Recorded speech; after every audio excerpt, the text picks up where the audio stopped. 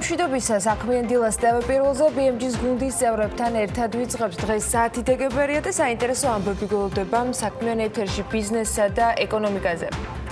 აჭარაში სტუმრობისას პრემიერის წამოწდენას პირდაპირ უცხოური ინვესტიციების ზრდასთან დაკავშირებით გუშინ საქმდათისგან გეგმიურ ბრიფინგზე განახლებული რიცხვები მოხდა დასტურად. 2019 წლის მესამე კვარტალში 417 მილიონ 300.000 დოლარი შეადგინა პირდაპირმა უცხოურმა ინვესტიციამ, რაც 2018 წლის მესამე კვარტალის დაზუსტებულ მონაცემებზე 13.7%-ით მეტია. დაბალი საბაზისო მონაცემები და სფეროები, რის ხარჯზე გაიზარდა FDI რამდენიმე წუთში გავშლით მონაცემებს. ასევე საქმიანი დილის ეთერში საპენსიო სააგენტოს ხელმძღვანელის განმარტებებს მოგასმენინებთ თანამდებობიდან მისი წასვლის შესახებ გაცხადების მიზეზებზე. რატომ და სად მიდის ლევან სურგულაძე საპენსიო სააგენტოდან, რომელიც მისი ცხოვრების ერთ-ერთ მნიშვნელოვან პროექტად მიაჩნდა. რატომ ამბობს უპრეცედენტო პასუხისმგებლობაზე უარს, როდესაც მილიონამდე თანამემამულის დანაზოგები აბარია და რა შეიცვალა Forbes Georgia-ისთვის მიცემული ინტერვიუდან რამდენიმე დღეში, როცა ლევან სურგულაძემ სამეთვალყურეო საბჭოს ერთი თვის ვადაში პასუხისმგებლობის შეჩერებას სთხოვა. საინტერესო სტუმრიანება გველოდება სტუდიაში პირდაპირ უცხოური ინვესტიციების განახლებულ მონაცემებს და მაკროეკონომიკური პარამეტრების დეტალურ ანალიზს ჩვეული პროფესიონალიზმით გალტენ ტაგარტის ეკონომისტი ლაშა ქავთარაძე გაშლის საქმიანი დილის სტუდიაში წამყვანი საინვესტიციო კომპანიის სათავო ოფისიდან კი გოგა მელიქიძე გალტენ ტაგარტის საბროკერო მიმართულების ხელმძღვანელი შემოგვიერთდება. ტურიზმზე და სექტორის ეროვნული დაჯილდოების შედეგებზე შეჯამება გველოდება ბექაბაციკაძესთან ერთად სტუმრებით მაია სიდამონიძე, მარინე ჩაიკას ტურიზმის ეროვნული დაჯილდოების თანადამფუძნებელს და Spend for Season in Georgia-ს ერთ-ერთ დამფუძნებელს მარი ჯობავას უმასპინძლებს, რომელიც 400-მდე ნომინენტ შორის სხვადასხვა კატეგორიიდან ერთ-ერთი გამარჯვებულია. მეხუთე დაჯილდოებაზე, რომლის მხარდამჭერიც კვლავ საქართველოს ბანკი იყო და ტრადიციულად ის კომპანიები და ბრენდები დაჯილდოვდნენ, რომელთაც საქართველოს ტურისტული პოტენციალის განვითარებაში ცნობადობის გაზრდაში მნიშვნელოვანი წვლილი შეიტანეს, ბოლო ბლოგში ვისაუბრებთ. ბექაბაციკაძე იქნება მასპინძელი სამშაბათის კიდევ ერთი ტრადიციული რუბრიკისა, რომელსაც დემოკრატიის ინდექსის საქართველოს ხელმძღვანელი ეკა ციმაკურიძე უძღვება და დღესაც საქმიანად შევაჯამებთ საკანონმდებლო ორგანოს განვლილ თუ დაგეგმილ სამუშაო პროცესებს.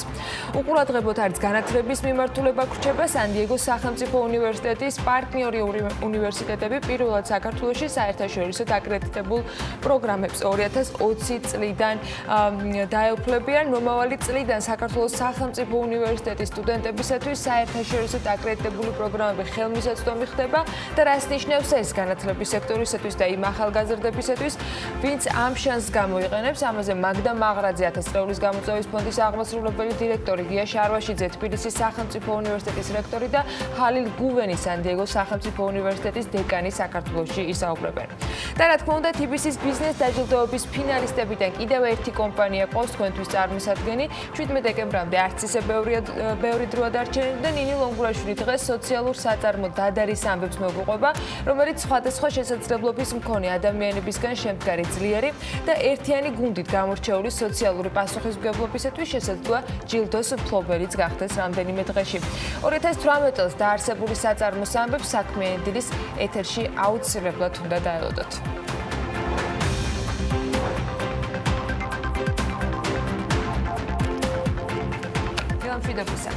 დილა მშვიდობის ყველას, დღეს 10 ნოემბერია, მე გიორგი ისაკაძე ვარ. 10 დეკემბერია. 10 დეკემბერია. აი ესე მეშლება პერიოდულად, მე მოპატიეთ. დეკემბერს არ ეგუები. თავისაშვება არ ვეგუები, მაგრამ შესაძლებელი რა არის, 7 დეკემბერია.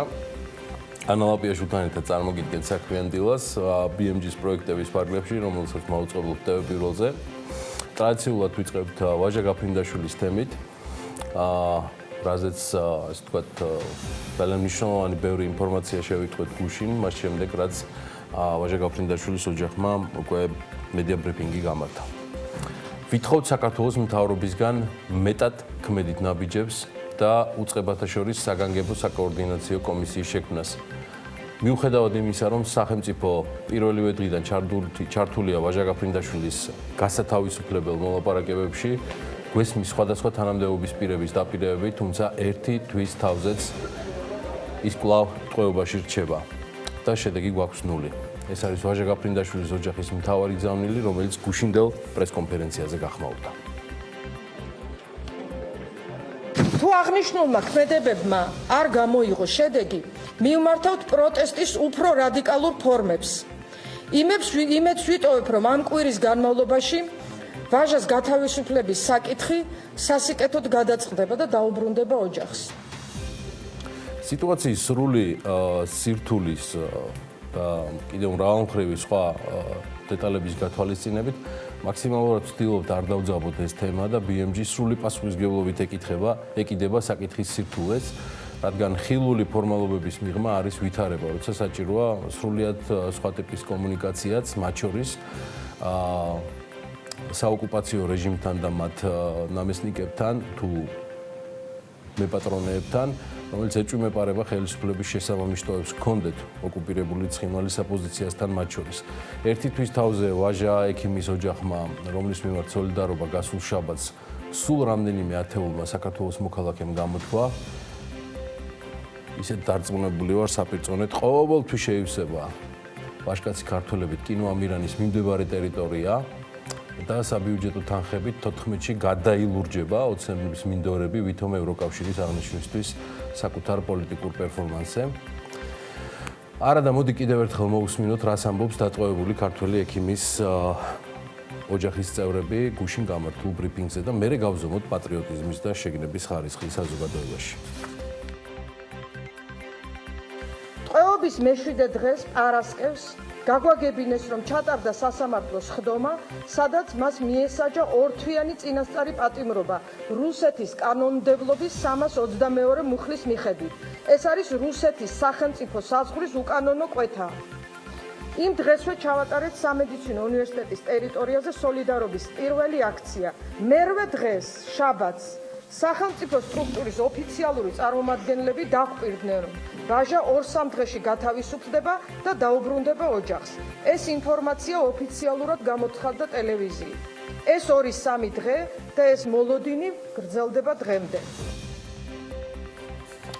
დღემდე გრძელდება. უკვე თვეზე მეტია, არსაიდან ხმა არ სიძახილი, იმის გათვალისწინებით ალბათ, რომ სიმართლე ყველაზე მეტად სწორედ ვაჟა ექიმის ოჯახის წევრებისგან მომდინარეობს, უნდა ვივარაუდოთ, რომ პროცესებში ჩართულობა შესაძლოა მაქსიმალურია, მაგრამ მინიმალურ დონეზე არის კომუნიკაცია საოკუპაციო რეჟიმთან, თუ კი არსებობს საერთოდ ესეთი. ნუ ახლა იმის გათვალისწინებით, რომ ეროვნულ ბანკს და მთავრობას შორის ხშირად თამბაქოს აქციზის გავლენაზე არა აქვთ ხოლმე ერთმანეთში პერიოდულად საუბარი, ანუ თამბაქოს აქციზის შესაძლო გავლენაზე ინფლაციასთან დაკავშირებით. მაშინ როცა ეკონომიკური პოლიტიკის კომიტეტის თავმჯდომარე ვანო ზარდიაშვილის 14,000 ლარიან ხელფას მისტირის და მის თანამდებობას ნატრობს, საპენსიო სააგენტოს დირექტორი თანამდებობიდან მიდის და გულწრფელად მხოლოდ ლოცვებით აპირებს შეეწიოს საკუთარ პირმშოსაც, რომელიც არც მეტი დანაკლები 9 მილიარდი ლარი ღირს და ჩვენი თანამოქალაქეების ფულია, ნეავჩ, ეგება და მართლაც რომ. მოკლედ დღეს ხელისუფლება არის დაკავებული მოცემულობით, რომ მას, ანუ ხელისუფლებას ყველაზე მეტად სურს, რომ ჩაატაროს პროპორციული და შესაბამისად ყველაზე დემოკრატიული არჩევნები საქართველოში. ხელისუფლება არის დაკავებული წარმოჩინებით, რომ ეკონომიკურ ზრდაში ყველაზე მეტი წვლილი მიუძღვის მათ და თუ ეს ტემპი არ ვარგა, ეს მაჰმუდის, ანუ პოლიტიკური ოპოზიციის, არასამთავრობო სექტორის და ასევე მედიის ბრალია.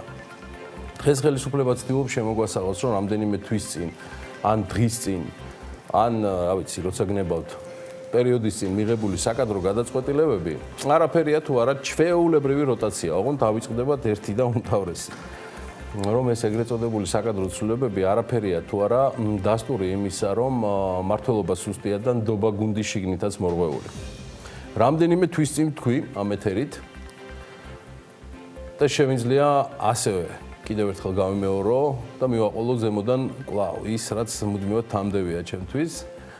ანუ პასუხისგებლობა ამ სიტყვებზე, რომ მიმდინარე წელსაც საკადრო ცვლილებები კიდევ ბევრი იქნება და ნებაყოფლობითი საკადრო ცვლილებების პიკი მიაღწევს აპოგეას 2020 წელს. როცა სხვადასხვა ინფრასტრუქტურულ, ანუ საბიუჯეტო პროექტებში ჩართულები მოასწრებენ კიდევ დიდი ალბათობით კორუფციული რამდენიმე ათასი თუ მილიონი შოვნას და იმ იმედით, რომ ხალხის გადახდილი თანხების მოპარვა უბრალოდ შერჩებათ 21 საუკუნეში. კორუფცია და სუსტი მმართველობა იქით იყოს, შეგნება იმისა, რომ გამოსწორდეს სისტემურად დაშვებული შეცდომები და შემდგომ მოხდეს რუტინაზე ზრუნვა, სრულიად აცდენილია ადეკვატურობის ხარისხს. თითქმის ყველა მიმართულებით უკვე სრულად იგრძნობა, რომ გადატვირთვა საჭიროებს თითქმის ყველა და ნებისმიერი მიმართულება, რადგან დაგროვილი უარყოფითი ემოცია და მოლოდინები ნებისმიერ დროს ძალიან მძიმე და ლეტალური შედეგებით დაგვიბრუნდება. სამწუხაროდ აი ამ ნააზრევის გადააზრება არ მომხდარა და ამიტომაც არ სჭირდება განსაკუთრებული წინასწარმეტყველური უნანები დათქმებს, რომ რაც უფრო ღრმად შევალთ, მით უფრო ყოვლისმომცველი შესაძლოა იყოს კრიზისის ნიშნები, რადგან ელემენტარული სიმპტომიც კი, რომ ამოიწუროს სხვადასხვა დაკიდებული საკითხები და გადაწყდეს, უბრალოდ არ არსებობს. ჩვენ გავაგრძელებთ ამ ყველაფრის ტირაჟირებას, ცხადია თქვენთვის. ფინანსთა და ეკონომიკის ministrები ვერაფერს ხედავენ პრობლემურს ან საეჭვოს საპენსიო სააგენტოს თავკაცის ცვლილებაში. მხოლოდ მე ვარ მზად დავეჭიდო, რომ შეიძლება საზოგადოებასთან მათ გაუვიდეთ მათი უფროსის სტილში ტრიუკი, რომ იცვლებოდეს პრემიერ-მინისტრი და იცვლებოდეს მათ შორის მათი თანამონაწილეობით მიღებული ძველი გადაწყვეტილებები. იცვლებოდეს საპენსიოს უფროსი, რომელიც თურმე ახალი პროფესიონალით ჩარაცულდება ტურფასა საბაღნაროსა, რომელსაც ჩვენი სოფელი ჰქვია.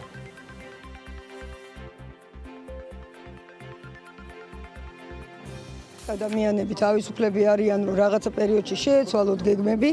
მე როგორც ვიცი, სურვილი აქვს კერძო სექტორში გადასვლის. მე შემიძლია კვლავაც თქვა, რომ ძალიან წარმატებულია ჩვენი საპენსიო რეფორმის ეს პირველი ეტაპი, რაც ჩვენ გავაკეთეთ და სწორედ ეს წარმატება მათ შორის ბატონ სურგულაძის დამსახურებაც არის. ეხლა ჩვენ ძალიან მნიშვნელოვანი ეტაპი გველის კიდე კვლავ უკვე საინვესტიციო პოლიტიკაზე აქცენტით, ძალიან ესეთი დაბალანსებული საინვესტიციო წესები და პოლიტიკა უნდა შევიმუშავოთ. ჩვენ განვიხილავთ მის გადაწყვეტილებას, არაფერი არ მეჩვენება, არა, აბსოლუტურად ბუნებრივად მეჩვენება. მან საკმაოდ დიდი შრომა გაწია. გეუბნებით, რომ საპენსიო სააგენტო არის გამართული ორგანიზაცია. ეხლა ეკონომიკური გუნდის სამთავრობო და დარწმუნებული ვარ, მათ საპარლამენტო თავკაცებიც ახვევიან, მათ სურთ წარმოაჩინონ, რომ საპენსიო სააგენტოს ხელმძღვანელი, რომელიც ერთ-ერთი უმაღლესი ლეგიტიმაციის თანამდებობის პირია, სულ რაღაც 1 წლით მოუწევიათ თანამდებობაზე და არ არის არჩეული 5 წლით. სხვათა ასეთი დამოკიდებულება, ანუ როგორც ბრიყვებისადმი, მათ წინამორბედ გუნდსაც, პოლიტიკურ გუნდსაც ახასიათებდა. წინამორბედში მათ პოლიტიკურ დონორებს გულისხმობ. ნაციონალური მოძრაობის აღმასრულებელი ხელისუფლებიდან, როცა ქუდად მიაჩნდათ და დედამიწა ქალამნად. მოწვდა ეს ქალამანი ბოლოს. ისევე როგორც ახლა ერთხმად უწევთ აღიარება, რომ გაეპარათ, ამ დროს არც გაპარვიათ, ყალბი ანგარიშ ფაქტურების სქემები.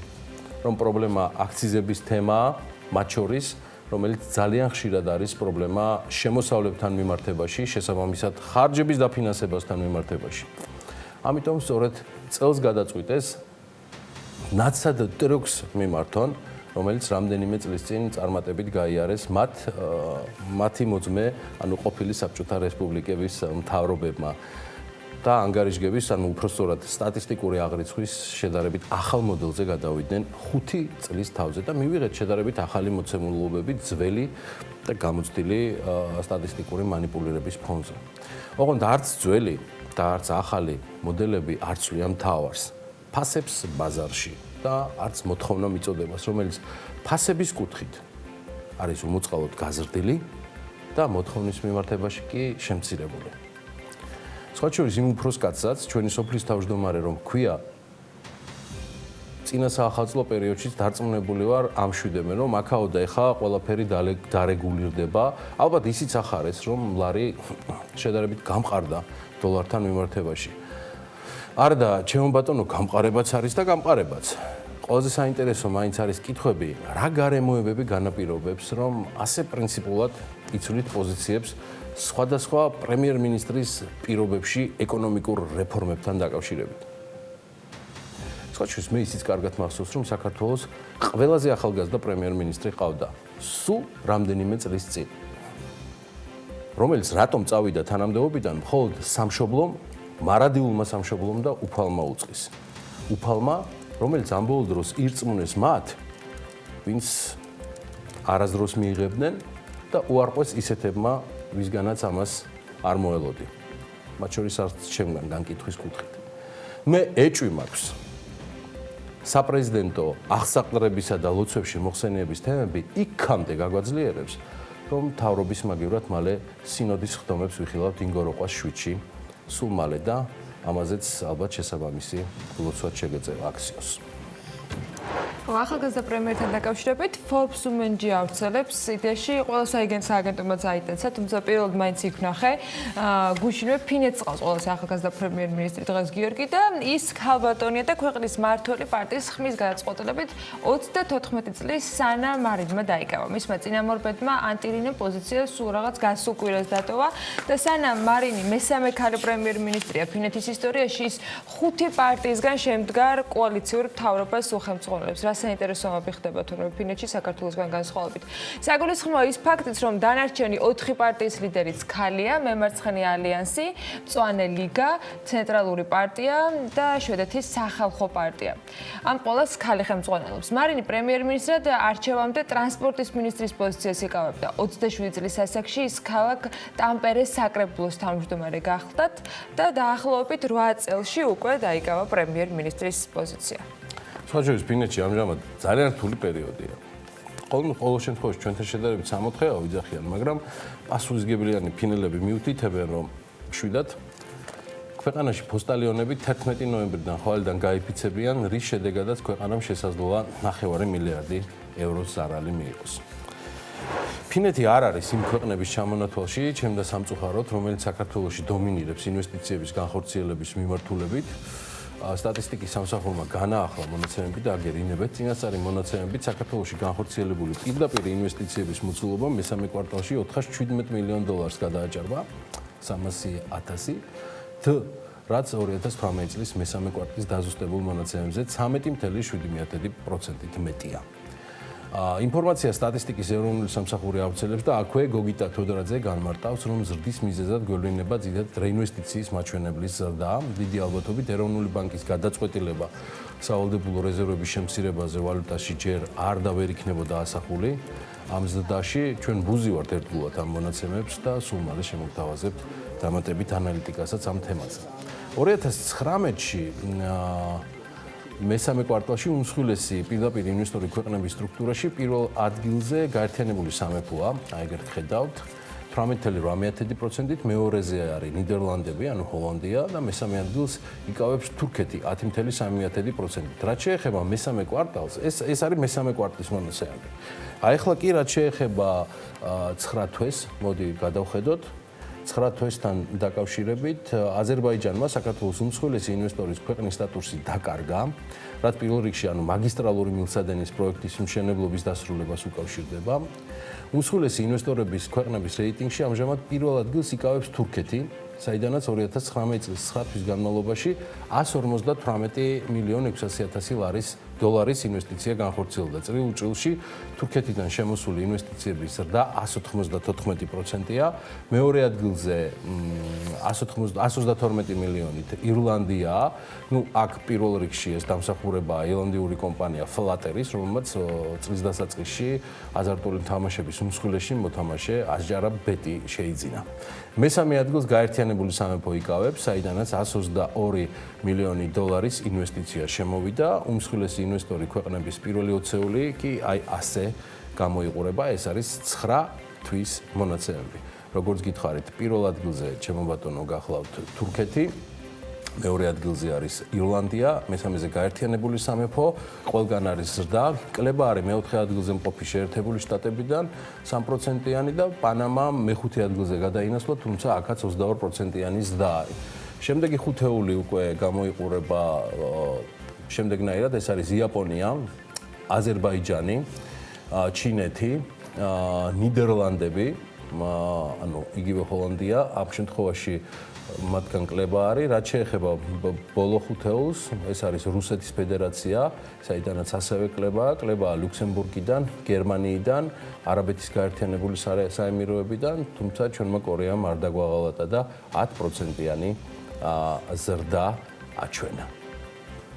გავშევხედოთ და ბარემ შევკრათ ოცეულიც, საუბარი არის ჩეხეთზე 16 მილიონი დოლარით, მიუხედავად კლებისა, საუბარია შვეიცარიაზე, სომხეთზე, სადაც ზრდა არის ავატანემ, დანარჩენი ქვეყნები ჯამურად 93%-ია და ესტონეთიდან 2%-იანი ზრდა არის და სულ 10%-იანი 10% განხორციელდა. რაც შეეხება ეკონომიკის სექტორებს, ყველაზე მეტად პირდაპირ უცხოური ინვესტიციები საფინანსო სექტორში განხორციელდა. ეს 96 მილიონი დოლარია, რაც მთლიანი პირდაპირ უცხოური ინვესტიციების 23%-ია. სამი უმსხვილესი სექტორის წილმა ინვესტიციების მიხედვით 2019 წლის მესამე კვარტალში ჯამურად 45.7% შეადგინა და ყველაზე მეტი პირდაპირ უცხოური ინვესტიცია, როგორც გითხარით, 96 მილიონი საფინანსო სექტორშია და ეს 23%-ია. ჯამურად ყველაფრისა მეორე ადგილზე დამამუშავებელი მრეწველობაა 59 მილიონით, ხოლო მესამეზე სასტუმროებისა და რესტორნების სექტორი 45.7%-ით. სრულად ინვესტიციების რეიტინგი 2019 წლის მესამე კვარტლის მდგომარეობით ცალკეული სექტორების მიხედვით კი ასე გამოიყურება. ეს არის საფინანსო სექტორი 96 მილიონი, დამამუშავებელი 59 მილიონი, სასტუმროები 45, მშენებლობა 53 მილიონი დოლარი, ენერგეტიკა ეს არის 39 მილიონ 70,000, აქაც ამ შემთხვევაში შესაბამისად და უძრავი ქონება 30 მილიონი, კლება წინა წელთან არის 38%. მნიშვნელოვანი არის სამთავრობოებელი ტრანსპორტი, შენ ხარ ჩემი ბატონი, ჯანმრთელობის დაცვა, კავშირგაბმულობა, სოფლის მეურნეობა და დანარჩენი სექტორები ჯამურად ეს არის 60 მილიონი დოლარი. გიორგი, შენ სოფლის მეურნეობა ახსენე და უნდა ვთქვათ ისიც, რომ მაინც მზარდი ტენდენციით ხასიათდება ეს სექტორი, მიუხედავად იმის ფონზე, რომ თუ საერთო რეიტინგს შევხედავთ, არ აქვს ლიდერი პოზიციები. 2018 წელთან ამ მიმართულებით ინვესტიციის გადინება ფიქსირდებოდა და მიუხედავად იმისა, რომ სექტორულად ის, როგორც გითხარით, არ არის ლიდერი, მესამე კვარტალში მაინც იყო შესამჩნევი ზრდა. საქმის მონაცემებით მესამე კვარტალში აგროსექტორში არის 5.4 მილიონი პირდაპირ უცხოური ინვესტიცია განხორციელებული და მათ ჩვენებელი წინა კვარტალთან შედარებით თითქმის გაორმაგებულია. სწორედ ამიტომაც მიიქცია ამ ნაწილმა ყურადღება და 2018 წელს თუ შევადარებთ, გასამაგებულიც კი არის ეს მონაცემები. ამ მონაცემების გამოქვეყნების პარალელურად ხოთაშორის ზუსტად პარალელურად დროში გიორგი გახარია გარემოს დაცვის და სოფლის მეურნეობის სამინისტროს თანამშრომლებს ხვდებოდა და ამ შეხვედრის იმ ნაწილის მიხედვით, რაც პრემიერის აპარატის პრესსამსახურის მიერ გავრცელებული ვიდეო მასალით გახდა ჩვენთვის ხელმისაწვდომი, პრემიერმა აქცენტი ეფექტურობის ნაკლებობაზე გააკეთა ამ უწყებაში.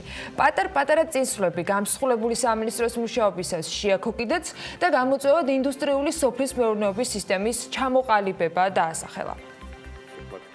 განხორციელდა. ამას თავისი უკვე ერთმნიშვნელოვნად უნდა ვიფიქროთ როგორც ბაზრების, ასევე პროდუქტულ დივერსიფიცირებაზე და სოფლის მეურნეობა უნდა გახდეს ეფექტურად მზარდი, დარგი, როგორც ექსპორტის ნაწილში, ასევე შიდა მოხმარების დაკმაყოფილების ნაწილში და პირველ რიგში იმპორტის შემცირების ნაწილში. ვაიმე, ფრენები არ ყოფილა ამ გუშინ პრემიერმა ხაზი გაუსვა აგროსასურსათო ბალანსის გაუმჯობესების აუცილებლობას და თქვა, რომ მთავარი მიზანია ქვეყანაში წარმოებულმა სოფლის მეურნეობის პროდუქცია მაქსიმალურად ჩაანაცვლოს იმპორტი და აკმაყოფილოს შიდა მოთხოვნა და გავიდეს ექსპორტზე.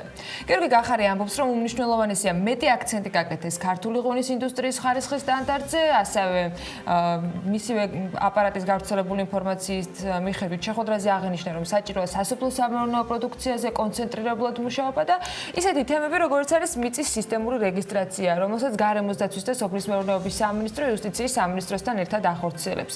მაქსიმალურად მოკლე ვადაში უნდა დასრულდეს, მაგრამ არაფერი თქმულა იქ ბევრჯერ მიღებულ, გადადებულ, შეჩერებულ თუ რა ვიცი, მორატორიუმ გამოცხადებულ მიწის გასხვისებასთან დაკავშირებულ რეგულაციებს და ბევრ ისეთ გამოწვევაზე, რომელიც ამ უწყებას ნამდვილად აქვს. ისიც აღნიშნა პრემიერმა, რომ არ არის მარტივი გამსხვილებულ უწყებაში, როცა გარემოს დაცვა და სოფლის მეურნეობა ერთად მუშაობენ, ქმედითი ნაბიჯები გადაიდგას ყველა მიმართულებით მიმართულებით ერთდროულად, თუმცა ფაქტი არის, რომ გასაკეთებელ საქმეებს შორის ძალიან ბევრი მიმართულება იყო, მათ შორის მეცხოველეობის საკითხები, რომელიც მთავრობის მეთაურმა დაავალა, რომ ამ დარგის განვითარების სტრატეგია უახლოეს მომავალში უნდა იყოს წარმოდგენილი და კონკრეტული სამოქმედო გეგმასაც უნდა დაავლოდოთ ლევან დავითაშვილის უწყებისგან. მოკლედ, ძალიან ბევრი თემა არის 2020 წლისათვის პრემიერის მხრიდან გაცემულ დავალებებს შორის, რომელიც ლევან დავითაშვილს და მის გუნდს გასაკეთებელი ექნება და ამას რა თქმა უნდა ეტაპობრივად მოვიკითხავთ.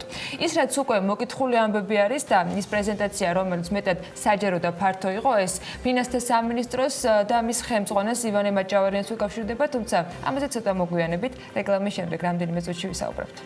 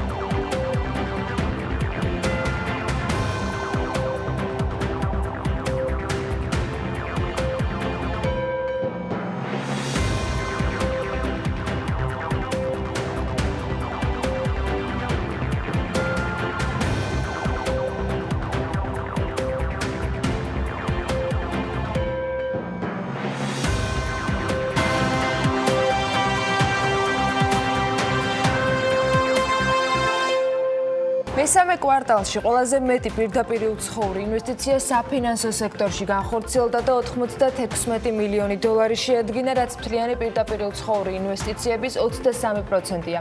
საქართველოში განხორციელებული პირდაპირ უცხოური ინვესტიციების მოცულობა მესამე კვარტალში ჯამურად 417 მილიონ 300 დოლარი შეადგინა და გასული წლის მესამე კვარტალის დაზუსტებულ მონაცემებთან შედარებით ეს თითქმის 14%-ით მეტია. მიუხედავად იმისა, რომ ავიაემბარგომ ტურიზმის სექტორის ზრდაზე უარყოფითად იმოქმედა 11 თვეში საქართველოს აეროპორტებში მგზავრთნაკადი 4%-ით 4.377.963 მგზავრამდეა გაზრდილი. ვერტმფრენების საფრენი მოედნის მოსაწყობად 300-მდე ლოკაციაა შერჩეული. მოედნების მოწყობის შესაძლებლობა სამოქალაქო ავიაციის სააგენტომ 2019 წლის ივნისიდან ეკონომიკის სამინისტროს დავალებით დაიწყო. მიზანი შიდა ფრენების სტიმულირებაა. ფინანსთა მინისტრმა ივანე მაჭავარიანმა უწყების მუშაობის ვრცელი ანგარიშის პრეზენტაცია წარადგინა გუშინ ბიზნეს სიახლეებში მოგიყვებით უფრო ვრცლად მთავარ გზავნილებზე. BBC-ს ინფორმაციით შეერთებული შტატები და ჩინეთ შორის სავაჭრო ომის გამო ჩინეთის ექსპორტის მოცულობა ნოემბერში დაეცა. მსოფლიოს მეორე უდიდესი ეკონომიკის მქონე ქვეყნის ექსპორტი გასული წლის ნოემბერთან შედარებით 1.1%-ით არის შემცირებული. 3 წელიწადში ჩინეთის სახელმწიფო დაწესებულებებსა და საზოგადოებრივ ორგანიზაციებში უცხოეთში დამზადებული კომპიუტერული მოწყობილობებისა და პროგრამული უზრუნველყოფის გამოყენებაზე უარს იტყვის. Financial Times-ი წერს, რომ შესაბამისი ბრძანება ჩინეთის მთავრობის მხრიდან უკვე გაცემულია.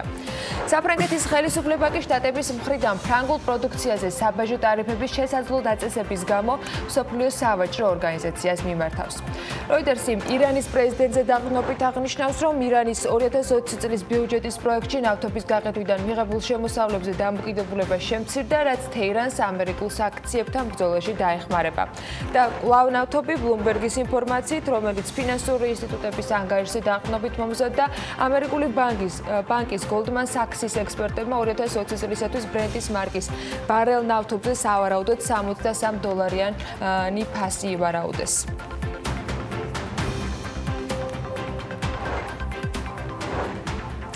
გასულ უქმებზე BMG-მ დაწერა, რომ საპენსიო სააგენტოს ხელმძღვანელი თანამდებობას ტოვებდა. გუშინ ლევან სურგულაძემ დაპირებისამებრ 12 საათზე ბრიფინგი გამართა და ვიდრე კითხვაზე მიდის თუ არა სააგენტოს ერთწლიანი ხელმძღვანელობის შემდეგ პოსტიდან უპასუხებდა, საპენსიო სააგენტოს არც კი ერთი წლის მონაცემები გაგვიახლა და დაგვიდასტურა, რომ საპენსიო სააგენტო ჩვეულ რეჟიმში გამართულად მუშაობს. აქ უკვე შეგვიძლია რომ შვიდად ვიყოთ. ახლა დანარჩენი. სქემა, რომელიც მათ შორის ჩემ საპენსიო დანაზოგს ინახავს, ანუ ჩემი შემოსავლის 2%, სტაბილურად BMG-საგან, ანუ ჩემი დამსაქმებისგან დამატებით 2% და კიდევ სახელმწიფოსაგან დარიცხულ 2%-ს მოცულობის თანხას ამ დროისათვის ჩემთან ერთად სულ ჯამში 953,119 ბენეფიციარს აერთიანებს. გასული თვის ბოლოს საქართველოს პარლამენტში წარდგენილი 6 თვის ანგარიშის შემდეგ დიდი ცვლილება სააგენტოს მონაცემებში არც ამ რიცხვში და არც სხვა დანარჩენში არ არის. გუშინ დილის მონაცემებით საპენსიო სქემა 163,000-ზე მეტ ადამიანს აქვს დატოვებული. ვისაც ამის უფლება კანონით ჰქონდა. მასში ჩართული კომპანიების რაოდენობა 60,000-ს საჭარბებს და ფონდის მოცულობა 461,168,217 ლარია, საიდანაც დარიცხული სარგებელი 14 მილიონს ცოტათი ცდება.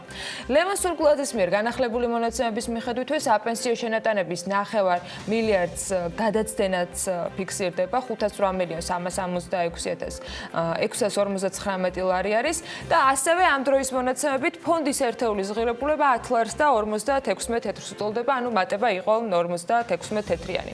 ეს არის სურათი. საპენსიო სააგენტო, რომელიც ამ წლის 1 იანვრიდან ამოქმედა, დღეს ასეთ რიცხვებს გვაძლევს. ანუ იმ დანაზოგებით რაც შეგროვდა.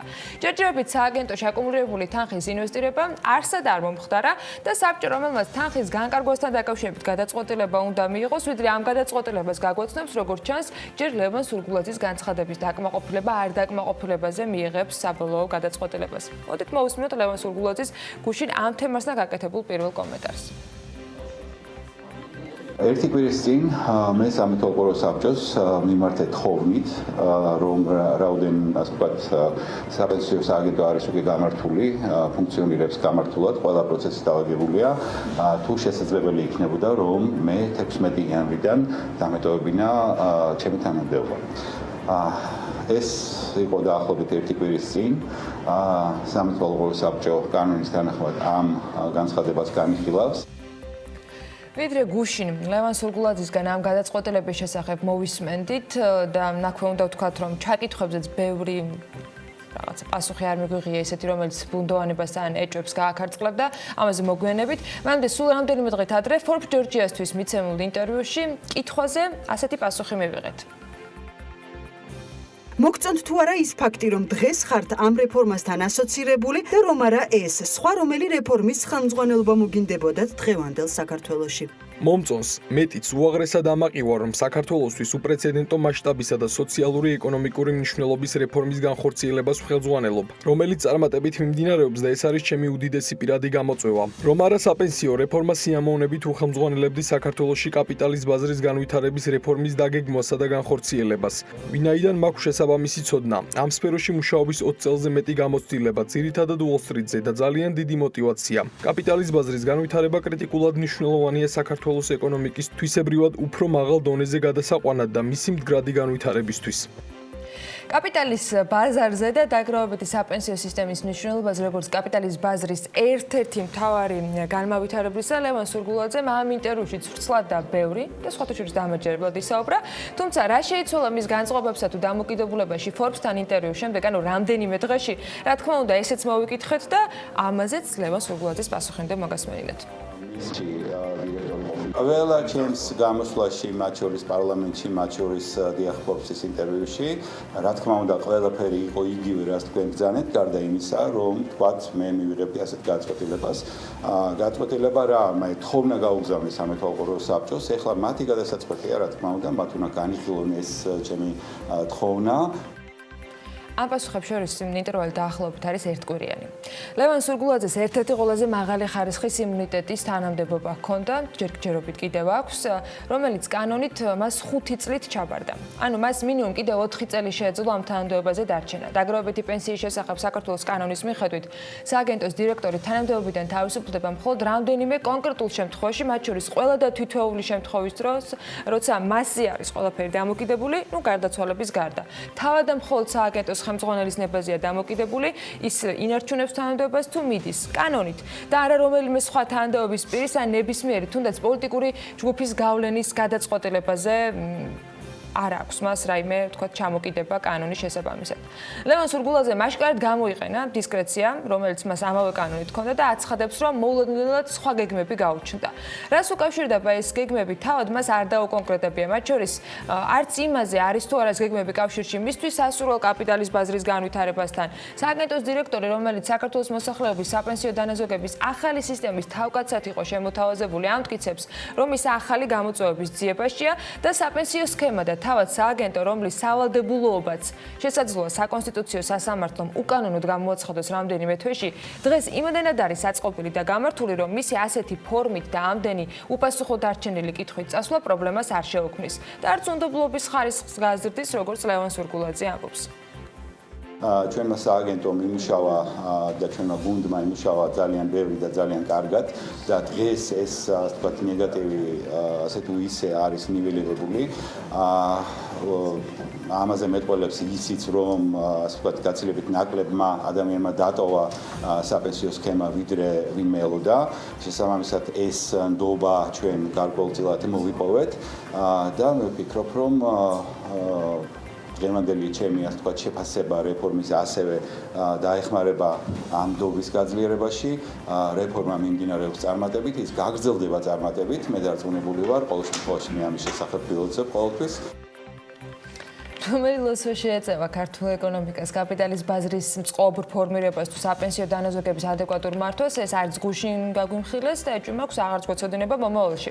მთავრობამ ფაქტიურად დაადასტურა, რომ სააგენტოს ახალი დირექტორი ეყოლება მიუხედავად იმისა, რომ სურგულაძე საბოლოო გადაწყვეტილებას სააგენტოს სამეთვალყურეო საბჭოდან ელის. შვიდად პასუხობდა სააგენტოს ხელმძღვანელის რანგში თავის ბოლო მედია ბრიფინგზე კითხვებს უკვე წარსულში ბიზნესმენი ლევან სურგულაძე და მიმავალი საპენსიო სააგენტოს თავმჯდომარე, ასევე 7 იყო და მეტიც მხნე მასზე კომენტარებისას საქართველოს პრემიერ-მინისტრი გიორგი გახარია.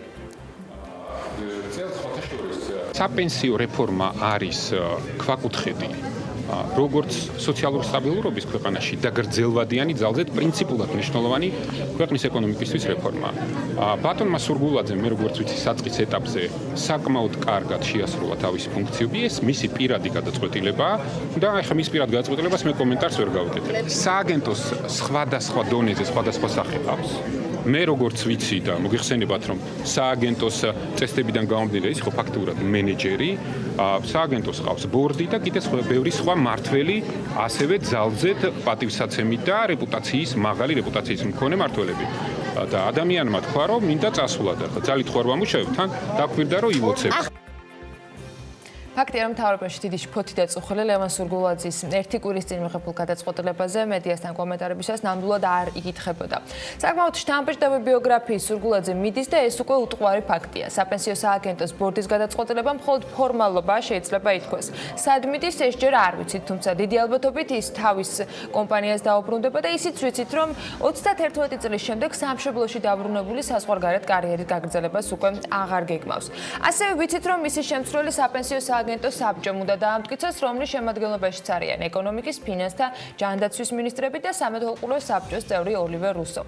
ვინ შეიძლება იყოს ლევან სურგულაძის შემცვლელი, ამაზე ჯერ არაფერი თქმულა. ეკონომიკის მინისტრის შეფასებით კი ადამიანები, პროფესიონალებიც მათ შორის მიდიან და მოდიან. ვინ მოვა, შემდეგი ამაზე პასუხი უკვე ჯერჯერობით არ გვაქვს. ადამიანები თავისუფლები არიან, რომ რაღაცა პერიოდში შეეცვალოთ გეგმები. მე როგორც ვიცი, სურვილი აქვს კერძო სექტორში გადასვლის. მე შემიძლია კვლავაც თქვა, რომ ძალიან წარმატებულია ჩვენი საპენსიო რეფორმის ეს პირველი ეტაპი, რაც ჩვენ გავაკეთეთ და სწორედ ეს წარმატება მათ შორის ბატონ სურგულაძეს დამსახურებაც არის. ეხლა ჩვენ ძალიან მნიშვნელოვანი ეტაპი გველის კიდე კვლავ უკვე საინვესტიციო პოლიტიკაზე აქცენტით, ძალიან ესეთი დაბალანსებული საინვესტიციო წესები და პოლიტიკა უნდა შევიმუშავოთ. ჩვენ განვიხილავთ მის გადაწყვეტილებას. არაფერი არ მეჩვენება, არა, აბსოლუტურად ბუნებრივად მეჩვენება. მან საკმაოდ დიდი შრომა გაწია. გეუბნებით, რომ საპენსიო სააგენტო არის გამართული ორგანიზაცია. და კიდევ ერთი კითხვა და პასუხი, რომელიც წონას ცოტა ხანში ალბათ უფრო მეტად შეიძენს და კიდევ უფრო მეტჯერ მოისმენთ. იმის მიუხედავად, რომ საქართველოში ნაწილობრივ სავალდებულო დაგროვებითი საპენსიო სისტემა 2019 წლის იანვარში ამოქმედდა, დღემდე არ არსებობს საინვესტიციო პოლიტიკის დოკუმენტი, რომელთაც ფონდში აკუმულირებული თანხები უნდა განიკარგოს.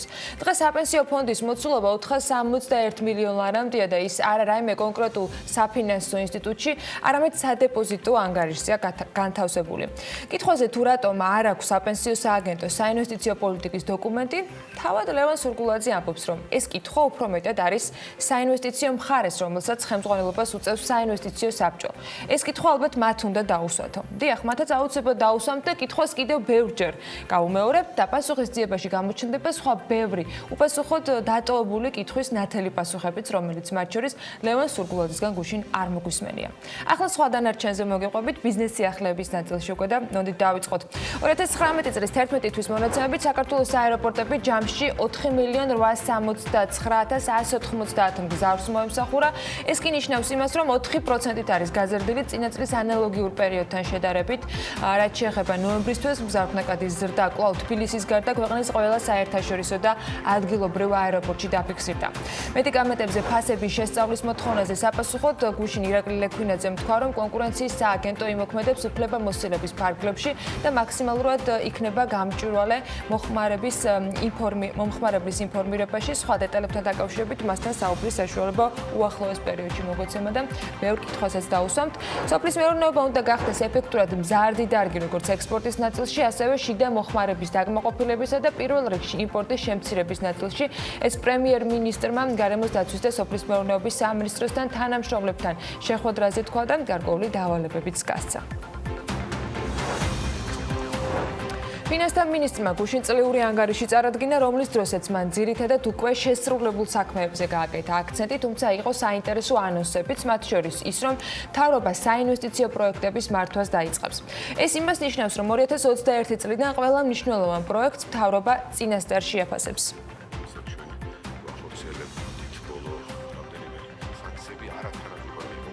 ძალიან მნიშვნელოვანი ცვლილებები მოვახდინეთ საგადასახადო შემოსავლების მობილიზაციის კუთხით და ეს არის რეფორმა შემოსავლების სამსახურში. აქ ჩვენ შეგვიძლია დიამაყოთ, რომ გვაქვს სერიოზული გადაჭარბება ბიუჯეტის თავდაპირველ ვერსიასთან შედარებით და ეს რასაკვირველია გაუმჯობესებული ადმინისტრირების ხარჯზე მოხდა. სად მოხდა მთავარი გაუმჯობესება? ჩვენ შევამცირეთ მნიშვნელოვნად ეგრეთ წოდებული გასვლითი სრულმასშტაბიანი საგადასახადო შემოწმებების რიცხვი. 20%-დან დავიყვანეთ მხოლოდ 4%-ამდე. მეორე ეს არის ჯარიმების ლიბერალიზაცია და თქვენ გახსოვთ, როცა ვინიშნებოდით წელიწად ნახევრის წინ საკომიტეტო მოსმენაზე ავიღეთ იმის ვალდებულება და ჩვენ ზოგადად სამინისტრომ ავიღეთ, რომ ჩვენ ჯარიმების ლიბერალიზაციას მოვახდენით. აშკარად ჩანს, რომ მაჩვენებლებით ფინანსთა სამინისტროს როგორც მართვის ნაწილში, ასევე რისკების მართვის, ვალის მართვის, ბევრი მიმართულებით გაუმჯობესებული აქვს თავისი მუშაობა და შესაბამისად ჩვენ ვფიქრობთ, რომ ეს უახლოეს პერიოდში აისახება კიდევაც ეკონომიკაზე. მაგალითად, როგორც დღეს უკვე ცნობილი გახდა, ჩვენ გვაქვს პირდაპირ უცხოურ ინვესტიციებში ზრდა, ეს არის რეინვესტირების ნაწილში ხარჯზე ძირითადი ზრდა და ჩვენ რამოდენიმეჯერ ვთქვით, კიდევ ერთხელ გავიმეორებთ. ძირითადი გამოცანა და გამოწვევა გახლავთ სამუშაო ადგილები.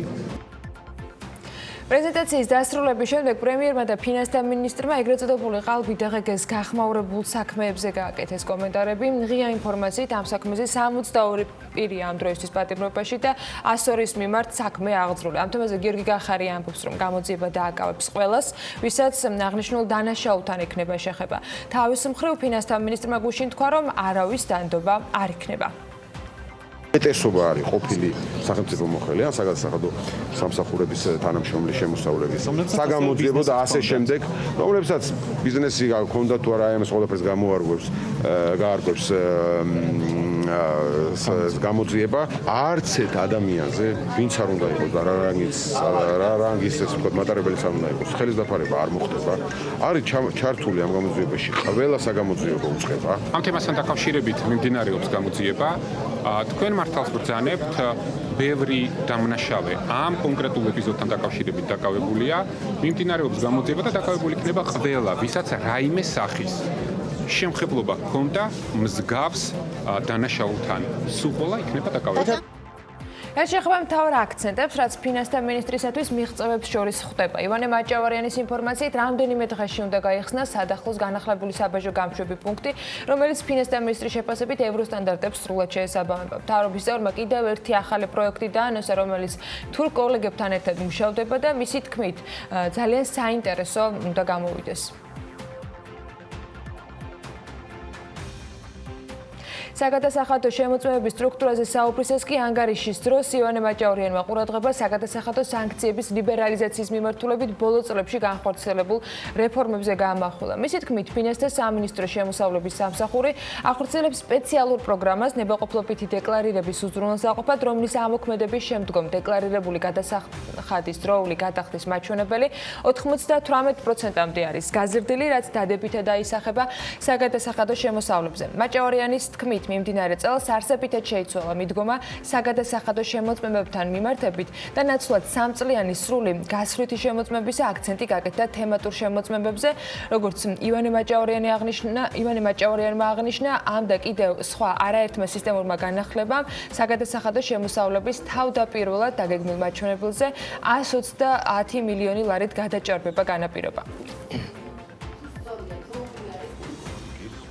ფისკალური მდგრადობა ჩვენი უმთავრესი პრიორიტეტია, ამბობს ფინანსთა მინისტრი სასტუმროში რატომ გრან-მეტეხი თბილისი პალასში მიმდინარე ანგარიშის პრეზენტაციისას და აღნიშნავს, რომ მნიშვნელოვნად არის შემცირებული ბიუჯეტის დეფიციტი, რომელიც ნარჩუნდება მთლიანი შიდა პროდუქტის 2,7%-ის ფარგლებში.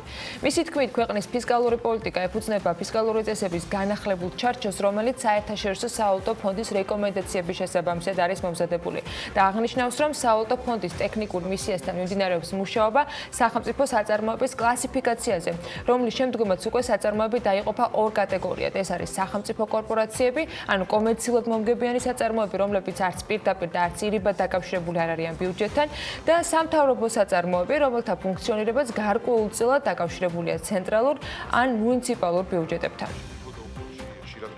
პირველი ეტაპიდან ბოლომდე მონაწილეობენ ევროკავშირის რესპუბლიკურ საავადმყოფოს აქვს სრული პოტენციალი საქართველოში ყველაზე წარმატებული კლინიკა გახდეს. ეს ჯანდაცვის მინისტრმა სამედიცინო ჰოლდინგის ფარგლებში გამართულ შეხვედრაზე თქვა. ინფორმაციას ჯანდაცვის სამინისტროს პრესსამსახური ავრცელებს.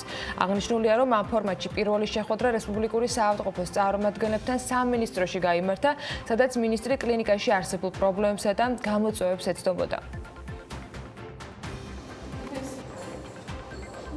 საახალწლო ღონისძიებების ჩატარებისათვის 2 მილიონ ლარამდეა გათვალისწინებული. ამ მიზნით გამარტივებული შესყიდვა უკვე გამოცხადდა. მერის მიერ გამოცხადებული შესყიდვის მიხედვით თბილისის მთავრობა 2020 წლის შესახვედრად და დედაქალაქში საახალწლო განწყობის შესაქმნელად სხვადასხვა ღონისძიებების განხორციელებას გეგმავს, რომლებიც მათი ცნობით წელს განსაკუთრებულად მასშტაბური და მრავალფეროვანი იქნება. ღონისძიებები 20 დღის განმავლობაში 2019 წლის 25 დეკემბრიდან 2020 წლის 13 იანვრის ჩათვლით პირველი რესპუბლიკის მოედანსა და ორბელიანის მოედანზე გაიმართება.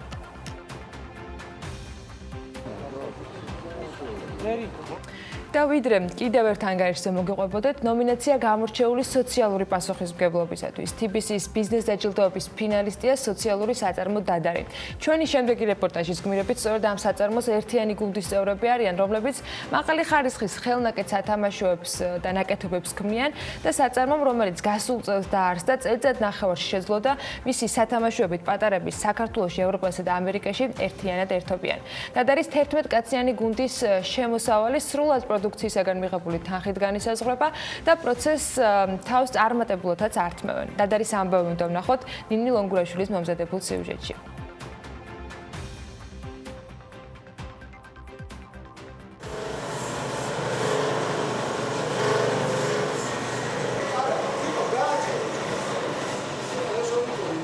დღესდღეობით ვაწარმოებთ 600 სხვადასხვა სახეობის სათამაშოს, აქ შედის ცხოველთა სამყარო, ფრინველთა სამყარო, სხვადასხვა ასაწყობი და შემეცნებითი სათამაშოები, ფაზლები.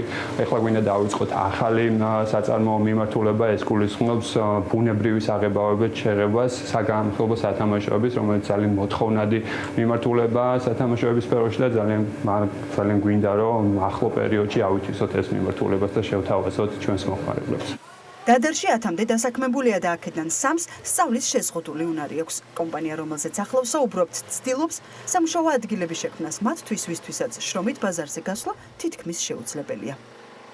ეს იყო ჩემი უფროსი მეგობრის ინიციატივა, მე პუჭუხიძის, მის სურვილი იყო, რომ ერთად ჩვენ დაგვიარსებინა საწარმო, რომელიც გადაამზადებდა და ასაქმებდა განსაკუთრებული საჭიროების მქონე ადამიანებს და მათთან ერთად ჩვენ ვაწარმოებდით მაღალი ხარისხის ხის ეკოლოგიურად სუფთა სათამაშოებს ბავშვებისთვის.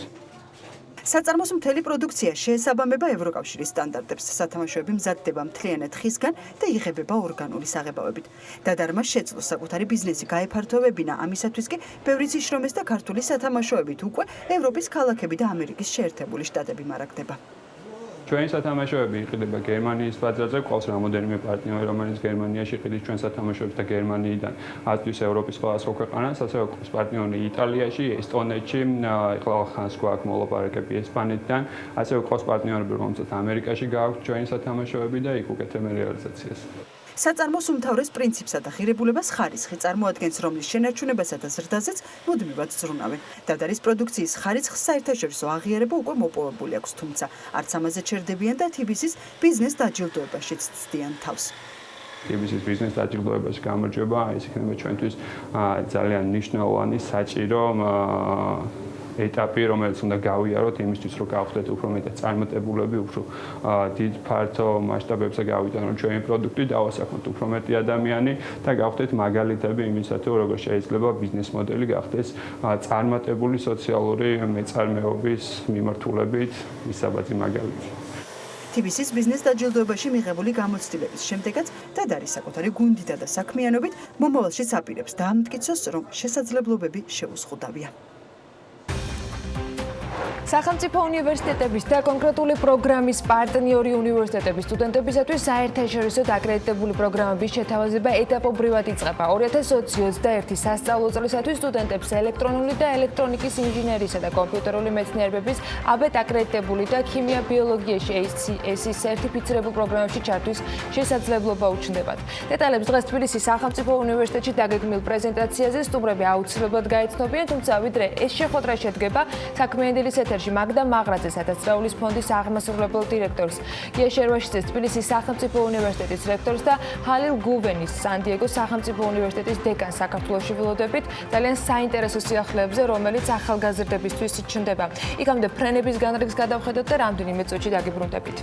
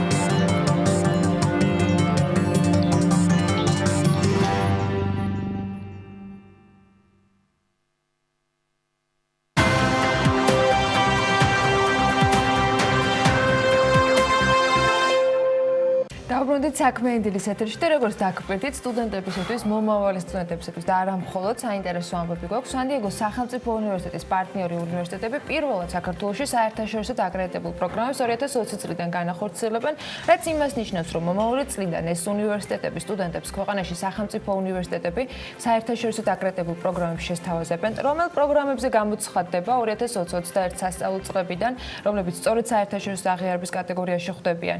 ამას თესეულში დღეს ყველა დაინტერესებულს დაგეგმილ ღონისძიებაზე გადაცნობა, თუმცა ვიდრე თესეულამდე მიხვალთ, რა მნიშვნელობა აქვს ამ პროგრამას და რა მიმართულებებია საწყის ეტაპზე შერჩეული, ამაზე სტუმრებთან ერთად ვისაუბრებთ. საქმიანი დილის ეთერში მას მისლობთ მაგდა მაღრაძეს, ათასწლეულის ფონდის აღმასრულებელ დირექტორს, გია შარვაშიძეს, თბილისის სახელმწიფო უნივერსიტეტის რექტორს და ჰალილ გუვენის სან-დიეგოს სახელმწიფო უნივერსიტეტის დეკანს საქართველოში. მოგესალმებით და ძალიან დიდი მადლობა იმისთვის, რომ ხართ ჩვენთან ერთად, მithumetes წინა ახლა ღონისძიება გელოდებათ.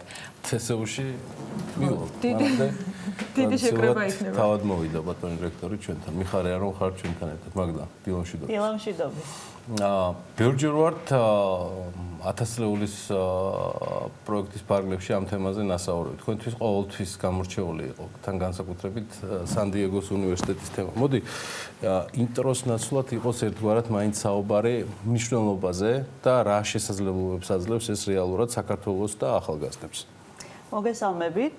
დიდი მადლობა პირველ რიგში რომ ინტერესდებით ამ თემით. ყოველთვის მიხარია თქვენს ეთერში ყოფნა, რადგანაც თქვენ სწორედ ის მაყურებლები გყავთ, ვინც დღეს ინტერესდება ქვეყანაში მიმდინარე მნიშვნელოვანი მოვლენებით და სან-დიეგოს სახელმწიფო უნივერსიტეტი საქართველოს სწორედ ასეთი პროექტია. ეს გახლავთ პროექტი, რომელიც დააფინანსა ამერიკის და საქართველოს მთავრობებმა.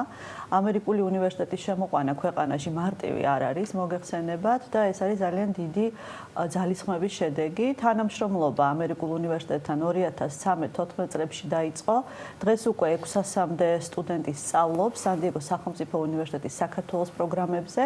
ეს გახლავთ ამერიკაში აკრედიტებული საერთაშორისო სტანდარტის პროგრამები საბუნებისმეტყველო საინჟინრო დარგებში და ეს დარგები შეირჩა სწორედ საქართველოს მხარის მიერ, რადგან ამ დარგებში გვაქვს განსაკუთრებული დეფიციტი ადამიანური კაპიტალის. ჩვენ ვიცით, რომ ინჟინრები და საბუნებისმეტყველო დარგების სპეციალისტები განსაკუთრებით ესაჭიროება ჩვენს კერძო სექტორს, ბიზნეს ინდუსტრიის განვითარებას და სწორედ ამ მიზნით გადავწყვიტეთ ჩვენ, რომ 1000 ლეულის გამოწვევის კომპაქტის 140 მილიონი ამერიკული დოლარის გრანტის ფარგლებში, რომელიც საქართველოს 2013 წელს მიიღო და 2019 წელს სრულდება ეს გრანტი.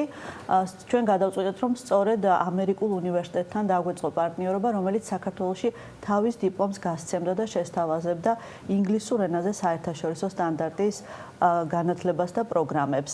აღსანიშნავი გახლავთ ის, რომ ეს პროექტი არ არის მხოლოდ ამერიკული უნივერსიტეტის მიერ საქართველოში პროგრამების შემოტანა და განხორციელება, არამედ უფრო გრძელვადიანი და ესეთი მდგრადი მიზნები აქვს მას, რაც გულისხმობს იმაში, რომ უკვე მომავალი წლიდან საქართველოს პარტნიორი უნივერსიტეტები და მათ შორის თბილისის სახელმწიფო უნივერსიტეტი დაიწყებს უკვე საქართველოში პირველად ამერიკაში აკრედიტებული პროგრამების შეთავაზებას სტუდენტებისთვის.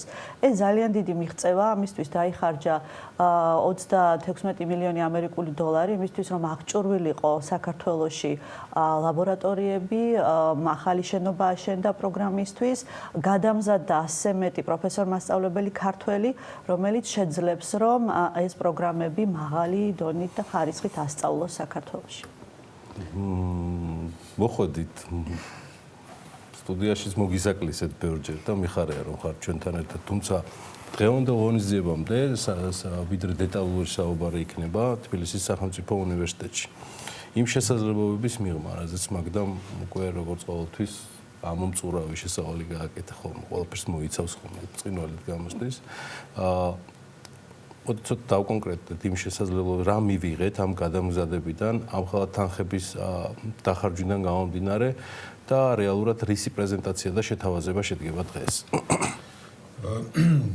დიდი მადლობა მოწვევისთვის, ჩემთვის ყოველთვის ასიხარულოს მოთხოვნის არაჩვეულებრივ გარემოში ყოფნა, რაც შეეხება ჩვენს დღევანდელ გეგმებს. დღეს არის მართლაც საინტერესო დღე, მართალი არის, რომ რაღაცნაირად არ უნდა ვილაპარაკო ამ თემაზე, თუმცა გული მიგზნობს, რომ ორი პროგრამა, რომელიც ჩვენ წარმოადგენთ აბეტის აკრედიტაციაზე, მიიღებს სრულ აკრედიტირებას. ეს არის პირველი შემთხვევა კავკასიაში და მე მგონია პოსტსაბჭოთა ქვეყნებში არავის არ აქვს ამერიკული აკრედიტაცია მიღებული ამ მიმართულებით. ერთი მიმართულება ეს არის ელექტრონული ინჟინერია და მეორე მიმართულება არის კომპიუტერული მეცნიერებები. ეს ნიშნავს იმას, რომ სახლიდან გაუსულებლად ჩვენს ახალგაზრდებს ექნება საშუალება მიიღონ ზუსტად ისეთი დიპლომი, ისეთივე აღიარების მქონე, როგორც ნებისმიერ წარმატებულ ამერიკულ უნივერსიტეტში შეუძლიათ მიიღონ. თუმცა ბევრ უნივერსიტეტს არ აქვს ეს აკრედიტაცია მიღებული. რაც შეეხება თვითონ რა მივიღეთ აუდიტორიები, რომელიც აღჭურვილი არის უთანამედროვე ტექნიკით, მივიღეთ ლაბორატორიები, რომელიც გვაქვს და ხალხი, რომელიც მუშაობს იქ და სტუდენტების დონე არის ძალიან მაღალი, სხვათა შორის ამ პროგრამაში ჩართულების და როდესაც გქონდა საუბარი ექსპერტებთან, რომლებიც ჩამოდიოდნენ საქართველოში, ყოველ ჯერზე წლების განმავლობაში გაგრძელდა. ეს არის ძალიან რთული პროცესი ამ აბეტის აკრედიტაციის მიღება დამეთანხმება ჰალილი. ეს არის მრავალწლიანი, ასე ვთქვათ, ქმედება, რომელიც დაგვირგვინდა იმით, რომ გული გვიგზნობს უყოლას, რომ ივლისში, როდესაც შეიკრიბება უკვე აბეთის სააკრედიტაციო საბჭო, მიიღებენ გადაწყვეტილებას, რომ ჩვენ მივიღებთ უპირობო აკრედიტაციას 6 წლის ალბათ 6 წლით და ეს არის ალბათ პირველი შემთხვევა 6 წლიანია ეს. 6 წლიანია, მაგრამ ალბათ პირველი შემთხვევა იქნება, ალბათ ვაყოლებ, რომ დაახლოებით კი ვიცით რაც იქნება, მაგრამ ეს პირველი შემთხვევა არის მათ ისტორიაში, როდესაც ახალბედა უნივერსიტეტი იღებს ესეთი დონის აღიარებას და ეს არის ძალიან სასიხარულო. მე მინდა ვისარგებლო ამ შემთხვევით და ყველას, ვინც იყო ჩაბმული ამ საქმიანობაში, დაწყებული დეკანიდან, პროგრამის ხელმძღვანელებს, პროფესორებს, ვინც იყვნენ და სტუდენტებს უპირველესად, მათ შეძლეს ის რაც ძალიან ბევრ უნივერსიტეტს გაუჭირდებოდა და დღეს გვაქვს საშუალება მართლა ვთქვათ, რომ საქართველოში და კავკასიაში და დიდ რეგიონში პირველად ჩვენ გვექნება აბეთ აკრედიტირებული 2 პროგრამა და კიდე ერთი პროგრამა მზადდება სერტიფიცირებისთვის ქიმიაში. ამერიკის ქიმიკოსთა ასოციაცია ცოტა ხანში გაატარებს ამ პროგრამასაც, დარწმუნებული რომ იქაც მსგავსი შედეგი დადგება და ჩვენ გვექნება 3 პროგრამა და კარგი არის რითი, ახლა ჩვენ გავიარეთ ძალიან რთული გზა. 21-ში ამ გზას გაივლის ილიას სახელმწიფო უნივერსიტეტი, 23-ში გაივლის ტექნიკური უნივერსიტეტი, მაგრამ ჩვენ უკვე გვაქვს გავლილი ეს გზა და დიდი სიამოვნებით გაუზიარებთ ჩვენ გამოცდილებას და იმას როგორ შეიძლება სწრაფად გაიარო ეს გზა და ილიას შემდეგ მესამე ტექნიკური უნივერსიტეტი 23-ში. რას ცვლის ეს სტუდენტებისათვის? ეს სასწავლო სქემა რამდენად იცვლება, სისტემა რამდენად იცვლება, გარდა იმისა, რომ თქვათ, ეკნებათ უკეთესი ლაბორატორიები ამ ახალგაზრდებს, იმისათვის რომ უკეთესად ისწავლონ, იმისათვის რომ ეკნებათ საშუალება რომ გადამზადებული ლექტორებისგან დამატებით ინფორმაცია მიიღონ. როცა ჩვენ საუბრობთ ხოლმე და ბევრჯერ გვისაუბრია რომ აი საერთაშორისო თქვათ ბაზარზე საკუთარი უნარების შეთავაზებისათვის ეს დიპლომი მათ რა უპირატესობას აენჭებს დღეს არსებულთან შედარებით და საგამოცდო სისტემა, ანუ შერჩევა სტუდენტებისა, ვინ უნდა მოხვდნენ ამ პროგრამებზე. დამოკიდებული არის მხოლოდ სურვილზე თუ რამე განსაკუთრებული თქვათ შეზღუდვები წესდება იმისათვის რომ ასეთ პროგრამაში მოხდეს სტუდენტების მოხვედრა. დიდი მადლობა კარგი შეკითხვისთვის. აქ არის ერთი თემა, რომ ჩვენ თბილისის სახელმწიფო უნივერსიტეტში თამასა მაინც გვაქვს მაღლა. ეს არის გამონაკლისი უნივერსიტეტი, რომელსაც აქვს ძალიან მაღალი თამასა. რომ გახდეთ თბილისის სახელმწიფო უნივერსიტეტის სტუდენტი, გაცილებით უფრო მაღალი ქულები უნდა მიიღო ტესტებში, ვიდრე სხვა უნივერსიტეტში. ჩვენ ამ თამასას დაბლა არ დავწევთ, თუმცა მაღლა წევა არ გვიწევს. ამ შემთხვევაში ზუსტად ისეთი პირობები არის, როგორც ნებისმიერი სხვა მიმართულებით რო ჩააბარონ, თუმცა რაც არის განსხვავებული, ეს არის ბმა დასაქმებასთან და ბმა რეალურ შრომის რეალურ პროფესიასთან. ყოველ დღიურ რეჟიმში ხდება ეს და ის ლაბორატორიები, რომელიც გვაქვს, დაწყებული ელექტროლაბორატორიით, ანტენა ლაბორატორია და ასე შემდეგ, არის უთანამედროვესი ტექნოლოგია, რომელიც გვამზადებინებს ისეთ კადრს, რომელსაც შეუძლია პირდაპირ დაიწყოს მუშაობა ნებისმიერ ბიზნესში, ნებისმიერ ინდუსტრიაში. და ამაში არის დაინტერესებული ძალიან ბევრი. და კარგი არის საქართველოში გაჩნდა ინტერესი, რომ STEM-ის მიმართულებით რატო გადავწყვეტეთ მაინდა-მაინც STEM-ი და არა ჰუმანიტარიის განვითარება პირველ ეტაპზე, იმიტომ რომ აუცილებელი არის ეკონომიკის განვითარება, აუცილებელი არის ეს რაღაცნაირი დრაივი, რომელიც გვაქვს, ხო? აი ეს გადავიდეს ინდუსტრიაზე. თუ არ აღბზადებ კადრს შიგნით ქვეყანაში, შენ მოგიწევს 5 მაგი ფასის გადახდა იმაში, რომ ჩამოიყვანო სპეციალისტი გარედან შემოიყვანო, ხო? ექსპერტების სახით. 2014 წლიდან სან-დიეგოს უნივერსიტეტს გარკვეულწილად ეს სან-დიეგოს უნივერსიტეტის სტუდენტებს განსაკუთრებულად ეს ეტაპები გავლილი აქვს და მათ იციან რა უპირატესობა აქვს ამ ყველაფერს, როდესაც ისინი საერთაშორისო აღიარებული დიპლომის მფლობელები ხდებიან. თქვენი გამოცდილება მინდა გაგვიზიაროთ და ის რაც თბილისის სახელმწიფო უნივერსიტეტისათვის სულ რამდენიმე თვეში უკვე ხელმისაწვდომი იქნება პირდაპირ ყოველგვარი თუ და ალბათის გარეშე. ჩემი ტვინი უკვე ქიმიისკენ წავიდა, რაც ბატონ რექტორს დასდა ძალიან მაგარ ანონსად. ეს არის საოცარი ამბავი. ეს არის ძალიან მაგარი. თქვენი გამოცდილება მინდა გაგვიზიაროთ და ქართული რეალობის საჭიროებები.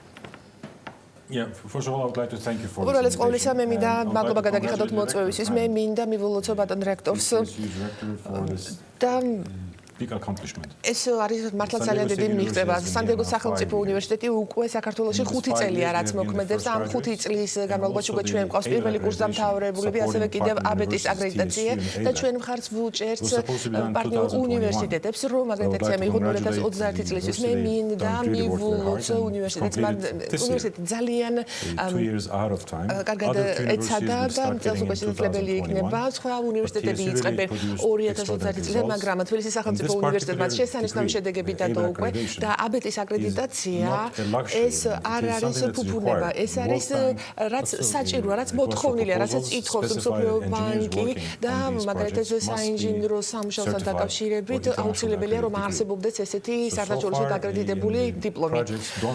და დონორი პროგრამები საქართველოში როცა ხორციელდება ინჟინრები ჩამოდიან და მერე უკვე მიდიან თავის ქვეყნებში და ფულით საქართველოსთან გარეთ გადის. სწორედ ამ აკრედიტაციით, რომელიც ახლა უკვე დასრულდება, რა თქმა უნდა, გვეყოლებიან უკვე დიპლომირებული ახალგაზრდები და ჩვენ გაიცად დავიწყებთ ამ პროგრამას თბილისის სახელმწიფო უნივერსიტეტში და ეს არის უნივერსალური რამ, რომ დავიწყოთ თუნდაც რეგიონში არსებული განაცხადების სამუშაოს მისაღებად.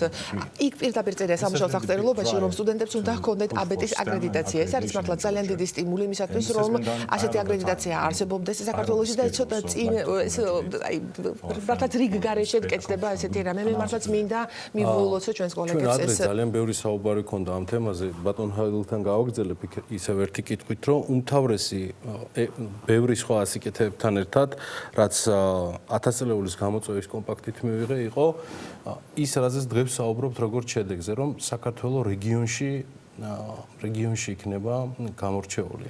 ამიტომ არის, რომ ალბათ მე ამ სიტყვას მაინც გამოვიყენებ როგორც ზედმეტად ერთგული ბიზნესის და ეკონომიკის ეს ინვესტიცია რეალურად ამან იბარტყა ყველაზე მეტად.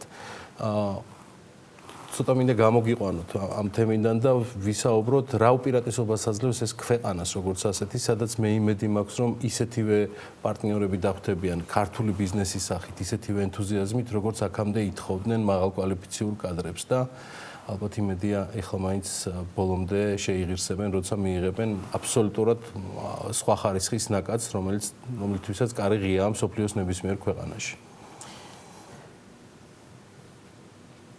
Go ahead. Yes, now the kind of graduates that კურსამთავრებულები, რომლებიც გვეყოლება, სხვათა შორის ამერიკაშიც ძალიან ბევრი არსებობს და ჩვენ გვინდა რომ არსებობდეს პროფესიონალები, რომლებიც კომპიუტერულ გადაწყვეტებს შეიმუშავებენ ხოლმე. ასე განვითარდა ეს მიმართულება ინდოეთში, მაგალითად აი კომპიუტერული უზრუნველყოფის განვითარება, მართლაც ხელშეწყობილი იქნა და ჩვენ გვინდა რომ ამას ხელი შეუწყოთ და ჩვენთან მოდიან უკვე ამერიკული კომპანიები, რომლებიც უკვე საუბრობენ იმაზე, რომ აქ დაიქირავენ ქართველი სტუდენტები და სწორედ აქ შექმნან კომპიუტერული უზრუნველყოფა პროგრამები აქ და ჩვენ გვექნება საერთაშორისო აკრედიტებული სილაბუსი და სტუდენტები თვითონ შეძლებენ აქ შეიმუშაონ კომპიუტერული პროგრამები, რომლებიც იქნება აკრედიტებული. და ძირითადად რატომ უნდა განვითარდეს STEM-ი საქართველოში და რა დამატებითი ღირებულება ექნება ქვეყანაში.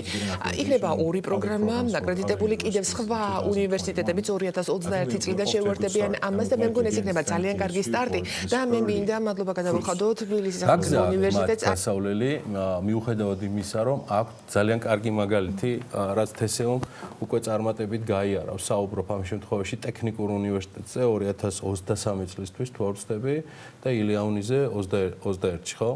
21-ში, ანუ რამდენად იქნება ეს ანალოგიური გზა, ბატონ ჰუენ, რაც თესეომ გაიარა, თუ ეს მაინც შედარებით განსხვავებულია მათი სპეციფიკიდან გამომდინარე, როგორც უმაღლესი სასწავლებლებისა მრავლობითში. No, the way is standard.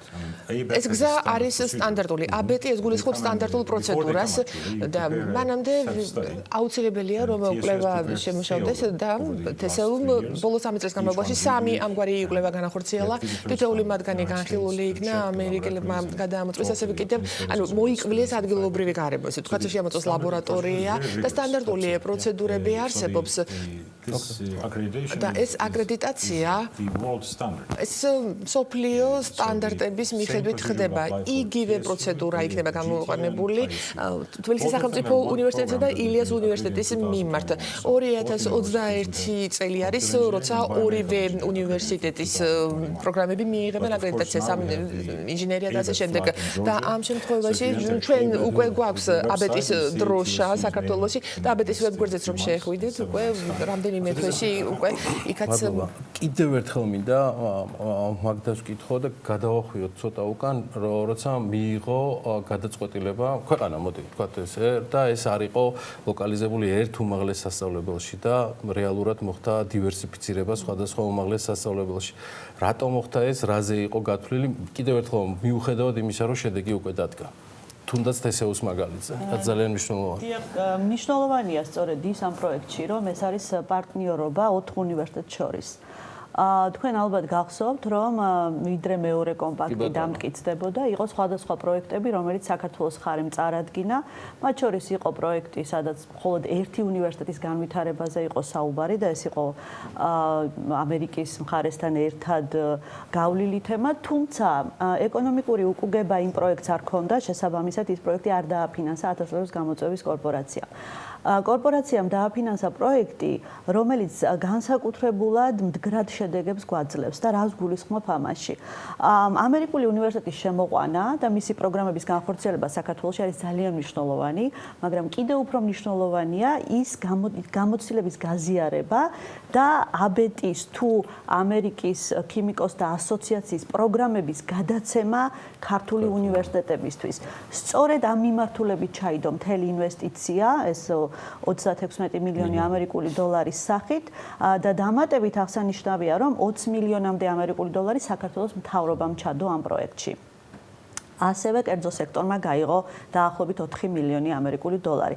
ეს გახლავთ საუკეთესო მაგალითი კერძო საჯარო პარტნიორობის დღეს განათლების სისტემაში და მდგრადობა გამოიხატება იმაში, რომ ქართული უნივერსიტეტები გააგრძელებენ ამერიკულ პროგრამებს და ჩვენ შევძლებთ უფრო მეტი კურსდამთავრებული მივიღოთ უკვე აბეტის და ACS-ის სერტიფიცირებული და აკრედიტებული დიპლომებით. და როგორც პროფესორმა გვივენმა და ბატონმა რექტორმა აღნიშნეს, ეს გახლავთ რეალურად ძალიან კარგი შესაძლებლობა კურსდამთავრებულებისთვის, რომ არა მხოლოდ დასაქმდნენ ძალიან კარგ კომპანიებში, არამედ შემოიყვანონ ინვესტორები, რადგანაც როდესაც ინვესტორები შემოდიან, ჩვენ ძალიან კარგად ვიცით, რომ ისინი ითხოვენ საერთაშორისო სერტიფიცირებულ და აკრედიტებულ პროგრამების კურსდამთავრებულებს, რომლებიც დღესდღეობით ჯერ საქართველოში არ გვყავდა. პირველი შემთხვევა იყო წელს, როდესაც სან-დიეგოს სახელმწიფო უნივერსიტეტი პირველმა კურსდამთავრებულმა დაამთავრეს საქართველოში და უკვე მომავალი წლიდან სან-დიეგოს სახელმწიფო უნივერსიტეტი განაგრძობს მართალია მუშაობას და 600-მდე სტუდენტის განათლებას, თუმცა უკვე ამ პროგრამებს გადასცემს საქართველოს მხარეს და ეს ძალიან მნიშვნელოვანი გამოწვევა გახლავთ ჩვენთვის და დარწმუნებული ვარ მე, რომ ქართული საგამართლებლო სივრცე აიტაცებს და ძალიან კარგად განახორციელებს და დანერგავს ამ სიახლეს. მადლობა მაგდას. ბოლო კითხვა. ჩვენ ძალიან ბევრჯერ ამ სტუდიაში გვისაუბრია, ჯერ კიდე იქით ამ მხარეს, სადაც სტუდია იქითკენ იყო. სწორად აღნიშნა ბატონმა რექტორმა, რამდენი ხანია ყოფილა, my bad. რეიტინგებზე, სადაც თუ კი სადმე ქართული უმაღლესი სასწავლებლების ინდიკაცია ხდება, თესეულა. ჩვენ შეიძლება ორთავეს კი არა ყველას ჩვენი მაყურებლების სახით ამ სტუდიაში მსხნომებს დიდად არ გვიხარია ის პოზიციები, მაგრამ სად გაგვიყვანს და რა დამატებით პოზიციებს გაგვიმაგრებს ეს პროგრამები და მოგცემს თუ არა ეს დამატებით ინდიკაციას იმ რეიტინგებში, რომელზეც ჩვენ ხშირად მათ შორის მიმოწერაც გვაქვს. ძალიან პოპულარული შეკითხვა არის, რა თქმა უნდა, ჩვენ გვინდა რომ პირველ ასეულში ვიყოთ, თუმცა არ ამგონია რომ ეს უახლოესი 10 წლის ამოცანა იყოს. რეალისტები თუ ვართ და ვიქნებით, თესეუს აქვს ძალიან კარგი პოზიციები, სხვათა შორის ერთ-ერთი უნივერსიტეტი არის მთელი კავკასიიდან, რომელიც არის Times Higher Education-ის მეოთხედ მოხვდით ფინალში, ესე ვთქვათ. თუმცა ეს არ გვაყოფილებს ამერიკულ რეიტინგში, სადაც აი ხალილმა კარგად იცის ეგ ამბავი, Global News and World Report-ში top 2%-ში გავდივართ უნივერსიტეტების პირველ 5 ასეულში მოვხვდით. ეს ძალიან კარგი ადგილი არის თბილისის სახელმწიფო უნივერსიტეტისთვის. ბევრი ამერიკული უნივერსიტეტის არის საანატრებელი და ევროპული უნივერსიტეტისთვის ეს ადგილები და პოზიციები. თუმცა ეს ადგილი არაფერს არ ნიშნავს ჩემთვის როგორც განათლების სპეციალისტისთვის. მე არ მჯერა რეიტინგების ამ მიმართულებით და ზუსტად ვიცი რომ ყველა რეიტინგს აქვს თავისი კომერციული ნიშა და თავისი რაღაცნაირი სპეციფიკური მოთხოვნები. რაც შეეხება აბეტ აკრედიტაციას, რასაკვირველია ინტერნაციონალიზაცია არის ყველა რეიტინგში მოთხოვნადი. ანუ ყველა რეიტინგი ამას გაითვალისწინებს და ჩვენი პოზიციები შესაბამისად ალბათ ცოტა წინ წაიტევს. თუმცა დიდი მნიშვნელობა ეხა ამ ორ პროგრამას მაინდა-მაინც არ უნდა ქონდეს. თუმცა არა არის მარტო რეიტინგიც არ არის, იმიტომ რომ ვთქვათ, იგივე რასაც ჩვენ ხავ ვცდილობთ, ჩვენ ვცდილობთ არა მხოლოდ ის, რომ ბაკალავრიატის დონეზე კონდეს ეს ლაბორატორიები, რაც გვაქვს, არამედ ის კომპონენტები დავამატოთ, რომელიც მოგცემს საშუალებას, რომ რეალური კვლევა იწარმოებოდეს იქ და არა მხოლოდ სწავლება. აი ეს არის ჩვენი ამ შემთხვევაში უკვე პუბლიკაციები, პატენტები, დანერგვები, ეს არის ის ინდიკატორები, რაზეც დგას ძალიან ბევრი სარეიტინგო მოდელი. ვერანაირი კომერციული რეიტინგი ვეღარ გაბედავს, რომ რაიმე გააკეთოს და უბრალოდ ვერ გაგვიბედავენ. დიდი მადლობა. კიდევ ერთხელ მინდა უთხრა მადლობა მაგდა მაღრაძეს, სახალხო ფონდის აღმასრულებელ დირექტორს, გია შერვაშიძეს, თესეულის რექტორს და ჰალილ გუვენს, სან-დიეგოს სახელმწიფო უნივერსიტეტის დეკანს საქართველოში. მადლობა სტუმრობისთვის. ერთი თემას დაგვრჩა და მე და ვიდრე სარეკლამო პაუზაზე გავალთ ან შემდეგ სტუმარს დაგიამსებთ, მაღაზია Axel Enza Home-ის თავის მომხმარებლისთვის წინა სახელმწიფო შეთავაზებები უნდა გაგაცნოთ. მთელი თვის განმავლობაში მომხმარებლები ნებისმიერი ავეჯის და პროდუქციის შეძენას 50%-მდე ფასდაკლებით შეძნებენ და პარალელურად უახლოეს დღეებში მაღაზია Axel-ი გაფართოებასაც აანონსებს. რიგით მესამე ფილიალი დეკემბრის ბოლომდე საბურთალოს City Mall-ში უნდა გაიხსნას. Enza Home-ის ფასდაკლებსა და გეგმებზე კი სიუჟეტი უნდა შემოგთავაზოთ.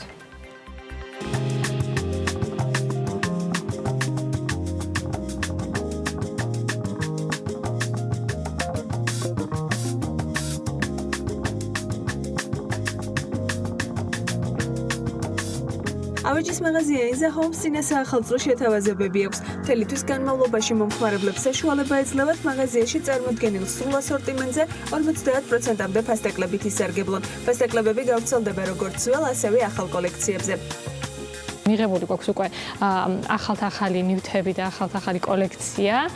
2020 წელს ძალიან აქტუალური იქნება ღია ფერები ინტერიერის დიზაინში, ასევე აქსესუარები მეტალის დეტალებით, ხავერდის ტექსტურის ქსოვილებით დამზადებული ავეჯი და ჩვენთან სწორედ აი ასეთი ავეჯისა და აქსესუარები ძალიან ფართო ასორტიმენტი დახვდება მომხმარებელს. ვფიქრობთ, რომ დეკემბრის თვე არის ის პერიოდი, რომელიც ყველა იმ ადამიანმა ძალიან აქტიურად უნდა გამოიყენოს, ვინც გეგმავს რომ ახალ წელს განახლებული სახლით და განახლებული ინტერიერით შეხვდეს, ამიტომ ველოდებით მათ Enza-ში 50%-მდე ფასდაკლებით სრულ კოლექციაზე. Enza Home მსოფლიოს მასშტაბით ცნობილი თურქული ბრენდი Ziatash ჯგუფის წევრია, რომელიც ელეგანტური, პრაქტიკული და გამძლე ავეჯის ფართო ასორტიმენტით გამოირჩევა.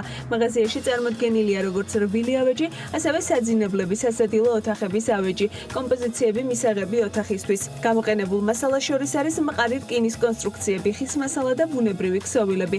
ავეჯის გარდა პროდუქციის მნიშვნელოვან ნაწილს ტექსტილი წარმოადგენს, რომელშიც შედის როგორც ორთოპედიული ბალიშები, ასევე მრავალფუნქციური მატრასები, თეთრეული და ხალიჩები. ბრენდი თავის მხრივ მომხმარებლებს თავაზობს Euro 1 სტანდარტის ეკოლოგიურად სუფთა მასალით დამზადებულ ავეჯს. ეს არის მისაღები ოთახი, სადილო ოთახი, საძინებელი კომპლექტები, ასევე თავაზობს პრემიუმ ხარისხის მატრასებს და ტექსტილს. თვითონ ბრენდს გააჩნია 4-ზე მეტი ISO სერტიფიკატი. ბრენდი ორიენტირებულია ხარისხზე, მათ შორის ასევე მინდა გამომახვილო ყურადღება სერვისის ხარისხზე. ჩვენს მომხმარებელს თავაზობთ როგორც პრემიუმ ხარისხის ავეჯს, ასევე პრემიუმ ხარისხის მომსახურებას. Enza Home-ის პირველი მაღაზია თბილისში 2015 წელს გაიხსნა, განსაკუთრებით წარმატებული კი ბრენდისთვის ადგილობრივი ბაზარი მიმდინარე წელს აღმოჩნდა. რამდენიმე თვის წინ კომპანიამ მეორე ფილიალი გახსნა, წლის ბოლომდე კი მათი ბრენდის ქვეშ კიდევ ერთი რიგით მესამე მაღაზია გაიხსნება. ჩვენი პირველი ფილიალი მდებარეობს აღმაშენებლის ხეივან ნომერ 90-ში, სრული ასორტიმენტით წარმოდგენილი. ბოლო წლებიდან გამომდინარე, ვინაიდან მოთხოვნა გაზრდილია, ჩვენ დავამატეთ კიდევ ერთი ფილიალი სავაჭრო ცენტრის პოინტში.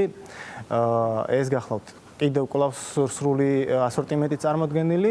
მესამე ფილიალს ვამატებთ უახლოეს დღეებში, რომელიც იქნება მხოლოდ ბედინგით წარმოდგენილი, ან მატრასებით და ტექსტილით წარმოდგენილი და ეს მაღაზია იქნება City Mall-ში, ქავთარაძის ნომერ 1-ში. სამომავლო გეგმებს რაც შეეხება, გეგმებში გვაქვს ასევე რეგიონებში გახსნაც, ვინაიდან მოთხოვნა რეგიონებიდან საკმაოდ მაღალია.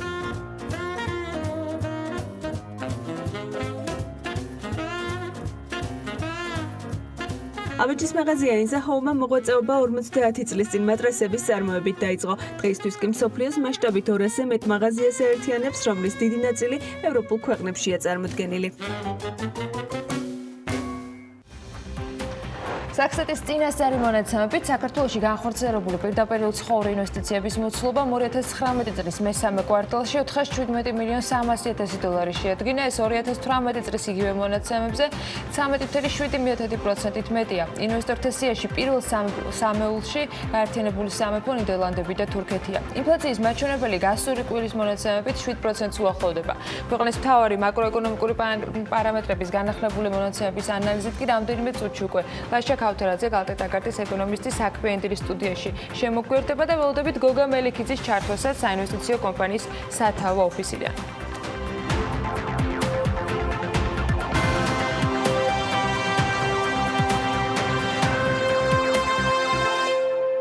ბანკთა შორისი ვაჭრობის შედეგად გუშინ ლარი დოლარის მიმართ გამყარდა და ის დღეს 2 ლარი და 94 თეთრი ღირს. ლარი გამყარდა ევროსთან მიმართებითაც, რომლის კურსიც 3 ლარი და 26 თეთრია. ლარი გამყარებულია თურქულ ლირასთანაც და 51 თეთრად შეიძინოთ. ბოლო ვაჭრობის შედეგად ფუნტის მიმართ გაუფასურება აჩვენა ეროვნულმა ვალუტამ და 3 ლარი და 88 თეთრი ღირს დაახლოებით.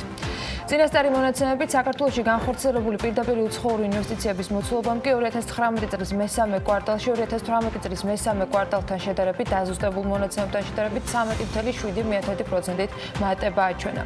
სოფლის მეურნეობა უნდა გახდეს ეფექტურად მზარდი დარგი როგორც ექსპორტის ნაწილში, ასევე შიდა მოხმარების დაკმაყოფილებისა და პირველ რიგში იმპორტის შემცირების ნაწილში. ასეთია საქართველოს პრემიერ-მინისტრის დავალება გარემოს დაცვისა და სოფლის მეურნეობის სამინისტროსთან, რომელიც მათთან შეხვედრისას გააჟღერა. ცოტა მოგვიანებით პრემიერ-მინისტრმა ფინანსთა მინისტრის მხრიდან უწყების მუშაობის შემაჯამებელ პრეზენტაციაზე ანგარიშ ფაქტურების გაყალბების საქმესთან დაკავშირებით თქვა, რომ მიმდინარეობს გამოძიება და დაკავებული იქნება ყველა, ვისაც რაიმე სახის შემხებლობა ჰქონდა მსგავს დანაშაულთან. ვერტფრენის საფრენი მოედნების მოსაწყობად კი 300-მდე ლოკაციაა შერჩეული. მოედნების მოწყობის შესაძლებლობა სამოქალაქო ავიაციის სააგენტომ 2019 წლის ივნისიდან ეკონომიკის სამინისტროს დავალებით დაიწყო და მიზანი შიდა ფრენების დემოლირება. 2019 წლის 11 თვეში საქართველოს აეროპორტებში მგზავრთნაკადი 4%-ით არის გაზრდილი და ჯამურ რაოდენობა 4.879.190 შეადგინა. ნოემბერში მგზავრთნაკადი თბილისის გარდა ქვეყნის ყველა აეროპორტში გაზრდილი არის. თბილისის აეროპორტში ოქტომბერში 210.571 მგზავრს მოემსახურნენ, რაც წინა წლის ანალოგიურ პერიოდთან შედარებით შემცირება 18%-ით, 2%-იანი კლება 11 თვის ჭრილშიც. სულ აეროპორტი იანვარ-ოქტომბერში 3.470.428 მგზავრს მოემსახურა. ქუთაისის აეროპორტში კი მგზავრთნაკადი 2019 წლის ნოემბერში 50%-ით გაიზარდა და 72.022 მგზავრს მოემსახურნენ. 11 თვეში 41%-იანი ზრდა არის წლიურ ჭრილში. ბათუმის აეროპორტის შემთხვევაში სულ 26.311 მგზავრმა ისარგებლა. ამ აეროპორტით ეს 7%-იან ზრდას ნიშნავს.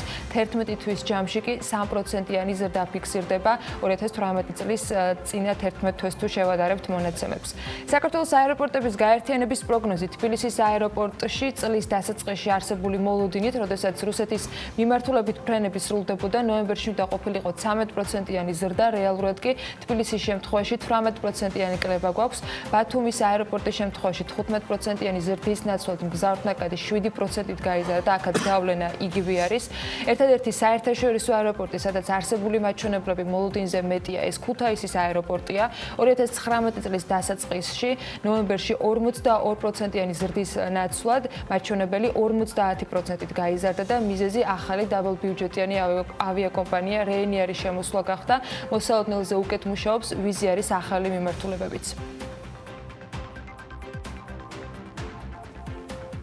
გაზრდილი არის ქართულ პორტებში ტვირთბრუნვა. 10 თვის მონაცემებით საზღვაო ნავსადგურებმა და ტერმინალებმა 14.200.000 ტონა ტვირთი გადაამუშავეს. წლიურად ეს არის 14.9% ზრდა.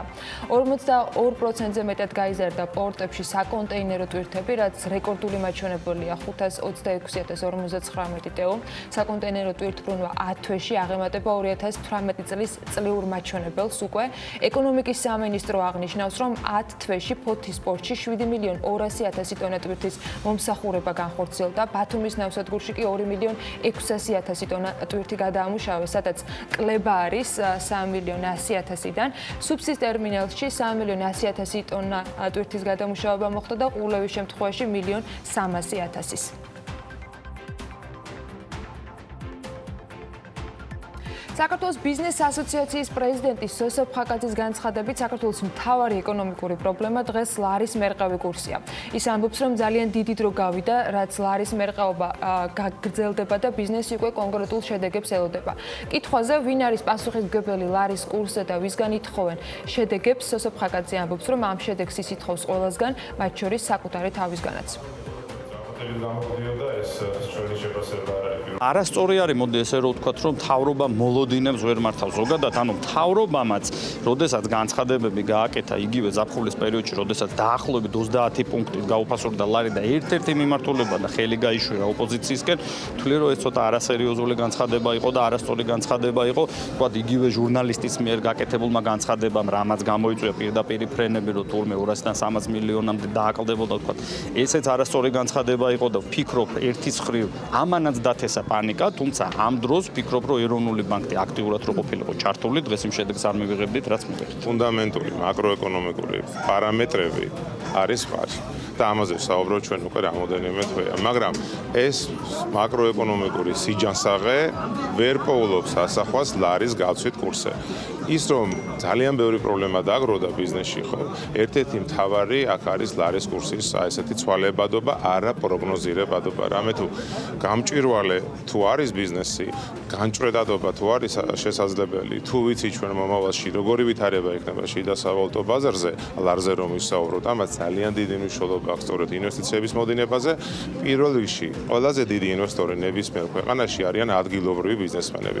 ადგილობრივი ბიზნესმენებს შემოყვათ უმეტეს შემთხვევაში სწორედ უცხოელი პარტნიორები და ამიტომ ეძახით ჩვენ შემდგომ უკვე უცხოური ინვესტიციები. ჩვენ ისეთი ტიპის ეკონომიკა გვაქვს, რომ ძალიან დიდი ხანი ბიზნეს სახელმწიფოს გვერდში დგომა დასჭირდება. ესეც საქართველოს ბიზნეს ასოციაციის პრეზიდენტმა სოსო ფხაკაძემ თქვა გუშინ მედიის კითხვის აპასუხოდ, თუ რა სჭირდება დღეს ბიზნეს ზოგადად და კონკრეტულად ფინანსთა სამინისტროსგან. ეს საბოლოო ჯამში სიკეთეს მოუტანს როგორც ქვეყანას, ასევე ბიზნეს. ნორმალური და ძლიერი ქვეყანა არის მაშინ, როდესაც არსებობს ძლიერი ეკონომიკა და ძლიერ ეკონომიკას ქმნის ძლიერი ბიზნესი, ამბობს სოსო ფხაკაძე და ეს განცხადება მან გუშინ ფინანსთა სამინისტროს ერთი წლის ანგარიშის პრეზენტაციაზე გააკეთა მედიასთან. საინვესტიციო მაჩვენებლების განახლებასთან დაკავშირებით გუშინ პოზიცია ბიზნესმა დააფიქსირა. სავაჭრო სამრეწველო პალატის ხელმძღვანელის შეფასებით უცხოელ ინვესტორებთან არასაკმარისი მუშაობა ის ძირითადი მიზეზი, რაც ბოლო მონაცემების მიუხედავად ჯამში FDI-ის საერთო შემცირების შედეგს გვაძლევს წლიურ ჭრილში. სადრე აღნიშნე ინვესტიციების შემცირება არ ხდება იმის გამო, რომ თქვათ სულ რაღაც ერთი თვის წინ ან ორი თვის წინ რაღაცა ცუდი მოხდა და დამთავრდა არაფერი აღარ ანუ ეს შეიძლება ხალხს უსვამს შეიძლება იყოს განპირობებული იმით, რომ თქვათ რამოდენიმე წლის წინ რაღაცა ნაკლები აქტივობა იყო ამ კუთხით, იმიტომ რომ საკმაოდ დიდი მანძილი არის ინვესტორთან მოლაპარაკებების დაწყებიდან კონკრეტულად ფულის ჩადებამდე და სტატისტიკა აღრიცხავს ფულის ჩადებას და არა გარკვეული ტიპის მოლაპარაკებებს, იქ რაღაც კვლევებს და ასე შემდეგ. რა თქმა უნდა, ახდენს გავლენასაც ისიც, რომ ქვეყანაში არის გარკვეული ტიპის არეულობები, მაგრამ ჩვენი ხედვით და ჩვენი კვლევებით ყველაზე დიდი პრობლემა ასეთ ძლოვადიან ჭრილში საერთოდ ინვესტიციების მოზიდვის ქვეყანაში არის მუშა ხელი. ეს არის პროფესიულ განათლებასთან დაკავშირებული. ქვეყანაში საკმაოდ დაბალი გადასახადებია, პროცედურები მარტივი არის. პრინციპში ნებისმიერი ბიზნესისათვის მთავრობის უმაღლესი ეშელონების კარები ღია არის ნებისმიერი ბიზნესისათვის. არ არის კომუნიკაციის პრობლემა, ანუ მთლიანობაში ქვეყანაში კარგი ბიზნეს გარემო არის, მაგრამ ინვესტორების უმეტესობა საუბრობს იმაზე, რომ ძალიან რთულია პროფესიული კადრების პოვნა. რაც შეეხება კონკრეტულ სფეროებს, რომელიც საერთო ჯამში ინვესტიციების კლებას იწვევს, მნიშვნელოვანი ამ შემთხვევაში ენერგეტიკის სექტორში ადგილობრივი თუ საერთაშორისო ინვესტორების გაურკვევლობა და მეორე პრობლემური სფერო, სადაც პრობლემები არაპროგნოზირებადობასთან და რეგულირებასთან არის დაკავშირებული, სამშენებლო სექტორია და ამაზეც გუშინ ცვლად ისაუბრეს სფეროს წარმომადგენლებმა. საერთოდ რაღაცა მოლოდინი რომ გამოსწორდება, შესაბამისი რაღაც ნაბიჯები უნდა გადაიდგას, ხო? და ნუ მე ეს ამ ნაბიჯებს ვერ ხედავ, იმიტომ რომ ნებისმიერი თქვათ ბიზნესის განვითარების ერთადერთი სხვაჯერ არ მოუგონიათ კაცობრიობას და არსად არ მომხდარა ერთადერთი სტიმული ბიზნესის განვითარების არის რეგულაციების შემცირება, გადასახადების შემცირება. ჩვენთან ეს ორივე იზრდება. სამშენებლო კოლეჯი კონსტრუქტორმა მოკლევადიანი მომზადების პროგრამაზე და შრომის უსაფრთხოებისა და გარემოს დაცვის ტექნოლოგიებზე სასწავლო პროცესი დაიწყო. Როგორც კომპანია ემკვადრატში ამბობენ, მნიშვნელოვანია პროფესიული განათლების სფეროში კვალიფიციური კადრების მომზადება. განსაკუთრებით კი იმ ადამიანების, რომლის შემდგომ დასაქმებაზეც კოლეჯი და თავად კომპანია ზრუნავს. რაც გულისხმობს ეს პროექტი, რომელიც სახელმწიფოსათვის რეალური და საჭირო პერსპექტივაა და როგორია კურსდამთავრებულთა დასაქმების პერსპექტივები, მარიამ ადამია მოგუყვება დეტალებს. სამშენებლო კოლეჯ კონსტრუქტორმა შრომის უსაფრთხოების გარემოს დაცვითი ტექნოლოგიებისა და მოკლევადიანი მომზადების პროგრამაზე სასწავლო პროცესი უკვე დაიწყო. ღონისძიების ფარგლებში მსმენელებმა და პროფესიულმა სტუდენტებმა ინფორმაცია მიიღეს კოლეჯის რეგიონულ და საერთაშორისო მნიშვნელობისა და საქმიანობისაზე, პროფესიული განათლების აქტუალობისა და სამომავლო პერსპექტივების შესახებ. ღონისძიებას სახელმწიფო რწმუნებული იმერეთის მხარეში, ქუთაისის მერი და ასევე ზესტაფონის მუნიციპალიტეტის მერი ესწრებოდნენ. დავიწყეთ როგორც მოკლევადიანი პროგრამა რომელიც გულისხმობს მომზადების პროგრამას სამშენებლო მიმართულებით, ასევე პირველად ხორციელდება სახელმწიფო პროგრამა, ისეთი როგორც არის შრომის უსაფრთხოება და გარემოს დაცვის ტექნოლოგიები, შევეცდებით მივცეთ ის კომპეტენციები, რაც რეალურად სჭირდება შრომის ბაზარს. ჩვენ თანამშრომლობთ პარტნიორ ბიზნესებთან, რომლებსაც სჭირდებათ აღნიშნული ტიპის კადრები, ჩვენი კურსდამთავრებულები გაევლიან მათთან პრაქტიკას და შეიძენენ იმ ცოდნას, რაც რეალურად სჭირდება დამსაქმებელს. მოკლევადიანი მომზადების პროგრამა წარმატებული პროექტია, რომელიც მესამე ნაკადს იღებს. აღსანიშნავია ისიც, რომ კონსტრუქტორი ავტორიზაციის ფარგლებში პირველად ახორციელებს პროფესიული სტუდენტების მიღებას შრომის უსაფრთხოებისა და გარემოს დაცვითი ტექნოლოგიების პროგრამაზე, რომლის მიზანიც დასაქმების ბაზარზე არსებული კვალიფიციური კადრების დეფიციტის შევსებაა. შრომის უსაფრთხოების არჩევამ და კონსტრუქტორში გავიარე სამთვიანი კურსი მეარმატურა მებეტონა მეყალებების ძალიან საინტერესო იყო ეს კურსიც და საწარმოო პრაქტიკის შემდეგ მithli რამდენად მნიშვნელოვანი იყო კონკრეტულ ობიექტზე და არა მარტო კონკრეტულ ობიექტზე, სხვა ობიექტებზეც შრომის უსაფრთხოების დაცვა ამ კუთხით ბაზარზე არის ძალიან დიდი მოთხოვნა ამ პროფესიასთან დაკავშირებით და ვფიქრობ, რომ კადრების სიმცირეც კეა. გარდა ამისა, სამშენებლო კოლეჯ კონსტრუქტორმა ქალაქ ქუთაისის მუნიციპალიტეტის მერიესთან მემორანდუმი გააფორმა, რადგან პროფესიული განათლების განვითარება და მისი ხელშეწყობა, როგორც კონსტრუქტორისთვის, ასევე ქუთაისის მერიისთვის ერთ-ერთი მნიშვნელოვანი პრიორიტეტია. ხოლო მემორანდუმის ფარგლებში მხარეები თანხმდებიან განახორციელონ სხვადასხვა საგანმანათლებლო ღონისძიებები, რომელიც მოიცავს კონფერენციებისა და სხვადასხვა ღონისძიებების ორგანიზებას, საერთო პროექტების განხორციელებასა და რაც მთავარია პროფესიულ განათლებაში, ბენეფიციარების როგორც სამიზნე აუდიტორიის ჩართულობას. სახელმწიფოს სჭირდება კადრების შრომითი უსაფრთხოების მიმართულებით და აქედან გამომდინარე ჩვენ გადავწყვიტეთ, რომ ეს მიმართულება პრიორიტეტად დაგვესახა და ყველა მსურველს უფინანსებთ ამ შემთხვევაში ემკვადრატის პროფესიულ კოლეჯში ზესტაფონში კონსტრუქტორში სრულ 2 წლიან სწავლით კურსს, რის შედეგადაც ისინი აიღებენ დიპლომებს და ექნებათ უფლება იმუშაონ ამ მიმართულებით. ასე რომ კოლეჯში სწავლა უკვე დაიწყო. პროგრამებზე დაინტერესება ჯამში 80-მდე მსმენელმა გამოთქვა, რომლებსაც სწავლის დასრულების შემდეგ ეკნებათ შესაძლებლობა დასაქმდნენ და მიღებული ცოდნა პრაქტიკაშიც გამოიყენონ. პირდაპირ უცხოურ ინვესტიციებს უბრუნდებით. კვლავ FDA-ის შესახებ გუშინ ინფორმაციის გამოქვეყნების ფონზე საინტერესოა, როგორ აფასებენ საქართველოს საინვესტიციო გარემოს დიპლომატიური კორპუსისა და საერთაშორისო ორგანიზაციების წარმომადგენლები. ლევან თაღიაშვილი იმყოფებოდა წინა კვირის ბოლოს ფორუმზე შავი ზღვა საქართველოს ბიზნეს შესაძლებლობები და გამოწვევები, სადაც მან მოახერხა და რამდენიმე რესპონდენტის მოსაზრებას მოუყარა თავი და სწორედ ის შემოგვიერთდება ახლა ამ თემით საქმიანი დილის ეთერში.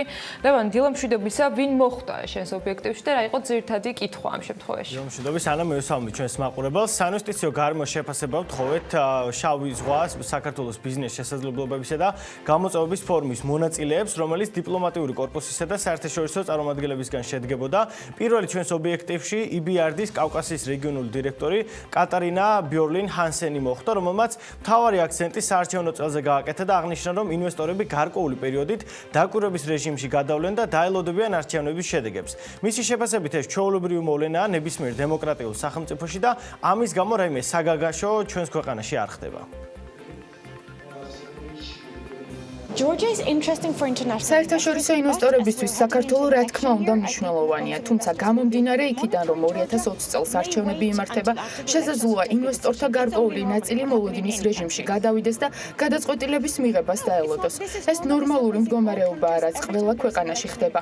ყველგან იმ წელს, როცა არჩევნები იმართება, მსგავსი პროცესები მიდის. ეს არ უნდა აღვიქვათ როგორც რაიმე ცუდის ნიშანი, რადგან დემოკრატიული სახელმწიფოსთვის მსგავსი მოვლენები დამახასიათებელია.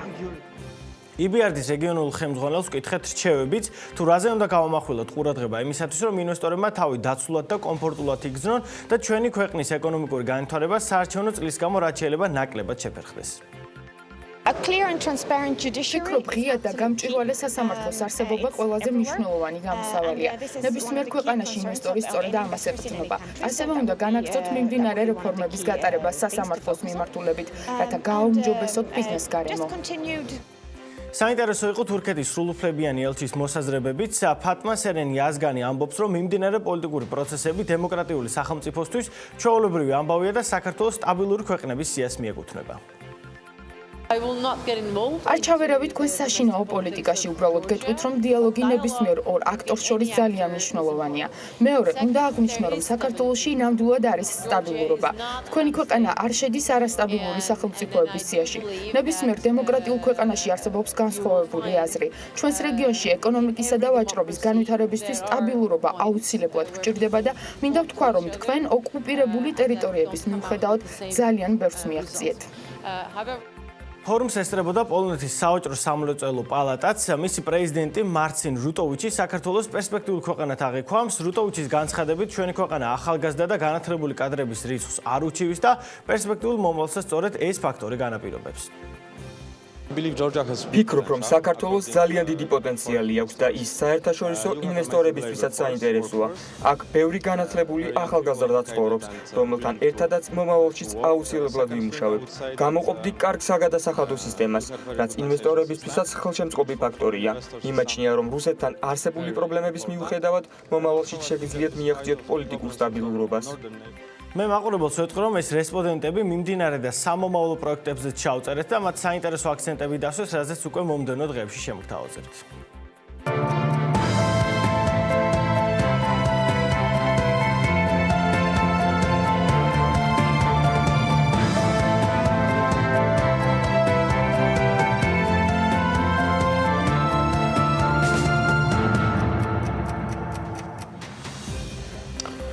ლევანს მადლობა, ძალიან კარგი დამწყობრი ჩართვისთვის. გუშინკე პირდაპირ უცხოური ინვესტიციების ზრდასთან დაკავშირებით საქსტატმა გაავრცელა ინფორმაცია და ბოლო დღეების მიხედვით თითქოს ყველა კომპონენტში ეს ყველაფერი შედარებით პროგრესს აჩვენებს. გაზრდილია ტურიზმის სექტორის მონაცემები, კრიტიკულად მძიმე ინფლაციური მაჩვენებლები იყო, როცა ნოემბერში წლიურმა ინფლაციამ 7%-ს მიაღწია. სხვათა შორის ამ თემაზე აქ ჩვენ სტუდიაში მყოფი ერთადერთი რესპონდენტის პროგნოზი ვგულისხმობ ოფიციოზიდან გამართლა. ეს ირაკლი კობზანაძე იყო საფინანსო საბიუჯეტო კომიტეტის თავმჯდომარე. ჩვენ შეგვიძლია გადავხედოთ მათ შორის გალტენტაგარტის წამყვანი საინვესტიციო ბანკის ანალიტიკასაც განახლებულს და სწორედ ამ თემასთან დაკავშირებით ეს კვლავ რო არ იყოს ჩემი და ანას ამარა მოვიწვიეთ ამ ბანკის ეკონომისტი, გალტენტაგარტის ეკონომისტი ლაშა ქავთარაძეა დღეს დილიდან ჩვენთან ერთად. ჩართვისთვის გოგა მელიქიძე ემზადება, თუმცა მანამდე საქართველოსთან დაკავშირებით ლაშა რა არის განსხვავებული იმ ყველაფრიდან რეალურად და რა არის მიზეზები, რამაც პირდაპირ უცხოური ინვესტიციებში ასჩვენა შედარებითი პროგნოზი წინა და შედარებით პერიოდთან მიმართებაში გულისხმობ წრიულ წილში და თვის წილშიც. მოგესალმებით კიდევ ერთხელ. მესამე კვარტლის სტატისტიკა, როგორც ახსენეთ უკვე დაიდო და 13.7% არის გაზრდილი პირდაპირ უცხოური ინვესტიციები. პირდაპირ უცხოური ინვესტიციების რომ შევხედოთ ქვეყნების მიხედვით, გაზრდილი არის დიდი ბრიტანეთიდან, შემდეგ კი ირლანდია მოდის, ამერიკა, თურქეთი და 9 თვის წრილში თუ შევხედოთ, პირველ ადგილს თურქეთი იკავებს. განსხვავებით 2018 წელს ძალიან მცირე იყო პირდაპირ უცხოური ინვესტიციები თურქეთიდან, წელს კი 17.4% არის 9 თვეში პირდაპირ უცხოური ინვესტიციები. რაც შეეხება მესამე კვარტლის მონაცემს, გაზრდილი არის მნიშვნელოვნად რეინვესტიცია. რაც იმას ნიშნავს, რომ კომპანიები იყენებენ იმ ესტონურ მოდელს და ახდენენ რეინვესტირებას. 2018 წლის მესამე კვარტალთან შედარებით ეს არის გაორმაგებული და 9 თვეშიც უკვე ზრდა გვაქვს 5.5% არის ზრდა რეინვესტიციების. 9 თვეში გვაქვს ესე იგი 900 მილიონი, შარშან 1.265 იყო მობილიზებული. თუ ვარაუდეთ რომ მეოთხე კვარტალში დაახლოებით 300 მილიონი შემოგვივა, გავდივართ იმ ციფრზე, რაც 2018 წელს ჰქონდა. ეხლა 2018 წელი შემცირებული არის 2017 წელთან შედარებით 1.900 იყო 2017 წელს და ეს გარკვეულწილად იხსნება იმით, რომ BP პროექტი დასრულდა, დაახლოებით BP-ის პროექტიდან 500 მილიონი შემოდიოდა 2015-2017 წლებში და თუ ამას გავითვალისწინებთ, ესე იგი გავდივართ სტაბილური მაჩვენებელი გვაქვს ამ კუთხით. მართალია პირდაპირ უცხოური ინვესტიციების დონე 1.200 არ არის საკმარისი და სასურველი არის ეს მაღალი იყოს 2 მილიარდი და მეტი იყოს. მაგრამ გარკვეულწილად ამაზე ერთ-ერთი გამოწვევა არის, რა თქმა უნდა, ეს და დარჩება მომავალ წელს იმ ფონზე. გულისხმობთ FDI, ხო? FDI-ზე მასზე ზრუნვა. არის თუ არა აქ რაიმე სანამ ინფლაციაზე გადავართ, რაიმე ტიპის რეცეპტი, საიმისოდ, რასაც მეტი ყურადღება შეიძლება მიაქციონ, იმიტომ რომ ეს ესტონური მოდელი რომ მოვაკლოთ ამ ბოლო პერიოდის სტატისტიკას, მიმდინარეშიც კი არ გვექნებოდა ამ შემთხვევაში ისეთი დრამატული ზრდა და მიმდინარეშიც მივიღებდით საკმაოდ რთულ, არასასურველ ვითარებას. რა შეიძლება გქონდეს საიმისოდ, რომ მიუხედავად იმისა, რომ მოდის არჩევნების წელი, რაც თავისთავად იქონიებს გავლენას ინვესტორების განწყობაზე, რომ მეტი სტიმულირება გაუკეთოთ უცხოურ პირდაპირ ინვესტიციებს საქართველოში. ნუ ამ კუთხით თუ შევხედავთ ჩვენ ინვესტიციების სექტორულ სტრუქტურას, თითქმის ყველა წამყვანი სექტორი იღებს გარკვეულ FDI-ს, მაგრამ ეს არის მცირე ნაწილი იმისათვის, რომ ჩვენ FDI სოლიდურად გავზრდოთ, გვჭირდება ისეთი დიდი პროექტი, როგორც BP იყო. ამიტომ ამ კუთხით უფრო ჩვენ გვჭირდება სტაბილური გარემო, აქ იგულისხმება როგორც უმეტესად პოლიტიკური გარემო, შიდა პოლიტიკური სტაბილურობა და მეტი გარანტიები განსაკუთრებით ისეთ მიმართულებით, როგორც არის ენერგეტიკა, რომელიც პრიორიტეტული არის და მაგალითად 9 თვის სტატისტიკას შევხედავთ, წელს რაც შემოვიდა პირდაპირ უცხოური ინვესტიციები 16.8% ენერგეტიკაში წავიდა და პირველ ადგილზე არის ენერგეტიკა. ვიღაცა მაინც კლება ენერგეტიკა. მაინც გუშინ საუბრობდით მე ანა თქვენთან საუბრის მომზადებისას, რამდენად მნიშვნელოვანია და ამითი გადავინაცვლოთ ინფლაციისკენ, ინფლაციის შედარებით გაზრდილი მაჩვენებელი, რამდენად აისახება ეს ინვესტორების განწყობაზე, როცა რეალურად ის დაახლოებით ორჯერ არის აცდენილი იმ ტარგეტირებულ მაჩვენებელს, ამ შემთხვევაში რაც ეროვნულ ბანკს აქვს დადგენილი. ამ კუთხით პირდაპირ უცხოური ინვესტიციები არ წარმოადგენს მოკლე პერიოდის ინვესტირებას. ეს არის ერთ წელზე მეტი ხნით ინვესტირება, ამიტომ ინფლაცია ის რომ მაგალითად 2019 წელს იქნება მიზნობრივ 3%-ზე მაღალი, საშუალოდან პერიოდში ის აუცილებლად ახლოს იქნება მონეტარული, რაც არის მიზნობრივი მაჩვენებელი, მაგალითად წინა პერიოდების თუ შევხედავთ, ავიღოთ მაგალითად ბოლო 5 წელი ან ბოლო 10 წელი ავიღოთ, ან 15 წელი ავიღოთ, 3.5%-ის ფარგლებში არის საშუალო ინფლაცია ჩვენთან. თუმცა ინფლაცია მეტად მტკივნეულად აღსაქმელი არის ამ შემთხვევაში ადგილობრივი მოსახლეობისათვის და ადგილობრივი ბიზნესისათვის, რომელიც თავისთავად, როცა მოხმარებაზე არის საუბარი, მათ შორის მოხმარების შემცირებაზე პირდაპირ ახდენს გავლენას. მაჩვენებლები, რომელიც გასულ კვირას საქსეთმა ინფლაციასთან დაკავშირებით გაგვიზიარა, განსაკუთრებით მოულოდნელი არ ყოფილა, მაგრამ რა მიქონია გავლენა ასეთი აცდენის წერტილამდე მისვლისა, რომელიც ჰქონდა ჩვენ სამიზნე მაჩვენებლიდან ბოლო თვის მონაცემებთან შედარებით. თქვენთვის ეს არის მაგალითად მხოლოდ ის, რაც ბაზისურად დასაწყისში იყო თამბაქოს აქციზის გავლენა, რამაც რეალურად მოახდინა, თუ შემდგომ ეს იყო უკვე ეროვნული ვალუტა. კასკადი თქვა სხვადასხვა თემებისა, რაც დაემატა და რეალურად გამოიწვია ის შედეგი, რაც მივიღეთ. ნუ მართალი არის მაღალი ინფლაცია მომხმარებლებისთვის არ არის სასურველი, იმიტომ რომ მეტი ხარჯების გაწევა უწევს საქონლის და მომსახურების შესაძლებლად, მაგალითად ჩვენ მთლიანში და პროდუქტ თუ შევხედავთ დანახარჯების მიხედვით, ის არის სამომხმარებლო ხარჯები მთლიანში და პროდუქტის დაახლოებით 82%. ანუ მაღალი მოხმარების მქონე ქვეყანა ვარ და სწორედ ის რომ ინფლაცია გვაქვს მაღალი და შევხედავთ ჩვენს ინფლაციის ჯგუფებს არის სურსათი და უალკოჰოლო სასმელები, რომელზეც მოდის მთლიანი ინფლაციის 7% და დაახლოებით 4% პუნქტი აი ამ კატეგორიაზე მოდის.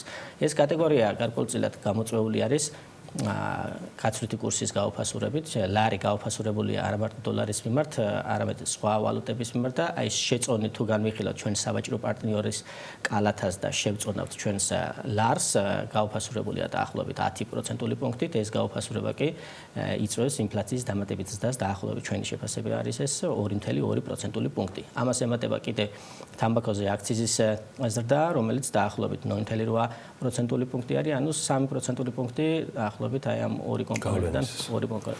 კარგი, და ბოლო კითხვა ლაშა, ვიდრე თქვენს კოლეგასთან გადავინაცვლებთ უკვე თქვენი სათაო ოფისში, გოგა მელიქიძე ემზადება უკვე ჩართვისთვის 20-20-ის ბიუჯეტი.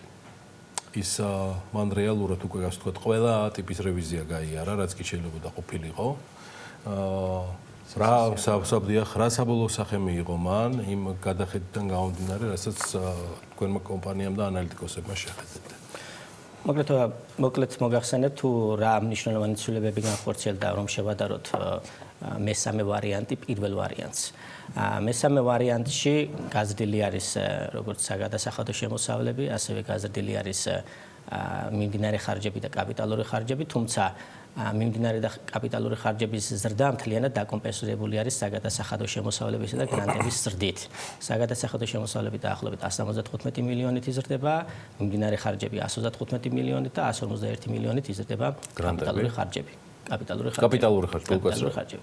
მიმდინარე ხარჯების ფარდობა მთლიანი შიდა პროდუქტთან თუ შევხედათ მაგალითად სანამ მთლიანი შიდა პროდუქტის ახალი მეთოდოლოგიის მიხედვით გაანგარიშებები გვექნებოდა, ანუ 23% იყო, ახლა 21.5%-ზე არის ეს დაგეგმილი. ეს ახალი ხო შევიდა ეს გადაგება? კი, უკვე შესული არის, უკვე ამის მიხედვით არის და ბიუჯეტი წარდგენილი. კაპიტალური ხარჯები მთლიანი შიდა პროდუქტის მიმართ 7.1% არის. ბიუჯეტის დეფიციტი 2019 წლის მოსალოდნელ მაჩვენებელთან ნომინალში გაზრდილია, მაგრამ მთლიანი შიდა პროდუქტთან ფარდობით ეს მცირედით არის ზრდა, 2.4%-ს არის მოსალოდნელი 2019 წელს და 2.5% არის ფისკალური დეფიციტი 2020 წელს მოსალოდნელი. ბიუჯეტის დეფიციტის დაფინანსების წყაროში გვაქვს მნიშვნელოვანი ცვლილება მესამე ვარიანტში, იმიტომ რომ საშინაო ვალი დაახლოებით 300 მილიონი დამატებით იზრდება. ფინანსთა მინისტრმა ახსნა განმარტება ასეთი ფორმით გააკეთა, რომ დეპოზიტზე გჭირდება თანხა იმისათვის, რომ ვიღოთ გადაზღაურები. რამდენად არის თქვენთვის ეს ახსნა ობიექტური ახსნა იმ გარემოების, რაც ამ ცვლილებაზე ქონდა ფინანსთა სამინისტროს 300 მილიონით იზრდება. ნუ გარკვეულწილად თავრობები მიმართავენ ხოლმე ბუფერების შექმნას და მიზანსალმელი არის ეს, მაგრამ როდესაც ასე ვთქვათ, მნიშვნელოვნად იცვლება სტრუქტურა, მაგალითად ვალის სტრუქტურა, პირველ წარდგენაშიც კი უკვე გაზრდილი ქონდა ჩვენ საშინაო ვალის მაჩვენებლები 500 მილიონიდან 900 მილიონზე ავედით, ამას კიდე მესამე ვარიანტში დაემატა კიდე დამატებით 300 მილიონი. ანუ 1.2 მილიარდია საუბარი, ლაშა. 1.2 გვაქვს და ну ეს ბუფერები შეიძლება იყოს მაგალითად გარკვეულ პირობებში, როდესაც საგადასახადო შემოსავლები ნაკლები შემოდინება იქნება და ხარჯები შეიძლება მეტი იყოს, შეიძლება აი ამ ბუფერების გამოყენება ამ შემთხვევაში. მაგრამ მაინც იმ ბიუჯეტის სტრუქტურით, რომელიც დღეს გვაქვს, ამ ბუფერების გამოყენება საჭირო გახდება თქვენი ხედვით? ფიქრობ არ გახდება საჭირო. კარგი, ლაშა, ბოლო კითხვა. საშინაო ვალი, რომელიც 1.2 მილიარდამდე იზრდება, რაიმე ტიპის სხვა სტრუქტურას განიხილავს, თუ ეს ისევ რეფინანსირებით და აპრობირებული, თქვათ, სასესხო მექანიზმებით თავრობას და ბანკებს შორის ურთიერთობით გაგრძელდება თქვენი აზრით? ესეთი გაგრძელება იქნება. და ორი მონაცემი, რომელიც ამავე მესამე ვარიანტში ერთი გადახედილი და მეორე უცვლელი დატოვებული, ეს შეეხება ინფლაციის სამიზნე მაჩვენებელს, რომელიც ფაქტობრივად არ შეუცვლიათ ფინანსთა სამინისტროს მხრიდან, სამაგერთ ეკონომიკური ზრდის მაჩვენებელი 4.9%-ამდე დაწიეს. აი ამ ორ კომპონენტში ერთზე პრინციპში მიიღეს რეკომენდაციები და გაიზიარეს და მეორეზე არ იყო გადახედილი. რამდენად იყო არგუმენტირებულად, რამდენად ჩანს არგუმენტირებულად მათი მხრიდან ეს ცვლილებები ერთზეც და მეორეზეც? ხო, პრინციპში 2019 წლისა და 2020 წლის მთლიანი შიდა პროდუქტის მაჩვენებელი შეცვალა მთავრობამ თავის პროგნოზებში.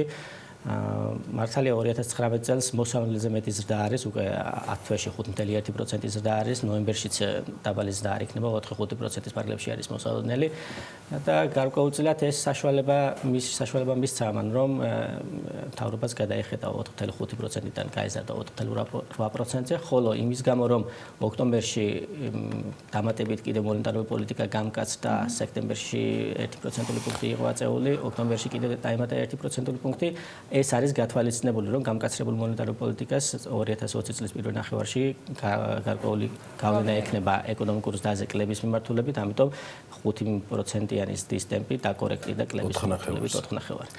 ლაშა ქავთარაძის მადლობა. ყოველთვის საინტერესო საუბრისთვის ვერ ველევი ხოლმე მასთან საუბარს. მადლობა გალტენტაგარს თანამშრომლობისთვის, რომელიც პირდაპირ ეთერში არ სრულდება და გრძელდება გოგა მელიქიძესთან, საბროკერო მიმართულების ხელმძღვანელი, გაგვაცნობს ძირითად სიახლეებს, რაც ხდება ბირჟაზე, მე მგონი ბირჟებზე, მსოფლიო ბირჟებზე და ძირითად ვთქვათ ინდიკაციებზე არ ნახული 2019 წელი ნამდვილად იყო მთელი წლის განმავლობაში, თუმცა კვირის ჭრილში და ძირითად ბაზრებზე რა ხდება, ამას უკვე გოგა თავის ჩართვაში გვეტყვის. გოგა წარმატებული ეთერი და გისმა ყურადღებით. დილა მშვიდობისა, გიორგი, მივესალმები ტელემაყურებელს. შენ კარგად აღნიშნე, მიმდინარე წელი ალბათ ბოლო წლებში თუ შევატრებთ, ერთ-ერთი გამორჩეულია თავიანთი გლობალური საფონდო ბაზრების დებით. გასულ კვირაზე რომ ვისაუბროთ ერთი-ორი სიტყვით, გასულ კვირა იყო არაერთგვაროვანი დინამიკა, ძირითად საფონდო ბაზრებში, ძირითად ბენჩმარკ საფონდო ბაზრებში და ამერიკა როგორც წესი განსაზღვრავს ხოლმე გლობალურ სურათს საფონდო ბაზრების მიმართულებით. მაგალითად Dow Jones-ი შემცირდა, S&P ოდნავ გაიზარდა, Nasdaq-ი ოდნავ შემცირდა კვირის შიგნით, სადღაც 0.3-0.4%-ის ფარგლებში, თუმცა კიდევ ერთხელ ვიტყვი წლის თვალსაზრისით და შეგვიძლია ვთქვათ, რომ წელი შეგვიძლია შევაჯამოთ, იმიტომ რომ დეკემბერში არავინ არ ელოდება დიდ რხევებს საფონდო ბაზრებზე. Dow Jones-ი გაზრდილია 20%-ზე მეტით, S&P 25%-ამდე, Nasdaq-ი 30%-ზე ოდნავ მეტით, ანუ შეიძლება ითქვას, რომ გლობალურმა საფონდო ბაზრებმა საკმაოდ კარგი პერფორმანსი აჩვენეს 2019 წლის მანძილზე, მაგრამ მოდი მაინც დავვალდოთ დეკემბერი როგორ დაიხურება. გასულ კვირას კვირის დასაწყისი ოდნავ ცუდი იყო, კვირის მეორე ნახევარი უფრო ოდნავ კარგი. კვირის დასაწყისში ბევრი განცხადება გაკეთდა თეთრი სახლის მიერ სხვადასხვა ასე ვთქვათ სავაჭრო ტარიფებთან მიმართებაში. იქ იყო არგენტინის მიმართულებით, ბრაზილიის მიმართულებით, საფრანგეთის მიმართულებით, რომ და ამან ასე ვთქვათ ინვესტორები ოდნავ დააფრთხო, თუმცა კვირის მეორე ნახევარში ტრამპმა საკმაოდ კაფიოდ თქვა, რომ ჩინეთთან მოლაპარაკებები არის მიმდის საკმაოდ კარგად და ამან ესე ვთქვათ გამოასწორა მდგომარეობა ბაზრებზე. ამას ასევე ის ფაქტორის დაემატა, რომ ამერიკის გარკვეული ეკონომიკური ინდიკატორები გამოვიდნენ. ერთის მხრივ საკმაოდ ცუდი მაჩვენებელია წარმოების მიმართულებით. ბოლო 4 თვე ამერიკის ეკონომიკაში წარმოების აქტივობა ეკონომიკაში ცირდება და ბოლო 2 თვეა მშენებლობის ინდუსტრიაში ინვესტიციები მცირდება, თუმცა მეორე მხრივ ამერიკა ყოველთვე ზომავს, რამდენი სამუშაო ადგილი დაემატა ამერიკის ეკონომიკას და სამუშაო ადგილები ნოემბრის თვეში საკმაოდ კარგი მაჩვენებელია. ანუ ამერიკაში გვაქვს ერთ-ერთი ყველაზე მცირე უმუშევრობა 3.5%. ბოლო 5 დეკადა ამერიკაში ესეთი დაბალი უმუშევრობა არ ყოფილა და ბუნებრივია, რომ ესეთი კარგი უმუშევრობის მაჩვენებელი გამოდის, ეს ამერიკის საფონდო ბაზრებისთვის არის ძალიან დადებითი ნიუსი. რაც შეეხება ობლიგაციების ბაზარს, ობლიგაციების ბაზრის მიმართ ბოლო რამოდენიმე თვეა უყავ ხედავთ გაზრდილ მოთხოვნას, განსაკუთრებით investment grade, ანუ დაბალი რისკის მქონე ობლიგაციების მიმართ. გასულ კვირასაც კვირის პირველ ნახევარში იყო განსაკუთრებული მოთხოვნა, კვირის მეორე ნახევარში როგორც კი ვთქვათ დადებითი ნიუსები გამოვიდა, ოდნავ ასე ვთქვათ შემსუბუქდა ობლიგაციების მიმართ მოთხოვნა. რაც შეეხება ნავთობს და ოქროს, ნავთობის ფასი გაიზარდა საკმაოდ კარგად, 7%-ამდე გაიზარდა კვირის შიგნით და წლის მანძილზე 30%-ზე ოდნავ მეტით არის გაზრდილი ნავთობის ფასი, ხოლო ოქროს ფასი ოდნავ შემცირდა 0.3%-ით, თუმცა წლის თვალსაზრისით 13%-იან ზრდას ინარჩუნებს და ზოგადად დიდი მოლოდინებია ნავთობის უბრალოდ ოქროს ფასთან დაკავშირებით მომდევნო წლის მანძილზე. რაც შეეხება ევროზონას, ევროზონაში სტოქს 600, რომელიც არის ევროზონის ესე ვთქვათ ინდექსი და 600 კომპანიას აერთიანებს, სტოქს 600 თითქმის არ შეცვლილა, ოდნავ დაიწია დაბლა, ხოლო DAX 30 და CAC 40 უმსხვილესი ფრანგული და გერმანული ინდექსები 0.5%-ით შემცირდა ორივე. ხოლო წლის თვალსაზრისით თუ შევხედავთ, STOXX 600 20%-ით არის გაზრდილი და საკმაოდ კარგისაა DAX 30, CAC 40, ფრანგული და გერმანული ინდექსები 25%-მდე არიან გაზრდილები, რაც ასე ძალიან კარგისაა ასეთი მსხვილი ინდექსებისთვის წლის მანძილზე. და ზოგადად სხვა ინდექსებსაც შევხედოთ, მაგრამ სანამ სხვა ინდექსებზე ვიტყვი, ერთ-ორ სიტყვით ვიტყვი ფუნტი გამყარდა დოლართან მიმართებაში, ბოლო 7 თვის მაქსიმუმზეა გამყარებული ფუნტი და ამას აბრალებენ კონსერვატორების, ესე ვთქვათ, მოსაუბრე გამარჯვება საპარლამენტო არჩევნებში და ვის ამ კვირის 5 შაბათს 12 დეკემბერს არის არჩევნები ბრიტანეთში და წინასწარი მონაცემებით, ყველა წინასწარი მონაცემებით კონსერვატორები იმარჯვებენ, შესაბამისად ფუნტი მყარდება დოლართან მიმართებაში და ესე ვთქვათ, ეკონომიკა ამას დადებითად კითხულობს. ზოგადად FTSE 100 და FTSE 250 შევხედოთ, FTSE 250 გასული კვირის მანძილზე ოდნავ გაიზარდა და ზოგადად წლის თვალსაზრისით გაზრდილია 19%-ზე ოდნავ მეტით და FTSE 100 გასული კვირის მანძილზე შემცირდა 1%-ზე ოდნავ მეტით შემცირდა, სხვათა შორის საკმაოდ მაღალი შემცირება იყო კვირის თვალსაზრისით, თუმცა წლის მანძილზე გაზრდილია 7.5%-ზე მეტით. რაც შეეხება იაპონიის ბაზარზე, ასევე დავინახეთ Nikkei 225-ის და საკმაოდ კარგად, სადღაც 0.6% გაიზარდა და წლის თვალსაზრისით 18%-მდეა გაზრდილი. ზოგადად თუ აღვნიშნოთ, იაპონიაში შინზო აბემ, ანუ იაპონიის პრემიერ-მინისტრმა განაცხადა, რომ იგი გეგმავს ფისკალური სტიმულუს პაკეტის განხორციელებას იაპონიის ეკონომიკაში, რაც წაახალისებს ეკონომიკას დაახლოებით 120 მილიარდ დოლარამდე ინვესტირება, ბიუჯეტი დახარჯავს იაპონიის ეკონომიკაში სხვადასხვა მიმართულებით, რომ მოახდინოს წახალისება და ამის შედეგად 2021 წელს შეელოდებიან დაახლოებით 1.4%-იან ზრდას იაპონიის ეკონომიკაში. ეს ინფორმაცია ინვესტორებმა კარგად წაიკითხეს და ბოლო 4 კვირაა სხვადასხვა სტატისტიკით ჩანს, რომ კაპიტალი შეედინება იაპონიის საფონდო ბაზარზე სწორედაც აი ამ ნიუსის გამო. რაც შეეხება ჩინეთშიც დავინახეთ ინდექსის და როგორც იქნა, იმიტომ რომ შანხაი კომპოზიტი ბოლო კვირას თუ არ შევხედავთ, მთელი თვე მცირდებოდა, 4 კვირის მანძილზე მცირდებოდა, ხოლო გასულ კვირას ოდნავ გაიზარდა დაახლოებით 1.3% და შანხაი კომპოზიტი დაახლოებით 18-19% არის წლის მანძილზე გაზრდილი. მთავარი ყურადღება გადატანილია, როგორ მოლაპარაკდებიან დეკემბრის მანძილზე ამერიკა და ჩინეთი და ორივე მხრიდან ბოლო გასული კვირის მეორე ნახევარში იყო დადებითი განცხადებები, რომ მოლაპარაკებები კარგად მიდის და ნახოთ როგორ გამოვითარდება მომავალნები. მთავარი ჩინეთის გამოვითარება მაგაზე დამოკიდებული და ასევე აღსანიშნავია ის, რომ ჩინეთის წარმოების მიმართულებით იყო საკმაოდ ნეგატიური ციფრები მთელი წლის მანძილზე თითქმის და ნოემბრის თვეში გამოვიდა კარგი, მაჩვენებელი წარმოების ეკონომიკაში, მათი წარმოების აქტივობა გაცილებით კარგად გამოიყურება ვიდრე გასული თვეები, რამაც გააჩინა მოლოდინი, რომ შეიძლება ჩინეთის ეკონომიკაშიც გარკვეული დასტაბილურება დავინახოთ. რაც შეეხება განვითარებადი ეკონომიკების ინდექსს, გასულ კვირას ოდნავ გაიზარდა განვითარებადი ეკონომიკების ინდექსი, წლის მანძილზე 8.7% არის გაზრდილი და ზოგადად უნდა აღვნიშნოთ, რომ მომავალ წელს ბევრი ანალიტიკოსი და ეკონომისტი იძახის, რომ შეიძლება მომავალი წელი სწორედაც განვითარებადი ეკონომიკების ინდექსები იყვნენ მთავარი პერფორმერები განსხვავებით წლევანდელი წლისა, როცა განვითარებული ეკონომიკების ინდექსებმა აჩვენეს ძალიან კაი შედეგები.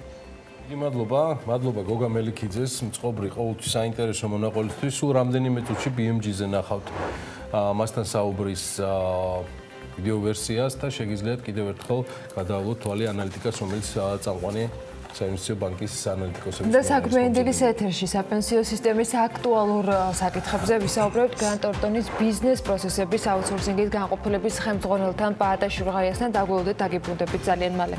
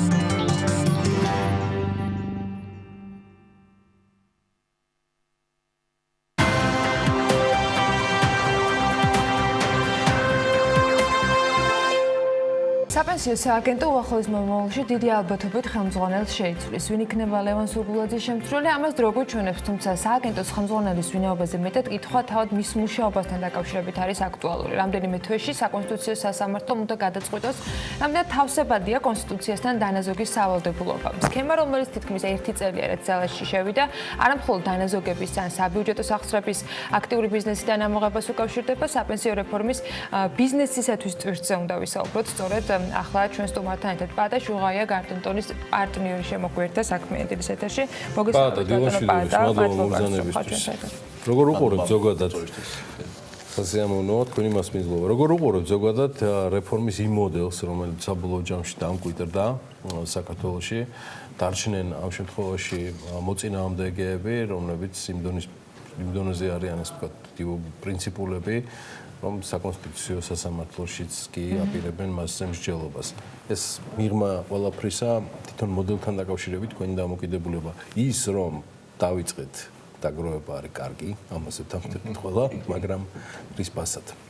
თავარი სეივინგი ასე არ გაუფასოდეს.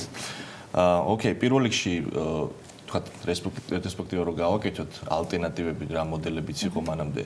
მნიშვნელოვანი არის გავიხსენოთ, რომ ეკონომიკის სამინისტრომ ჩაატარა RIA და შესაბამისად ქვეყნის გარეთ მათ შორის განხილული იყო ის მოდელები, რომელიც არის წარმატებული, ის მოდელები, რომელიც არის წარუმატებელი.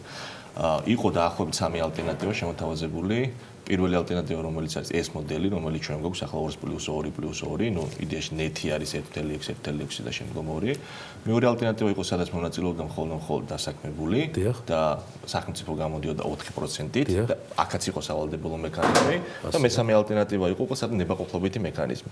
ნუ შესაბამისად გავლენის კუთხით, ასე ვთქვათ, გარემოს დაკავშირებით შეჭედა პირველ ალტერნატივაზე აქცენტი და ჩემი აზრით და იმ მოდელები თქვათ მეცნიერულად თუ გავზომოთ, რაც გვაქვს ქვეყნის გარეთ, არის ეგრეთ წოდებული ჰიბრიდული მოდელი, სადაც მონაწილეობს დაქირავებული, დამსაქმებელი და შესაბამისად სახელმწიფო.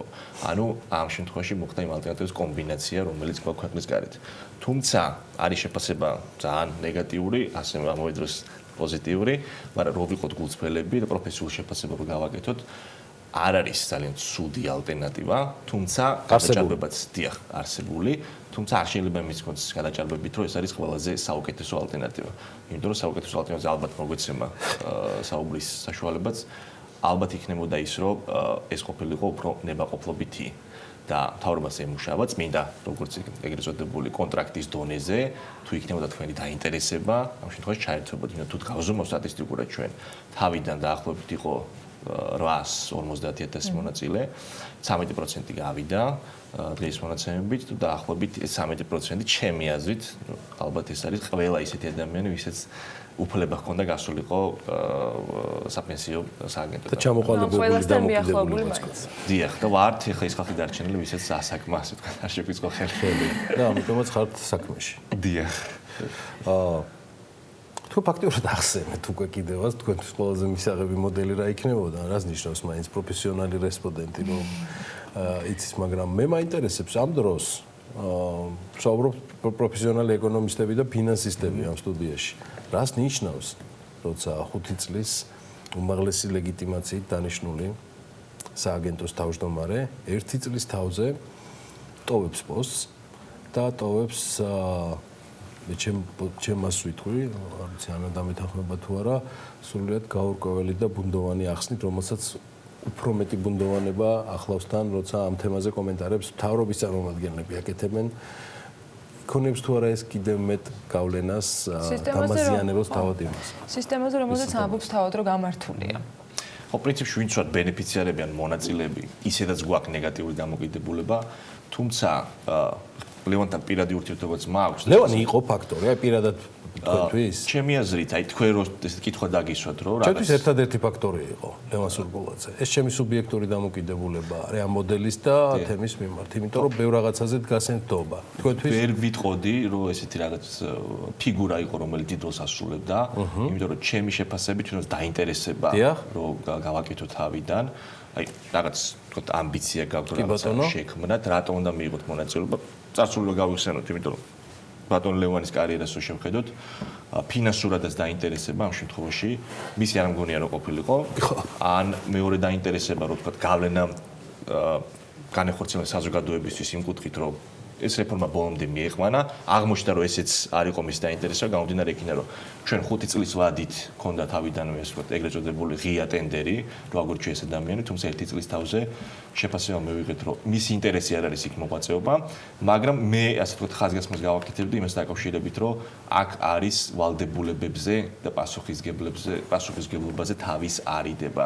გამომდინარე იქიდან, რომ ალბათ მისი მხრიდან და ჩემი მხრიდანაც გავშედი იქნება და გამომდინარე იქიდან, რომ ეს არის ძალიან დიდი ტვირთი, იმიტომ რომ დაახლოებით ამდენიმე წელში უკვე დაიწყებს იმპლემენტაცია ეს არის და მან 1 წლის წინ.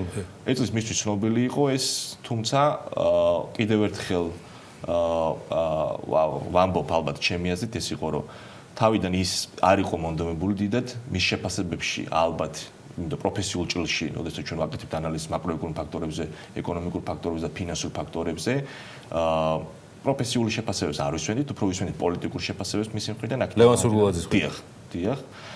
გამომდინარე იქიდან, რომ შეფასება არ შეიძლება ცალსახად იყოს პოზიტიური, უნდა იყოს ის ნაკლოვანებები ჩვენთვის ბენეფიცია მოწოდებული, ღიად ნაჩვენები, რაც პრობლემა შეიძლება მომავალში გქონდეს ეგრეთ წოდებულ როისთან დაკავშირებით, ანუ return on investment. კი ბატონო. გარდა ბენეფიციარებისთვის პოზიტივისა და ნეგატივისა, რაც შეიძლება რომელიმე რეფორმას და ამ შემთხვევაში საპენსიო რეფორმას თან სდევდეს. მნიშვნელოვანი ეს რეფორმა იმითაც იყო, რომ ბიზნესს შეეხო პირდაპირ, რომელიც შეიძლება პირდაპირ დაინტერესებული ამ დანაზოგების სადღაც გადარიცხვით ნამდვილად არ ყოფილიყო. ამან რა გავლენა იქონია წლის ბოლო არის ბიზნესის, თქვენ ბევრ კომპანიასთან გაქვთ შეხება, ამან რა გავლენა იქონია 2019 წელს ბიზნესების მუშაობაზე და ხარჯების განაწილებაზე, რომელიც მათ განკარგვაში იყო.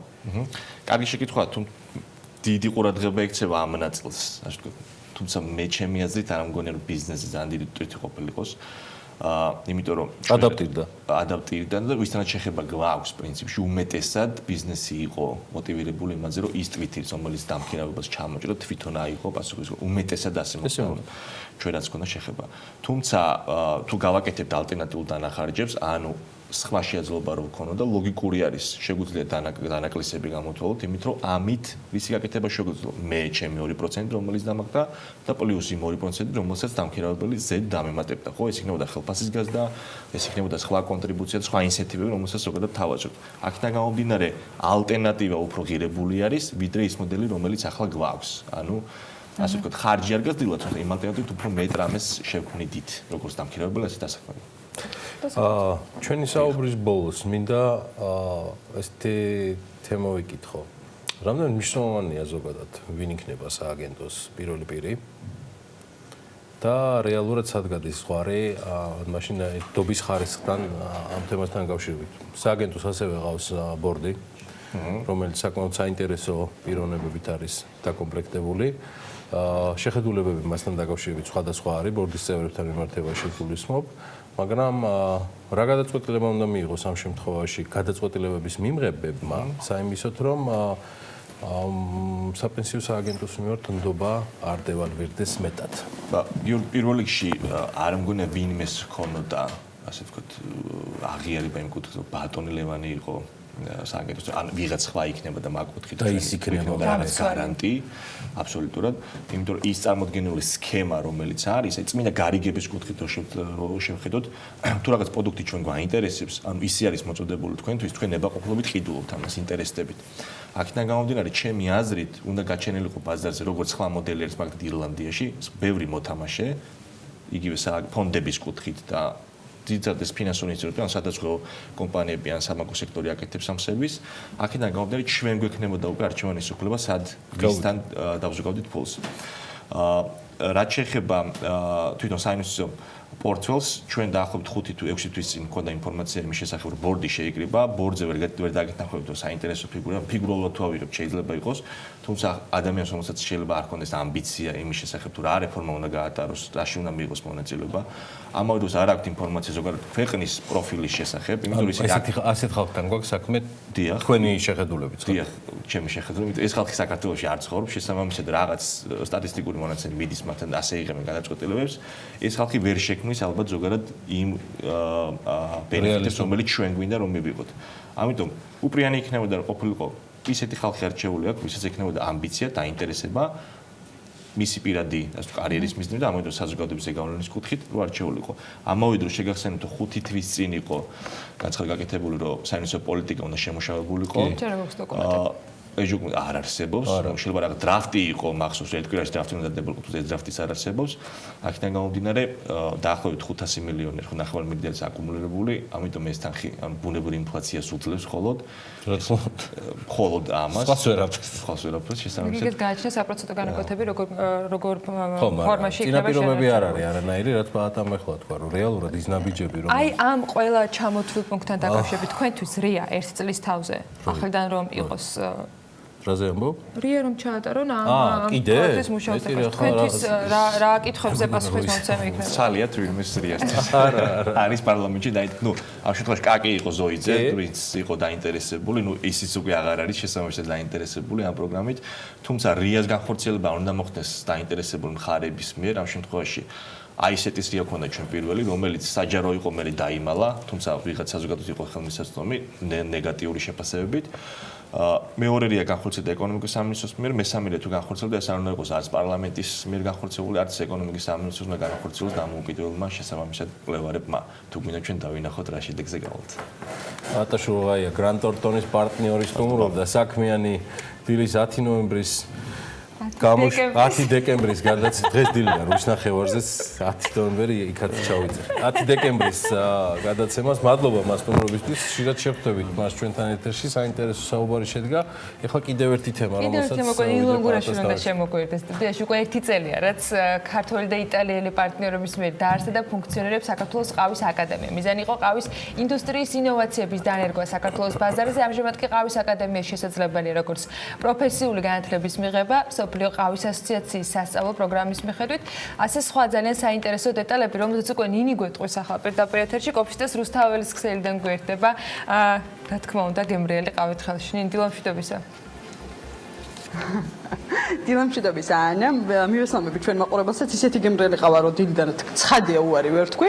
აი რაც შეეხება უკვე ყავის აკადემიას, რომელშიც ახლა ჩვენ ვიმყოფებით, სწორად აღნიშნე რომ 1 წელი არის რაც საქართველოში არსებობს და ამ 1 წლის განმავლობაში ჰორეკას სფეროს წარმომადგენლებს საშუალება ჰქონდათ რომ პროფესიონალებისგან ის სიახლეები გაეგოთ, რაც მსოფლიო მასშტაბით ყველა ქვეყანაში ინერგება ყავის მომზადების მიმართულებით და ის ინოვაცია, რაც ახალ მეთოდებს მოიცავს. ნათია კებაძეს მივუახლოვდი, რომელიც ჩვენი გზამკვლევი იქნება, ესე რომ ვთქვათ, ყავის აკადემიაში, ბიზნესის განვითარების მენეჯერი არის ყავის აკადემიის ნათია და დილა მშვიდობისა, მადლობა იმისთვის, რომ ხართ დილიდან ჩვენთან ერთად და გაგვანათლეთ ყავის აკადემიის აი ამ ინოვაციურ მეთოდებში, რომელიც დაინერგა მსოფლიო მასშტაბით და თქვენ ცხადია ქართულებს თავაზობთ აი ამ ახალ და სიახლეებს, რაც ამ მიმართულებით არის მსოფლიო მასშტაბით.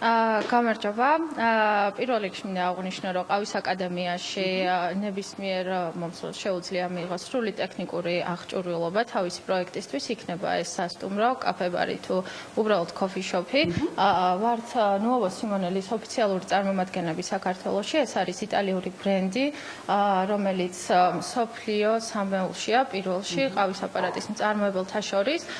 გვაქვს ძალიან დიდი არჩევანი, როგორც სასტუმროებისთვის, მაგალითად ეს პრონტო-ბარი, რომელიც არის სრულიად ავტომატიზირებული და არ საჭიროებს დამატებით არც ბარისტას, არც საფქვავს, ანუ 3 ერთში არის და ძალიან მარტივია მოსახმარი. გვაქვს ასევე ტრადიციული ყავის აპარატები და საფქვავები, როგორც დიდი მასშტაბის, ანუ დიდი დატვირთვის მქონე ობიექტებისთვის, ასე მცირე და საშუალოსთვის და გვაქვს რა თქმა უნდა სახლის გადაწყვეტილებებიც, ვისაც უყვარს რომ სახლში მოიმზადოს თავისთვის გემრიელი და მაღალი დონის ყავა, შეუძლია ჩვენთან იყოს ეს გადაწყვეტილება. და ნათია, რაც შეეხება იმ ინოვაციურ მეთოდებს, რომელიც ყავის აკადემიაში არის დანერგილი და თქვენ აი აქ მოსულ საზოგადოებას, ჰორეკას სფეროს წარმომადგენლებს, რომელიც ინტერესდებიან ამ სფეროთი, აწვდით ამ ინფორმაციას. რას ნიშნავს ინოვაციური მეთოდით ყავის მომზადება? მე ხლა ინოვაციური მეთოდით ყავით მომზადება ყავას ვსვა? დიახ, თქვენ ძალიან ანუ ახალსვამთ V60-ის დიახ, მე მომზადებულ ყავას. მოკლედ ჩვენთან გვაქვს კურსები, როგორც ანუ პროფესიონალური ბარისტების სერტიფიცირებული კურსები, შეგიძლიათ შეიძინოთ ჩვენთან ახალი პროფესია და გახდეთ ბარისტა. ასევე გვაქვს ერთდღიანი მასტერკლასები და სამოყვარულო კურსებიც. მინდა აღვნიშნო, რომ არის სრულად შედგენილი SCAS სასწავლო პროგრამის მიხედვით და მოიცავს როგორც თეორიულ, ასევე პრაქტიკულ სწავლებას. ეს არის ყავის მომზადების თანამედროვე მეთოდები, რომლებიც ამჟამად ძალიან აქტუალური და ტრენდულია. შესაბამისად მოთხოვნადიც არის. ასევე შეგიძლიათ შეისწავლოთ ჩვენთან latte art-ით, როგორც ცალკე ისე რა თქმა უნდა ბარისტებსაც ვასწავლით სრულ კურსში. ჩვენ შეგვიძლია ვნახოთ ახლა ეს არტი, რომელსაც ქმნიან გოგოები. აბა ედო გამოყვევი შენს და ასევე ნათიაც გვეტყვის თუ როგორ იხატება გულებს, ცხოველებს და ასე შემდეგ რომ ხატავენ, ხო? მოთხოვნადია ესეც ცალკე latte art-ის კურსები. რძის მეშვეობით იხატება ესე გულები, ფოთლები და ასე შემდეგ. მოდი ვნახოთ, ჩავხედოთ. ეხლა რას ხატავენ გოგოები? მე მგონი გულს. აი როგორი გული. სიყვარულით ყავის აკადემია. ძალიან დიდი მადლობა ნათია. კიდევ რაიმე ინფორმაციას ხო ვარ დავამატებთ მაყურებელი რომ უფრო მეტად ინფორმირებული იყოს ყავის აკადემიის შესახებ? ამჟამად გვაქვს საახალწლო ფასდაკლება, მინდა აღვნიშნო, ტრადიციულ ყავის აპარატებზე გვაქვს 5%-იანი ფასდათმობა, ხოლო სახლის გადაწყვეტილებებზე 20-იანი, ხოლო ვისაც სურს რომ შეისწავლოს ჩვენთან ყველაფერი ყავის შესახებ, გახდეს პროფესიონალი ბარისტა და ასე შემდეგ, მიიღებთ 30%-იანი ფასდაკლებას. ეს რაც შეეხება წინა საახალწლო ფასდაკლებებს. ძალიან დიდი მადლობა ნათია, შენ შეგიძლია წარმოდგენა გქონდეს BMG-ის გუნდის წევრები დღეში რამდენი ტონობით ყავას სვამთ, აი დაახლოებით პროცენტულად შეგიძლია გითხრათ. სავარაუდოდ იმდენს რამდენსაც ჩვენ შეგვიძლია თამამად შეგვიძლია ვთქვათ, რომ ალბათ ადგილობრივი წარმოების დაახლოებით 70%-ს ყოველდღურად მივირთოთ, იმპორტირებას ალბათ საშუალოდ 40%-ს, იმიტომ რომ ნუ აი n რაოდენობით ყავას ვსვამთ. და ძალიან დიდი მადლობა ამ ინფორმაციისთვის და მე BMG-ის გუნდს შევუერთდები, აუცილებლად ვეტყვი, რომ ინოვაციურ მეთოდებს ჩვენც მივუყვეთ, ხო, რასაც კი ბატონო, ერთდღიანი მასტერკლასის მეშვეობით შეგიძლიათ შეისწავლოთ ეს თანამედროვე ყავის მომზადების ტექნოლოგიები, ასე ვთქვათ და სახლში თუ გექნებათ ეს დანადგარები, აუცილებლად შეძლებთ რომ მოიმზადოთ ესეთი გემრიელი არომატული ყავა. აუცილებლად გავითვალისწინებთ. მადლობა ნათია ქებაძე იყო ჩვენთან ერთად, ყავის აკადემიის ბიზნეს განვითარების მენეჯერი. ჩვენ სხვა სიახლეებს ყავის აკადემიის და კოფის და შესახებ აუცილებლად მივაწვით მაყურებელს, ასე რომ მე გემშვიდობებით და იმედია აუცილებლად გასწავლით ინოვაციურ ყავის მეთოდებს, რომელიც აი ყავის აკადემიაში მეც ასე თუ ისე შემასწავლეს. ნინი, ერთდღიანი ტრენინგი მინდა გაიარო და მე რა თქმა უნდა გამოვცადოთ BMG-ში ეს შენი უნარები, რომელსაც მა დაითვისებ. მადლობა ამ არაჩვეულებრივი ჩართვისათვის და ყავის სურნელი საქმიანი დღის ეთერამდე მოტანისათვის. გემრიელი ყავით იწყება წარმატებული საქმიანი დღე და რა თქმა უნდა საქმიან დილასთან ერთად, რომელიც რამდენიმე წუთში უკვე ბექა ბაციკაძესთან ერთად გაგრძელდება. დღეს დემოკრატიის ინდექსი საქართველოს ხელმძღვანელს უმასპინძლობთ. ეკა ციმაკურიძესთან ერთად საკანონმდებლო ორგანოს მიმდინარე კვირის მთავარ თემაზე მოსამართლეების უვადოდ გამწესების პროცესზე და პროცედურებზე ვისაუბრებთ რამდენიმე წუთში დაგველოდეთ.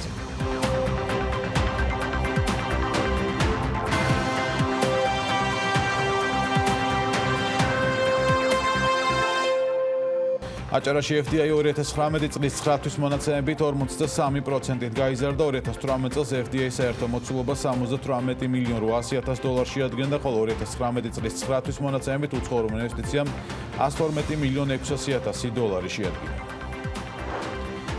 თბილისში საახალწლო ღონისძიებების ჩატარებისთვის 2 მილიონ ლარამდეა გათვალისწინებული, ამ მიზნით გამარტივებული შესყიდვა უკვე გამოცხადდა. ღონისძიებები 20 დღის განმავლობაში 2019 წლის 25 დეკემბრიდან 2020 წლის 13 იანვრის ჩათვლით გაიმართება. კონკურენციის სააგენტოს თავმჯდომარე ირაკლი ლეკვინაძე ფარმაციის სფეროს რეგულირების საკითხებზე მონიტორინგის შუალედურ შედეგებზე შეხვედრის გამართვას დღეს გეგმავს. მიმდინარე წლის იანვარ-ნოემბერში საქართველოს აეროპორტებში ჯამში 4 მილიონ 877,963 მგზავრი შემოვიდა, რაც 4%-ით მეტია 2018 წლის ანალოგიურ პერიოდში დაფიქსირებულ მაჩვენებელზე. საქართველოს ცემენტის ასოციაციის მიერ ჩატარებული მერვე ფარული ტესტირების შედეგებით ადგილობრივი ცემენტის მწარმოებლები კომპანიების გარკვეულმა ნაწილმა 2019 წლის ივლისის ტესტირების შემდეგ პროდუქციის ხარისხი გააუარესა. პასუხისმგებლიანი თამაში ევროპაბეთის ახალი პროექტია, რომელიც სათამაშო ბიზნესის მიზნებისა და საზოგადოებრივი ინტერესების ჰარმონიაში მოყვანას ისახავს მიზნად. კომპანია სარეკლამო სტრატეგიას ცვლის და საკომუნიკაციო არხებზე თვითრეგულაციით დაზოგილი მთლიანი ბიუჯეტი საზოგადოებისა და გარემოს განვითარების პროექტებს მოხმარდება. ამ მიზნით 2020 წლის განმავლობაში ევროპაბეთი 2.2 მილიონი ლარის დახარჯვას გეგმავს. პროკრედიტ ბანკსა და არასამთავრობო ორგანიზაციამ სენშორის ერთწლიანი თანამშრომლობის მემორანდუმი გაფორმდა. ხელმოწერილი დოკუმენტის თანახმად მხარეები მზადყოფნას გამოთქვამენ ერთობლივი ძალისხმევით ხელი შეუწყონ ქვეყანაში ნარჩენების სექტორის განვითარებას.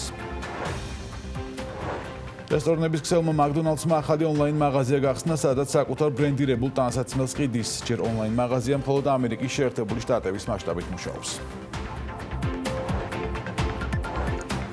დილამშვიდობის გუშინ ფერმერთა ასოციაციის ინიციატივით ახალი სექტორული უნარების ორგანიზაცია დაფუძნდა, რომლის მიზანიც აგრარულ სფეროში განათლების განვითარების ხელშეწყობა. ორგანიზაცია სამუშაოზე დაფუძნებული სწავლების პროექტის ფარგლებში შეიქმნა, რომელიც შვეიცარიის განვითარებისა და თანამშრომლობის სააგენტოს, გაეროს განვითარების პროგრამის და საქართველოს განათლების სამინისტროს ერთობლივი ძალისხმევით ხორციელდება.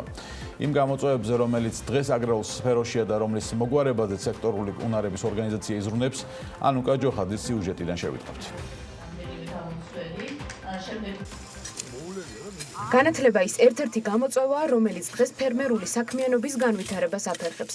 ამ პრობლემაზე უკვე წლებია საუბრობენ ამ დარგის სპეციალისტები. ამ გამოწვევის საპასუხოდ კი ფერმერთა ასოციაციის ინიციატივით სექტორული უნარების ორგანიზაცია შეიქმნა, რომელიც აგრარულ სფეროში განათლების განვითარებას შეუწყობს ხელს.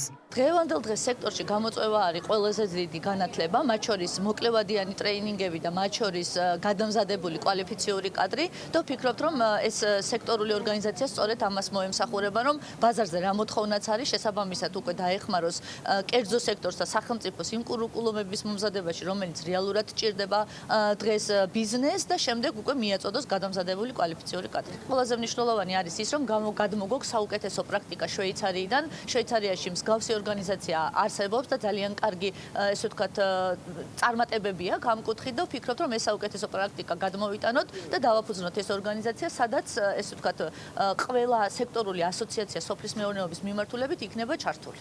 სოფლის მეურნეობის სფეროში კადრების დეფიციტი, აგრარული პროფესიისადმი ახალგაზრდების ნაკლები ინტერესი და ასევე პროფესიული ხარისხის გაუმჯობესების საჭიროება.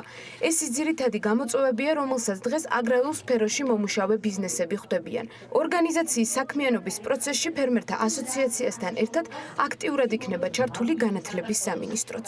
პროფესიული განათლების რეფორმის ამ ეტაპზე კერძო სექტორის როლის გაძლიერება განსაკუთრებულ მნიშვნელობას იძენს. აქამდეც არსებობდა ძალიან კარგი პრეცედენტები კერძო სექტორთან თანამშრომლობის, თუმცა დღევანდელი ღონისძიება კიდევ სხვა დღევანდელ ღონისძიებას და ამ ინიციატივას კიდევ სხვა ეტაპზე გადაჰყავს თანამშრომლობა, ვინაიდან საქმე გვაქვს ქოლგა ორგანიზაციის შექმნაზე, რომელშიც მონაწილეობას მიიღებენ დარგის, სოფლის მეურნეობის დარგის სხვადასხვა ორგანიზაციები, ასოციაციები, რაც სრულიად ახალი რეალობაა ჩვენს სივრცეში. სექტორული უნარების ორგანიზაცია პროექტ სამუშაოზე დაფუძნებული სწავლების ფარგლებში შეიქმნა, რომელიც შვეიცარიის განვითარების და თანამშრომლობის სააგენტოს, ასევე გაეროს განვითარების პროგრამისა და საქართველოს განათლების სამინისტროს ერთობლივი მუშაობით ხორციელდება. პროექტს კი კოორდინაციას ფერმერთა ასოციაცია უწევს.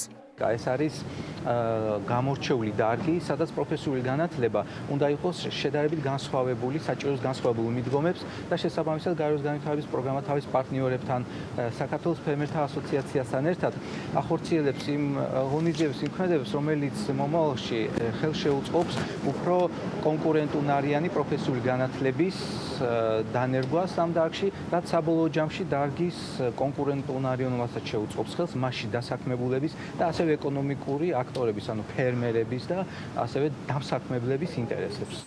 პროექტის სამუშაოზე დაფუძნებული სწავლება 2016 წლიდან ხორციელდება და მიზნად ისახავს პროფესიული განათლების სისტემის განვითარების ხელშეწყობას, ასევე სოფლად მცხოვრები მოსახლეობის შესაძლებლობების ამაღლებას და ამავე სექტორში სამუშაო ძალის განვითარებას. პროექტის ჯამური ბიუჯეტი 6 მილიონ ამერიკულ დოლარს აჭარბებს. პარლამენტის იურიდიულ საკითხთა კომიტეტმა მოусმინა იუსტიციის უმაღლეს საბჭოს მიერ ნომინირებულ 20 კანდიდატს. ეს ამბავი იცით და ბევრი ჩვენგანი ამ საჯარო მოსმენებსაც ადევნებდა თვალს და ყურს. კაი ნერვები ქონია. ხვალ კი იურიდიულ საკითხთა კომიტეტის ფარგლებში კენჭი უნდა უყარონ კანდიდატების შესახებ მომზადებულ დასკვნას, რომლითაც დადებითად ან უარყოფითად შეფასდებიან მოსმენილი კანდიდატები. რა დარღვევები ახლდა პროცესთან, როგორი იყო და არის დამკვირვებელთა შეფასებები, ეკაც იმაკურიძე დემოკრატიის ინდექსი საქართველოს ხელმძღვანელი გაგვარკვევს ამ საკითხებში. დილა მშვიდობის, მოგესალმებით. პირველ რიგში სანამ ასე ვთქვათ კენჭის ყრა იქნება დასკვნისა პროცესი საერთო ჯამში რომ შევაფასოთ, მართლაც ბევრი უსმენდა ამ პროცესს, მისი საჯაროობა, ვთქვათ, იყო ერთადერთი რამ, რაც დადებითად შეფასდა დამკვირვებლების მხრიდან, რაც უკვე ვიცით, რა იყო პროცესში, ვთქვათ, პროცედურული დარღვევების და ხარვეზების მიმართულებით. პირველ რიგში იმით დავიწყებ, რომ მეც და ჩემი კოლეგებიც და დარწმუნებული ვარ ძალიან ბევრი ადამიანი იმისთვის, რომ უფრო თვალსაჩინოდ გავაგებინოთ ხელისუფლებას, რომ ეს არ არიან ის ადამიანები, ვინც იმსახურებენ უვადოდ უზენაეს სასამართლოს მოსამართლის პოზიციაზე დანიშნას, დავდგებით იქ, სადაც იქნება დაუშვათ პროტესტი ან შეკრების კანონიერი ფორმები, ასე გამოხატავთ ჩვენს პოზიციას. და ვფიქრობ, რომ ყველამ ეს არის ძალიან პრინციპული და მნიშვნელოვანი საკითხი, ალბათ ამაზე დიდი მნიშვნელობის საკითხი დღეს საქართველოში არც განიხილება და ისინი იმ ადამიანებმაც, ვისაც ქონია შეხება ან ახლა აქვს შეხება უშუალოდ სასამართლოსთან, ან არა აქვს ასეთი შეხება და შეიძლება ფიქრობდეს, რომ მას ეს პრობლემა არ ეხება, რა თქმა უნდა, სასამართლოს დამოუკიდებლობა ახდენს გავლენას ჩვენი ცხოვრების ყველა სფეროზე, დემოკრატიულ განვითარებაზე, ეკონომიკის განვითარებაზე და ამიტომ ყველა უნდა დავდგეთ ამ პროცესის სადარაჯოზე. რამდენიმე მნიშვნელოვანი ხარვეზი გამოიკვეთა, რაც საბოლოო ჯამში აისახა შედეგში, ანუ ის 20 ადამიანი, ვინც დასახელდა ფაქტიურად დასახელდა მნიშვნელოვანი პროცედურული დარღვევებით ერთის მხრივ და მეორე თავად შინაარსობრივადაც ეს ადამიანები ვერ ახერხებენ იმის დემონსტრირებას, რომ ის ორი ძირითადი კრიტერიუმი, რაც არსებობს მსოფლიოში, ასე ვთქვათ, განვითარებული ქვეყნები შეთანხმებული არიან, რომ მოსამართლე როგორი ადამიანი უნდა იყოს, უნდა იყოს პროფესიონალი და უნდა იყოს კეთილსინდისიერი. ამ ორ კრიტერიუმს ვერ აკმაყოფილებენ. პროცედურულ დარღვევებს რაც შეეხება იყო სერიოზული ხარვეზები იუსტიციის საბჭოში განხილვის ეტაპზე, როდესაც იყო აშკარა ინტერესა კონფლიქტის შემთხვევები, ნათესაური, ასე ვთქვათ, ნათესავები მონაწილეობდნენ კონკურსში იუსტიციის საბჭოს წევრებისა, რომლებიც აფასებდნენ შემდეგ ამ საკუთარ ნათესავებს. იყო პრობლემა, რომ მაგალითად იუსტიციის საბჭოს მდივანი, რომელიც პასუხისმგებელია კანდიდატების შესახებ ინფორმაციის მოძიებაზე და ძალიან ბევრი ბერკეტი აქვს იმისთვის, თუ რა მოხვდება, ასე ვთქვათ, შეფასების არეალ კონკურსის ფარგლებში თავად იყო კონკურსანტი და ესეც ძალიან უარყოფითად შეფასდა. ასევე იყო ფორმალურ მოთხოვნებს ვერ აკმაყოფილებდნენ ადამიანები დიპლომებთან დაკავშირებით, მაგალითად, რომ არ უდასტურდებოდათ, რომ მათ აქვთ მაგისტრის აკადემიური ხარისხი და ამ ადამიანებმა საბჭოშიც გაიარეს ფორმალური ეტაპის შემდეგ პარლამენტშიც მოხვდნენ საჯარო მოსმენის ეტაპზე. ეს ხარვეზები არაერთი დამკვირვებლის მიერ იქნა შეფასებული და მათ შორის ისეთი ავტორიტეტული და სანდო დამკვირვებლების მიერ, როგორც არის ეუთოს ოდირის ოფისი მაგალითად, სახალხო დამცველის ანგარიში მიეძღვნა ამას სპეციალური. ამიტომ პროცედურული თვალსაზრისით ეს არის ერთი მიზეზი, რის გამოც ეს ადამიანები არ უნდა იქნენ დანიშნული ამ მნიშვნელოვან პოზიციაზე. პროცესში, რომელიც ასე ვთქვათ, უკვე ჩავლილია, ეს დარღვევები, რომელიც იყო, ასე ვთქვათ, იყო და დარჩა დარღვევებად, ახლა არის საქმე კენჭის ყრაზე საკითხის, უბრალოდ დასკვნის, რომელიც ან დადებითად, ან უარყოფითად შეფასდება. აი ეს პროცესი თუ არსებობს, ხვალ უნდა გაიმართოს, ხო? შესაძლებელია თუ არა, ამ პროცესის გადავადებაც, ანუ პროცედურულად როგორ არის ეს საპარლამენტო ცხოვრებაში. ხვალ კომიტეტმა უნდა გააკეთოს დასკვნა, ვიღაცებს ალბათ შეაფასებს დადებითად, ვიღაცებს უარყოფითად, მაგრამ აქ მთავარი და პრინციპული საკითხი არის, რომ უნდა გაითვალისწინონ არა მხოლოდ ის გასაუბრებაზე, რამდენად ახერხებდა კანდიდატი იმის დემონსტრირებას, რომ ის არის პროფესიონალი ან კეთილსინდისიერი, არამედ ის პროცედურული დარღვევები და ის უარყოფითი შეფასებები, რაც გაკეთდა. ეუთოს ოფისმა მაგალითად თქვა პირდაპირ, რომ პარლამენტის როლი ამ პროცესში რა უნდა იყოს, მან უნდა უზრუნველყოს იმ ხარვეზების აღმოფხვრა, რაც პროცესში დაფიქსირდა. ერთადერთი გზა, რითიც შეიძლება ეს ხარვეზები აღმოიფხვრას, არის ის, რომ არ მისცენ, არ დაუჭირონ მხარი ამ კანდიდატებს, იმიტომ რომ პროცედურული დარღვევები, შინაარსობრივი დარღვევები პირდაპირ მიუთითებს იმაზე, რომ არ გვაქვს სახეზე დამსახურების პრინციპით ადამიანების შერჩევა.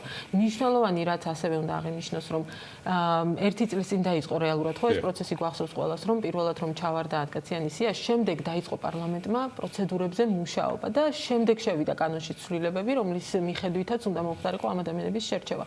მაგრამ და მთავარი ასე ვთქვათ, სიახლე იყო ის, რომ შესაძლებლობა მისცემოდათ გარეშე პირებს, სხვა ასე ვთქვათ, პროფესიის სხვა წარმომადგენლებს, იურისტებს, ადვოკატებს, სხვა სფეროებში დასაქმებულებს, რომ მიეღოთ ამ კონკურსში მონაწილეობა. ჯერ ერთი თავისთავად ესეთ ასე ვთქვათ, პრობლემურ კონკურსში ალბათ ბევრმა არ მიიღო მონაწილეობა, მაგრამ ვინც მიიღო, უნდა ვთქვათ, რომ პრაქტიკულად არც ერთი ადამიანი გარეშე პირი, რომელსაც რაიმე შემხებლობა არ ქონია ან სასამართლო სისტემასთან, იყო ყოფილი ან მოქმედი მოსამართლე, ან იუსტიციის საბჭოსთან, არ მოხვდა ამ კონკურსში, რაც სერიოზული პრობლემა არის. ამას ემსახურებოდა ეს საკანონმდებლო ცვლილებები, მაგრამ არ განხორციელდა. ეს მიუთითებს იმაზე, რომ პრაქტიკულად შერჩეული არიან, ნომინირებული არიან იუსტიციის საბჭოს მიერ, მხოლოდ ის კანდიდატები, ვისაც ისინი ენდობოდნენ. ეს არ არის დამსახურების ნიშნით შერჩევა. ნომინირებაც ამ თავიდანვე ასე ვთქვათ იყო ჩაფიქრება. საინტერესო იყო მაგალითად თქვენს ასე ვთქვათ ანგარიში გადმოგზავნ ინფორმაციაში, რომ პროკურატურის შუამდგომლობების დაკმაყოფილების 100%-ია ზოგიერთ შემთხვევაში და გამართლებელი განაჩენ 0% და ბევრი კითხვა ისმის სწორედ აქედან გამომდინარეც ამ კანდიდატების მიმართ, რომლებიც არიან და ამ პროცესში ვთქვათ დამოუკიდებელი სასამართლოს საკითხის საუბრისას არგუმენტები ფაქტიურად მათ შორის ვთქვათ სამთავრო უმრავლესობასაც აქვს გამოლეულ და მილეულ რეჟიმშია. რა მოგცა პროცესის საჯაროობა? ხო, ეს პრობლემები, რაც წარსულში ფიქსირდებოდა, რომ ფაქტიურად სასამართლო იყო, ასე ვთქვათ, ნოტარიუსი პროკურატურის სისტემისთვის, ეს არის კიდევ ერთი მნიშვნელოვანი არგუმენტი, რომ დღეს ვინც არიან შერჩეული პრაქტიკულად თითქმის ყველა იშვიათი გამონაკლისის გარდა არიან ის მოსამართლეები, რომლებიც შებოჭილი არიან საკუთარი წარსული არასამართლიანი გადაწყვეტილებებით. ამის გაგრძელებას ჩვენ დღესაც ვხედავთ. წარსულშიც იყო წინა ხელისუფლების დროს პრობლემა, რომ მაგალითად შეკრებების დროს, რაზეც თუნდაც წინა გადაცემაშიც ვსაუბრობდით, რომ მოსამართლეები სათანადოდ არ აფასებენ დაკავების კანონიერებას, ასე ვთქვათ, ადმინისტრაციულ პასუხისგებაში მიცემას და ასე შემდეგ. ეს პრობლემები წინა პერიოდებშიც ფიქსირდებოდა. ეს ის მოსამართლეები არიან, ვინც ასეთ გადაწყვეტილებებს იღებდნენ და დღეს ისევ არიან ამ სიაში. ამიტომ ეს არის ერთ-ერთი მნიშვნელოვანი საკითხი, რომ ეს ადამიანები არიან შებოჭილი საკუთარი წარსული არასამართლიანი გადაწყვეტილებებით. ისინი სწორედ ამის გამო საჯარო გასაუბრებებმა აჩვენა, რომ ისინი თავისუფლად უბრალოდ ვერ საუბრობენ ვერც წარსულზე და ვერც აწმყოზე, იმიტომ რომ წარსული რომ უარყოფითად შეაფასონ, მაშინ გაუჭირდებათ იმის მტკიცება, რომ აწმყოში მათ შესწევთ უნარი, დამოუკიდებლები იყვნენ და მიუკერძოებლად მიიღონ გადაწყვეტილებები, ან დიახ, მომავალში ამას უზრუნველყოფენ. სწორედ ამიტომ ეს კიდე პროცედურასთან ერთად არის ერთ-ერთი მნიშვნელოვანი არგუმენტი, რატომაც არ უნდა დაუჭიროს პარლამენტმა მხარი ამ მოსამართლეებს. თან ჩვენ აქვს საუბრობთ იმაზე, რომ უვადოდ უნდა დაინიშნონ ეს ადამიანები, ეს არ არის როგორც ადრე იყო 10 წლიანი ვადით დანიშნა და ამიტომ უბრალოდ ლოგიკას მოკლებულია, რომ ჩვენ ახლა უვადოდ დავნიშნოთ უზენაეს სასამართლოში ქვეყნის საბოლოო ინსტანციაში ადამიანები, რომელთა მიმართაც ელემენტარული ნდობა არ აქვს საზოგადოებას. სამწუხაროდ ბუნებრივად თან, ანუ იქიდან გამომდინარე, რა ასე ვთქვათ, საქმიანობაც მათ აქვთ გატარებული აქამდე, აქედან გამომდინარე ნდობა არ აქვთ, ანუ ეს არ არის არასამართლიანი, ასე ვთქვათ, დამოკიდებულება საზოგადოების. მათ შორის ვთქვათ ოპოზიციის, მათ შორის უმრავლესობის ეს იყო პოლიტიკური და სამართლებრივი ნაწილიც უთანხმოებისა, როდესაც განხილვები მიმდინარეობდა, ჩვენ გვახსოვს ეს პროცესები ყველას ახლა გახსენება შორს წაგვიყვანს ვთქვათ იმ. და კიდე ძალიან მნიშვნელოვანი მოსამართლეს მოეთხოვება იყოს პროფესიონალი. კეთილსინდისერებაზე ვისაუბრეთ, მათ წარსული ამის საშუალებას არ აძლევს, რომ დღეს გვიმტკიცონ, რომ ისინი დამოუკიდებლად მიიღებენ რაიმე გადაწყვეტილებას მომავალში. პროფესიონალიზმი აღმოჩნდა, რომ არის სერიოზული პრობლემა, იმიტომ რომ ამ ადამიანებს ერთის მხრივ არ აქვთ ელემენტარული სამართლებრივი საკითხებზე ცოდნა და მეორეს მხრივ მათი ფასეულობები, მათი ღირებულებები არ არის ორიენტირებული ადამიანის უფლებების დაცვაზე. მათ რომ ეკითხებოდნენ დაუშვათ ამა თუ იმ უფლების დაცვასთან დაკავშირებით, პირველ პირველ რიგში პასუხობდნენ იმას, ანუ ცდილობდნენ დაესაბუთებინათ, რატომ შეზღუდავდნენ ამა თუ იმ უფლებას.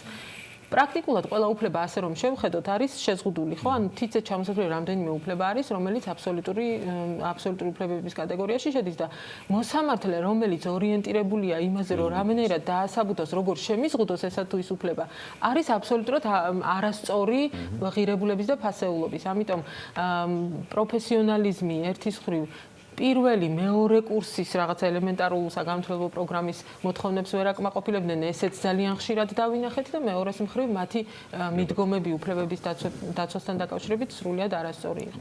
თუმცა ერთ-ერთმა დეპუტატმა მეგონი კობახიძემ თქვა თუ მდინარე წინა არ მახსოვს გამოსწორდნენ უკეთესობისკენ შეიცვალა ადამიანებიო. ხო, ნახოთ ყოველ შემთხვევაში პროცესი ასე თქვათ კენჭისყრის როგორც ჩაევლის სხდომა და ასევე როგორც ჩაევლის პროტესტი მათ შორის რომელიც წესით ამ სხდომას უნდა ახლდეს და ნეკა ციმაკურიძე დემოკრატიის ინდექსი საქართველოს ხელმძღვანელი იყო საქმიანი დილის სტუმარი რუბრიკის ასე ვთქვათ წამყვანი და ჩვენ დაგვიბრუნდებით რამდენიმე წუთში საინტერესო თემით 380 ნომინანტი და 29 გამარჯვებული მაია სიდამოინძე საინტერესო სტუმრებთან ერთად ქართული ტურიზმის და მასპინძლობის სექტორისთვის მნიშვნელოვან ღონისძიებაზე welcome to Georgia-ზე ისაუბრებს.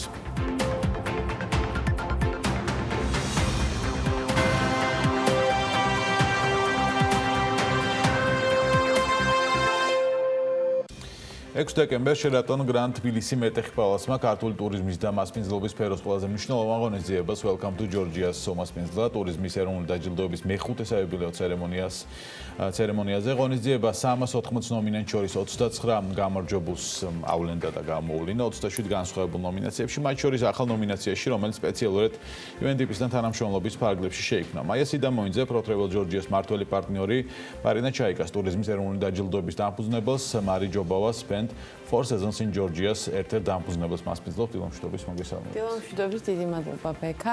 უკვე მეხუთე წელია ქალბატონი მარინა უკრაინიდან არის ჩამოსული და საქართველოში ატარებს ტურიზმის დაჯილდოებას, სადაც წელს უკვე ფაქტიურად 600-ზე მეტი წარმომადგენელი ესწრებოდა და როგორც ვიცი 380-ზე მეტი ასე ვთქვათ ნომინანტი იყო.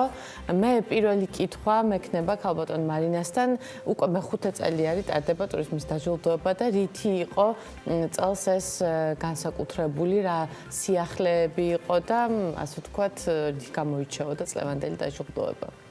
I didn't have any translation.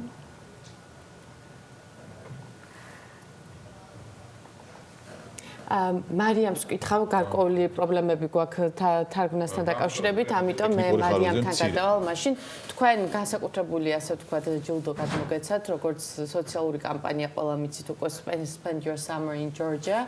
თუმცა გაჟღერდა ასევე სიახლე თქვენ ახალ პროექტთან დაკავშირებით, რომელიც ჩემთვის პირადად ძალიან საინტერესო იყო, იმიტომ რომ არის კონკრეტულად სტუდენტებზე ორიენტირებული და რა თქმა უნდა ტურიზმის სტუდენტებზე. მოგესალმებით, მივესალმებით თქვენს მაყურებელს. არ შემიძლია არ დავიწყო მადლობების სერიით, იმიტომ რომ ჩვენთვის განსაკუთრებით მნიშვნელოვანი იყო ის ღონისძიება და თვითონ ის პროცესი, რისი მონაწილეებით გავხდით. ძალიან დიდი მადლობა welcome to Georgia-ს ორგანიზატორებს, განსაკუთრებული მადლობა მარინას და დიდი მადლობა საქართველოს ასე ვთქვათ ეკონომიკის სამინისტროს და ტურიზმის სააგენტოს და ასევე მადლობა ჩალვა ხეცურიანს, რომლის განსაკუთრებული პრიზის წყალობით მოგვეცა შესაძლებლობა და გაჩნდა იმის რეალური შანსი, რომ ჩვენი პროექტი და ის იდეა, რომელიც გვაქვს სამომავლო სტუდენტებთან დაკავშირებით, განვახორციელოთ, რას გულისხმობს ჩვენი სამომავლო პროექტი. ეს არის დაკავშირებული სტუდენტების ჩართულობასთან, კერძოდ გვინდა რომ ტურიზმის ფაკულტეტის სტუდენტები დავამეგობროთ კომუნიკაციებთან და მარკეტინგთან დაკავშირებული ფაკულტეტის სტუდენტებთან და გარკვეული ჯანსაღი კონკურენტული გარემო შევქმნათ მათთვის და ერთად გავაერთიანოთ ეს ახალგაზრდები ქართული ტურიზმის მხარდასაჭერად.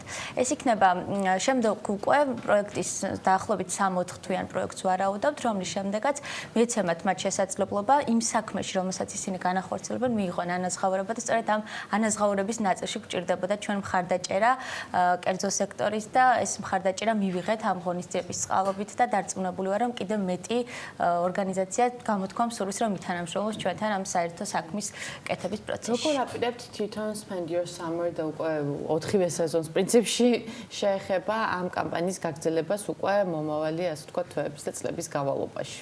ბუნებრივია, როდესაც დადგა ეს დღის წესრიგში ჩვენთან, ესე ვთქვათ, ჩვენთან როცა საუბრობთ ამასთან დაკავშირებით, რომ როგორ იქნებოდა ჩვენი სამომავლო ღონისძიებები, უკვე დავიწყეთ ფიქრი იმაზე, რომ მეტად სტაბილური პლატფორმა შეგექმნა იმისთვის, რომ ეს ძალისხმევა გადაგვეზარდა რაღაც გარკვეულ ჩარჩოში მოგვექცია და ვმუშაობთ ამ ეტაპზე გარკვეული პლატფორმის შექმნაზე, რომელიც იქნება შედარებით უფრო მდგრადი, ვიდრე ამის შესაძლებლობა შეიძლება Facebook ჯგუფი გვაძლევდეს და უკვე ამ ფორმით გავაგრძელებთ ამ ჩვენი ტურიზმის პოტენციალის წარმოჭრას ჩვენი ქვეყნის და ვფიქრობთ, რომ ძალიან ბევრი საინტერესო პროდუქტ შევქმნით სამომავლოდ ჩვენი პროექტის ფარგლებში. ძალიან საინტერესოა, დიდი მადლობა მარიამ. მე კიდევ მექნება კითხვა, თუმცა ჯერ მარინასთან დავბრუნდები, როგორც ვიცი ტექნიკური პრობლემები მოგვარდა. როგორ ასე ვთქვათ, რა სიახლეები იყო წლევანდელ წელს და რითი გამოირჩეოდა წინა წლებთან შედარებით, რა განვითარება პოვა ასე ვთქვათ ტურიზმის დაჯილდოებამ უკვე 2019 წელს. Ну, прежде всего, как вы პირველ знаете, რიგში როგორც იცით, შევცვალეთ ფორმატი წელს და ეს იყო მეხუთე საიუბილეო ცერემონია და დავწყვიტეთ, რომ აღვენიშნა გალადინერის სახით, შევკრიბეთ 600 სტუმარი, 380 ჩვენი მონაწილე. წელს მეტი ნომინაცია იყო ვიდრე შარშან. და როგორც ორგანიზატორებმა ჩვენ თავზე ვიკისრეთ გარკვეული როლი. და გამოაცხადეთ კონკურსის ჩარჩოების გარეთ გარკვეული ნომინაციები და გოგონები პოტრელ ჯორჯიადან მიიღეს რამური ნომინაცია ასევე ეკონომიკის მინისტრისგან, რაც ასევე მნიშვნელოვანია. აღნიშნული იყო ინდუსტრიის განვითარების ზემოქმედება ამ სეზონში და სპეციალური ჯილდო ორგანიზატორების სახელმწიფოების. რა მინდა ვთქვა, რომ ის კითხვა რა შეიძლება Sponsor Summer Four Seasons ჯორჯია ყველა ჩემი პოსტი სოციალურ ქსელებში ჩემი ჰეშტეგში მაქვს spend your life in Georgia. მარინა, რამე კითხვა, მე ვიცი რომ გარკვეული ნომინაციები იყო მდგრადი ტურიზმის განვითარებისთვისაც, მაგალითად ერთ-ერთი იყო UNDP-სთან ერთად. რას ემსახურებოდა კონკრეტულად და რას წაახალისებს მომავალში თუნდაც ტურიზმის ინდუსტრიაში ეს ნომინაცია? С UNDP у нас была очень интересная номинация. ეს არის უბრალოდ ნომინაცია, რამე ბევრი საერთო ტრენინგი ჩავატარეთ ჰოტელებისათვის, კლუბებისათვის, რომ გვეჩვენებინათ თუ როგორ შეუძლიათ შეინახონ რესურსები, მოცემულ შემთხვევაში წყალზე იყო საუბარი და ეს მხოლოდ დავიწყეთ ახლახან საერთაშორისო ორგანიზაციებთან ფიქრობ 2020 წელს ვიმუშავეთ კიდევ უფრო მჭიდროდ და დავეხმარებით ინდუსტრიას სწავლებაში с развитием, скажем так, განვითარებაში, ასე ვთქვათ, სტანდარტის სრულყოფაში, როგორც რეზულტატი ცერემონიის შემდეგ მე ვხედავ, რომ როგორ გჭირდება და საით გჭირდება მოძრაობა 2020 წელს, ახლა დიდ ანალიზს ჩავატარებთ, როგორ სრულყოფთ ნომინაციები და რამდენიმე ნომინაციაში უნდა დავყოთ მონაწილეები, საერთაშორისო ქსელები და ადგილობრივები. ერთად მონაწილეობა მხოლოდ სტანდარტები განსხვავებულა და როდესაც ჯილდოები მხოლოდ საერთაშორისო ქსელებზე არის, ადგილობრივები ცოტა გულნაწყენი გრჩებიან, მომავალ წელს შევარჩევთ კონცეფციას, წარმოუდგენთ ჟიურის და მივიღებთ ერთობლივ არის, იმიტომ რომ პრინციპში გეთანხმები, რომ გარკვეულწილად ალბათ განცალკევებულ კატეგორიებში უნდა იყვნენ ქართული ბრენდები და საერთაშორისო, ასე ვთქვათ, ქსელები, თუნდაც სასტუმროების კუთხით. თუმცა, როცა ჩვენ წლევანდელ წელს ვიცით, რომ იყო 300-ზე მეტი ნომინაცია და უკვე ღონისძიებას ესწრებოდა 600-ზე მეტი წარმომადგენელი სხვადასხვა კომპანიებიდან, რომლებიც ყველანი ტურიზმის ინდუსტრიაში არიან გაერთიანებული. როგორ გაიხსენებ 5 წლის წინ რა სიტუაცია იყო ამ ხრივ და ციფრებთან დაკავშირებით უფრო, რამდენი ნომინანტი იყო და რამდენი ნომინაცია იყო მაშინ? ვიწყებდით 24 ნომინაციით და ნომინანტი ყავდა 180 პირველ წელს და მონაწილეები ცერემონიაზე 350 სტუმარი იყო. ჩვენ შეგვეძლო წელსაც მეტი სტუმარი ყავდა, მაგრამ ბოლო 2 წლის განმავლობაში უსწავლელიეთში ტარდებოდა და სრული ანშლაგი იყო 250 სტუმარი. სინამდვილეში პროექტის გამთავრებასთან ხედავთ როგორ იზრდება ბაზარიც, ვითარდება ყოველწლიურად და სხვადასხვა მიმართულებით თვითონ ინდუსტრიაში ჩნდება ახალი ობიექტები და რასაკვირველია კონკურენციაც იზრდება, ასევე იზრდება ნომინაციების რაოდენობაც და ხედავთ რომ იქ სადაც იზრდება კონკურენცია, სად არის შეჯიბრის შესაძლებლობა ობიექტებისათვის უფრო მეტი мотивация. მარიამ, კიდე ერთი კითხვა მაქვს, თქვენ როცა დაიწყეთ ეს კამპანია, სავარაუდოდ არ ელოდებოდით, რომ ესეთი მასშტაბებზე გახვიდოდით. რა გამოწვევების წინაშე დადექით კონკრეტულად, როგორც კი ესეთი მასშტაბური გახდა ეს, ასე ვთქვათ, კამპანია?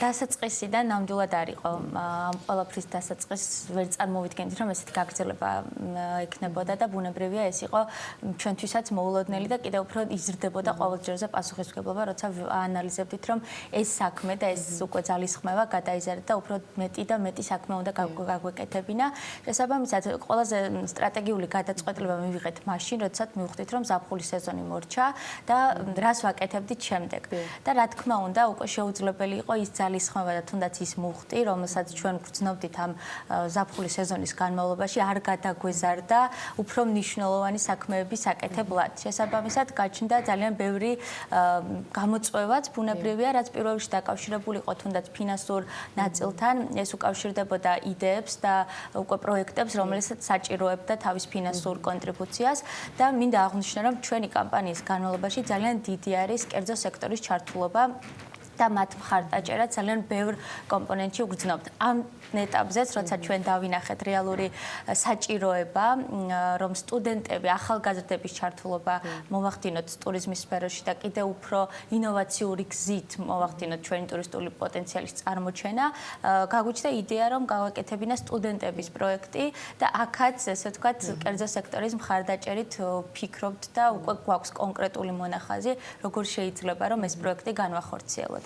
ეს არის ის უმოკლესი, ესე ვთქვათ, აქტივობები და ღონისძიებები, რასაც გეგმავთ და ერთი რაც ფიქრობ, რომ ჩვენთვის განსაკუთრებით მნიშვნელოვანია, ჩვენი თითოეული პროექტის და აქტივობის ფარგლებში გვინდა რომ შევინარჩუნოთ სოციალური კომპონენტი, მაქსიმალურად მხარი დაუჭიროთ ადამიანებს, სექტორს, დამწყებ ბიზნესმენებს, იმ ადამიანებს, რომლებსაც უჭირთ, რომლებსაც ჭირდებათ დახმარება თავიანთი პროდუქტის წარმოსაჩენად და ჩვენ ფიქრობთ, რომ ჩვენი ნებისმიერი ღონისძიების განხორციელებისას ეს იქნება ჩვენი მთავარი ნიშა, რომელსაც არ დავკარგავთ და რომელსაც გავაძლიერებთ სხვა იმ ადამიანებს, რომლებსაც ჭირდებათ ჩვენი დახმარება. მე მინდა წარმატებები გისურვოთ, იმიტომ მთელი საქართველოს მხარს გიჭერთ და პრინციპში გარკვეულწილად კონტრიბუტორებიც არიან ამ ასე ვთქვათ კამპანიის, რომელიც იყო რა თქმა უნდა თქვენი იდეა, ამიტომ დიდ წარმატებებს გისურვებთ და მაინდა თქვენ მომავალ წელს გარდა იმისა, რომ ნომინაციების ასე ვთქვათ გამრავალფეროვნებას აპირებთ, კიდევ რა გეგმები გაქვთ უკვე შემდეგი მე-6 დაჯილდოებისთვის? Вы знаете, я чувствую, что мы уже готовы поехать. Гзунов რომ მზადავთ რეგიონებში წასასვლელად. თავიდან იდეა როდესაც პროექტი დაიწყო საქართველოში და მაშინ მგონივრობდი რომ ყოველ წელს შეგვეტარებია სხვადასხვა რეგიონებში საქართველოს ეს ცერემონიები, რათა მოგვეხდინა ქვეყნის პოპულარიზაცია და ასევე ადგილობრივი ტურიზმის განვითარების ბიზნესაც და გვაქვს გეგმები რომ ჩავატაროთ არა თბილისში ცერემონია, ალბათ ორდღიანი ღონისძიება კონფერენციასთან რომელსაც ვატარებთ ზაფხულში, ასევე შესაძლებელია მისი ჩატარება ნომინანტების კუთხით თუ გყავთ მაქსიმალური, ასე ვთქვათ, ნომინანტები წარმომადგენლობა უბრალოდ რეგიონებიდან. რამდენად აქტიურები არიან თვითონ რეგიონებში? რა თქმა უნდა, ნომინანტები ეს არიან. ხომ გაგიმხავთ მაშინ რომელი რეგიონში? გაგდოებას ექსკლუზიურად ჩვენ. თუ ჯერჯერობით არიცით, ანუ კახეთი, სვანეთი, რომელ აჭარაში, შემდეგი დაჯილდოება რომელ რეგიონში შეიძლება სავარაუდოდ ვიხილოთ? თუ ვიტყვით დაჯილდოება და ეს ხოლმე და ხოლმე ღონისძიება, კონკურსი კი დარჩება ისეთივე, უბრალოდ ჩვენ სრულყოფას მოვახდენთ შეფასების სისტემას და კრიტერიუმებს და კონკურსი ალბათ იმავე მონაწილეებისათვის მხოლოდ ლოკაცია ამზე, იმის ამ ღონისძიების შეიძლება შეიცვალოს არ ურჩივით. ნამდვილად. შეიძლება კახეთი, აჭარა, იმერეთი მათ შორის. მადლობა ჩვენ სტუმრებს, მადლობა მაიასი და მოიდეს წარმატებებს გისურვებთ. ზაფხულის სეზონი რო გავხარჯეთ, ეგრევე გადავეწყეთ 4 სეზონზე და ეს ამბავი ძალიან მახარებს და თქვენი წარმატება ძალიან მახარებს. მაიასი და მოიძე პროტრებელ ჯორჯიას მმართველი პარტნიორი მარინა ჩაიკას ტურიზმის ეროვნული დაჯილდოების თანადამფუძნებელს და მარიჯო ბავა spent 4 seasons in Georgia's ერთ-ერთ დამფუძნებელს მასპინძლობდა საქმიან დილას. ვასრულებთ ამით საქმის კურსის გამოშვებებში შეხვდებით დღის განმავლობაში. მადლობა თქვენ ყურადღებისთვის. დროებით.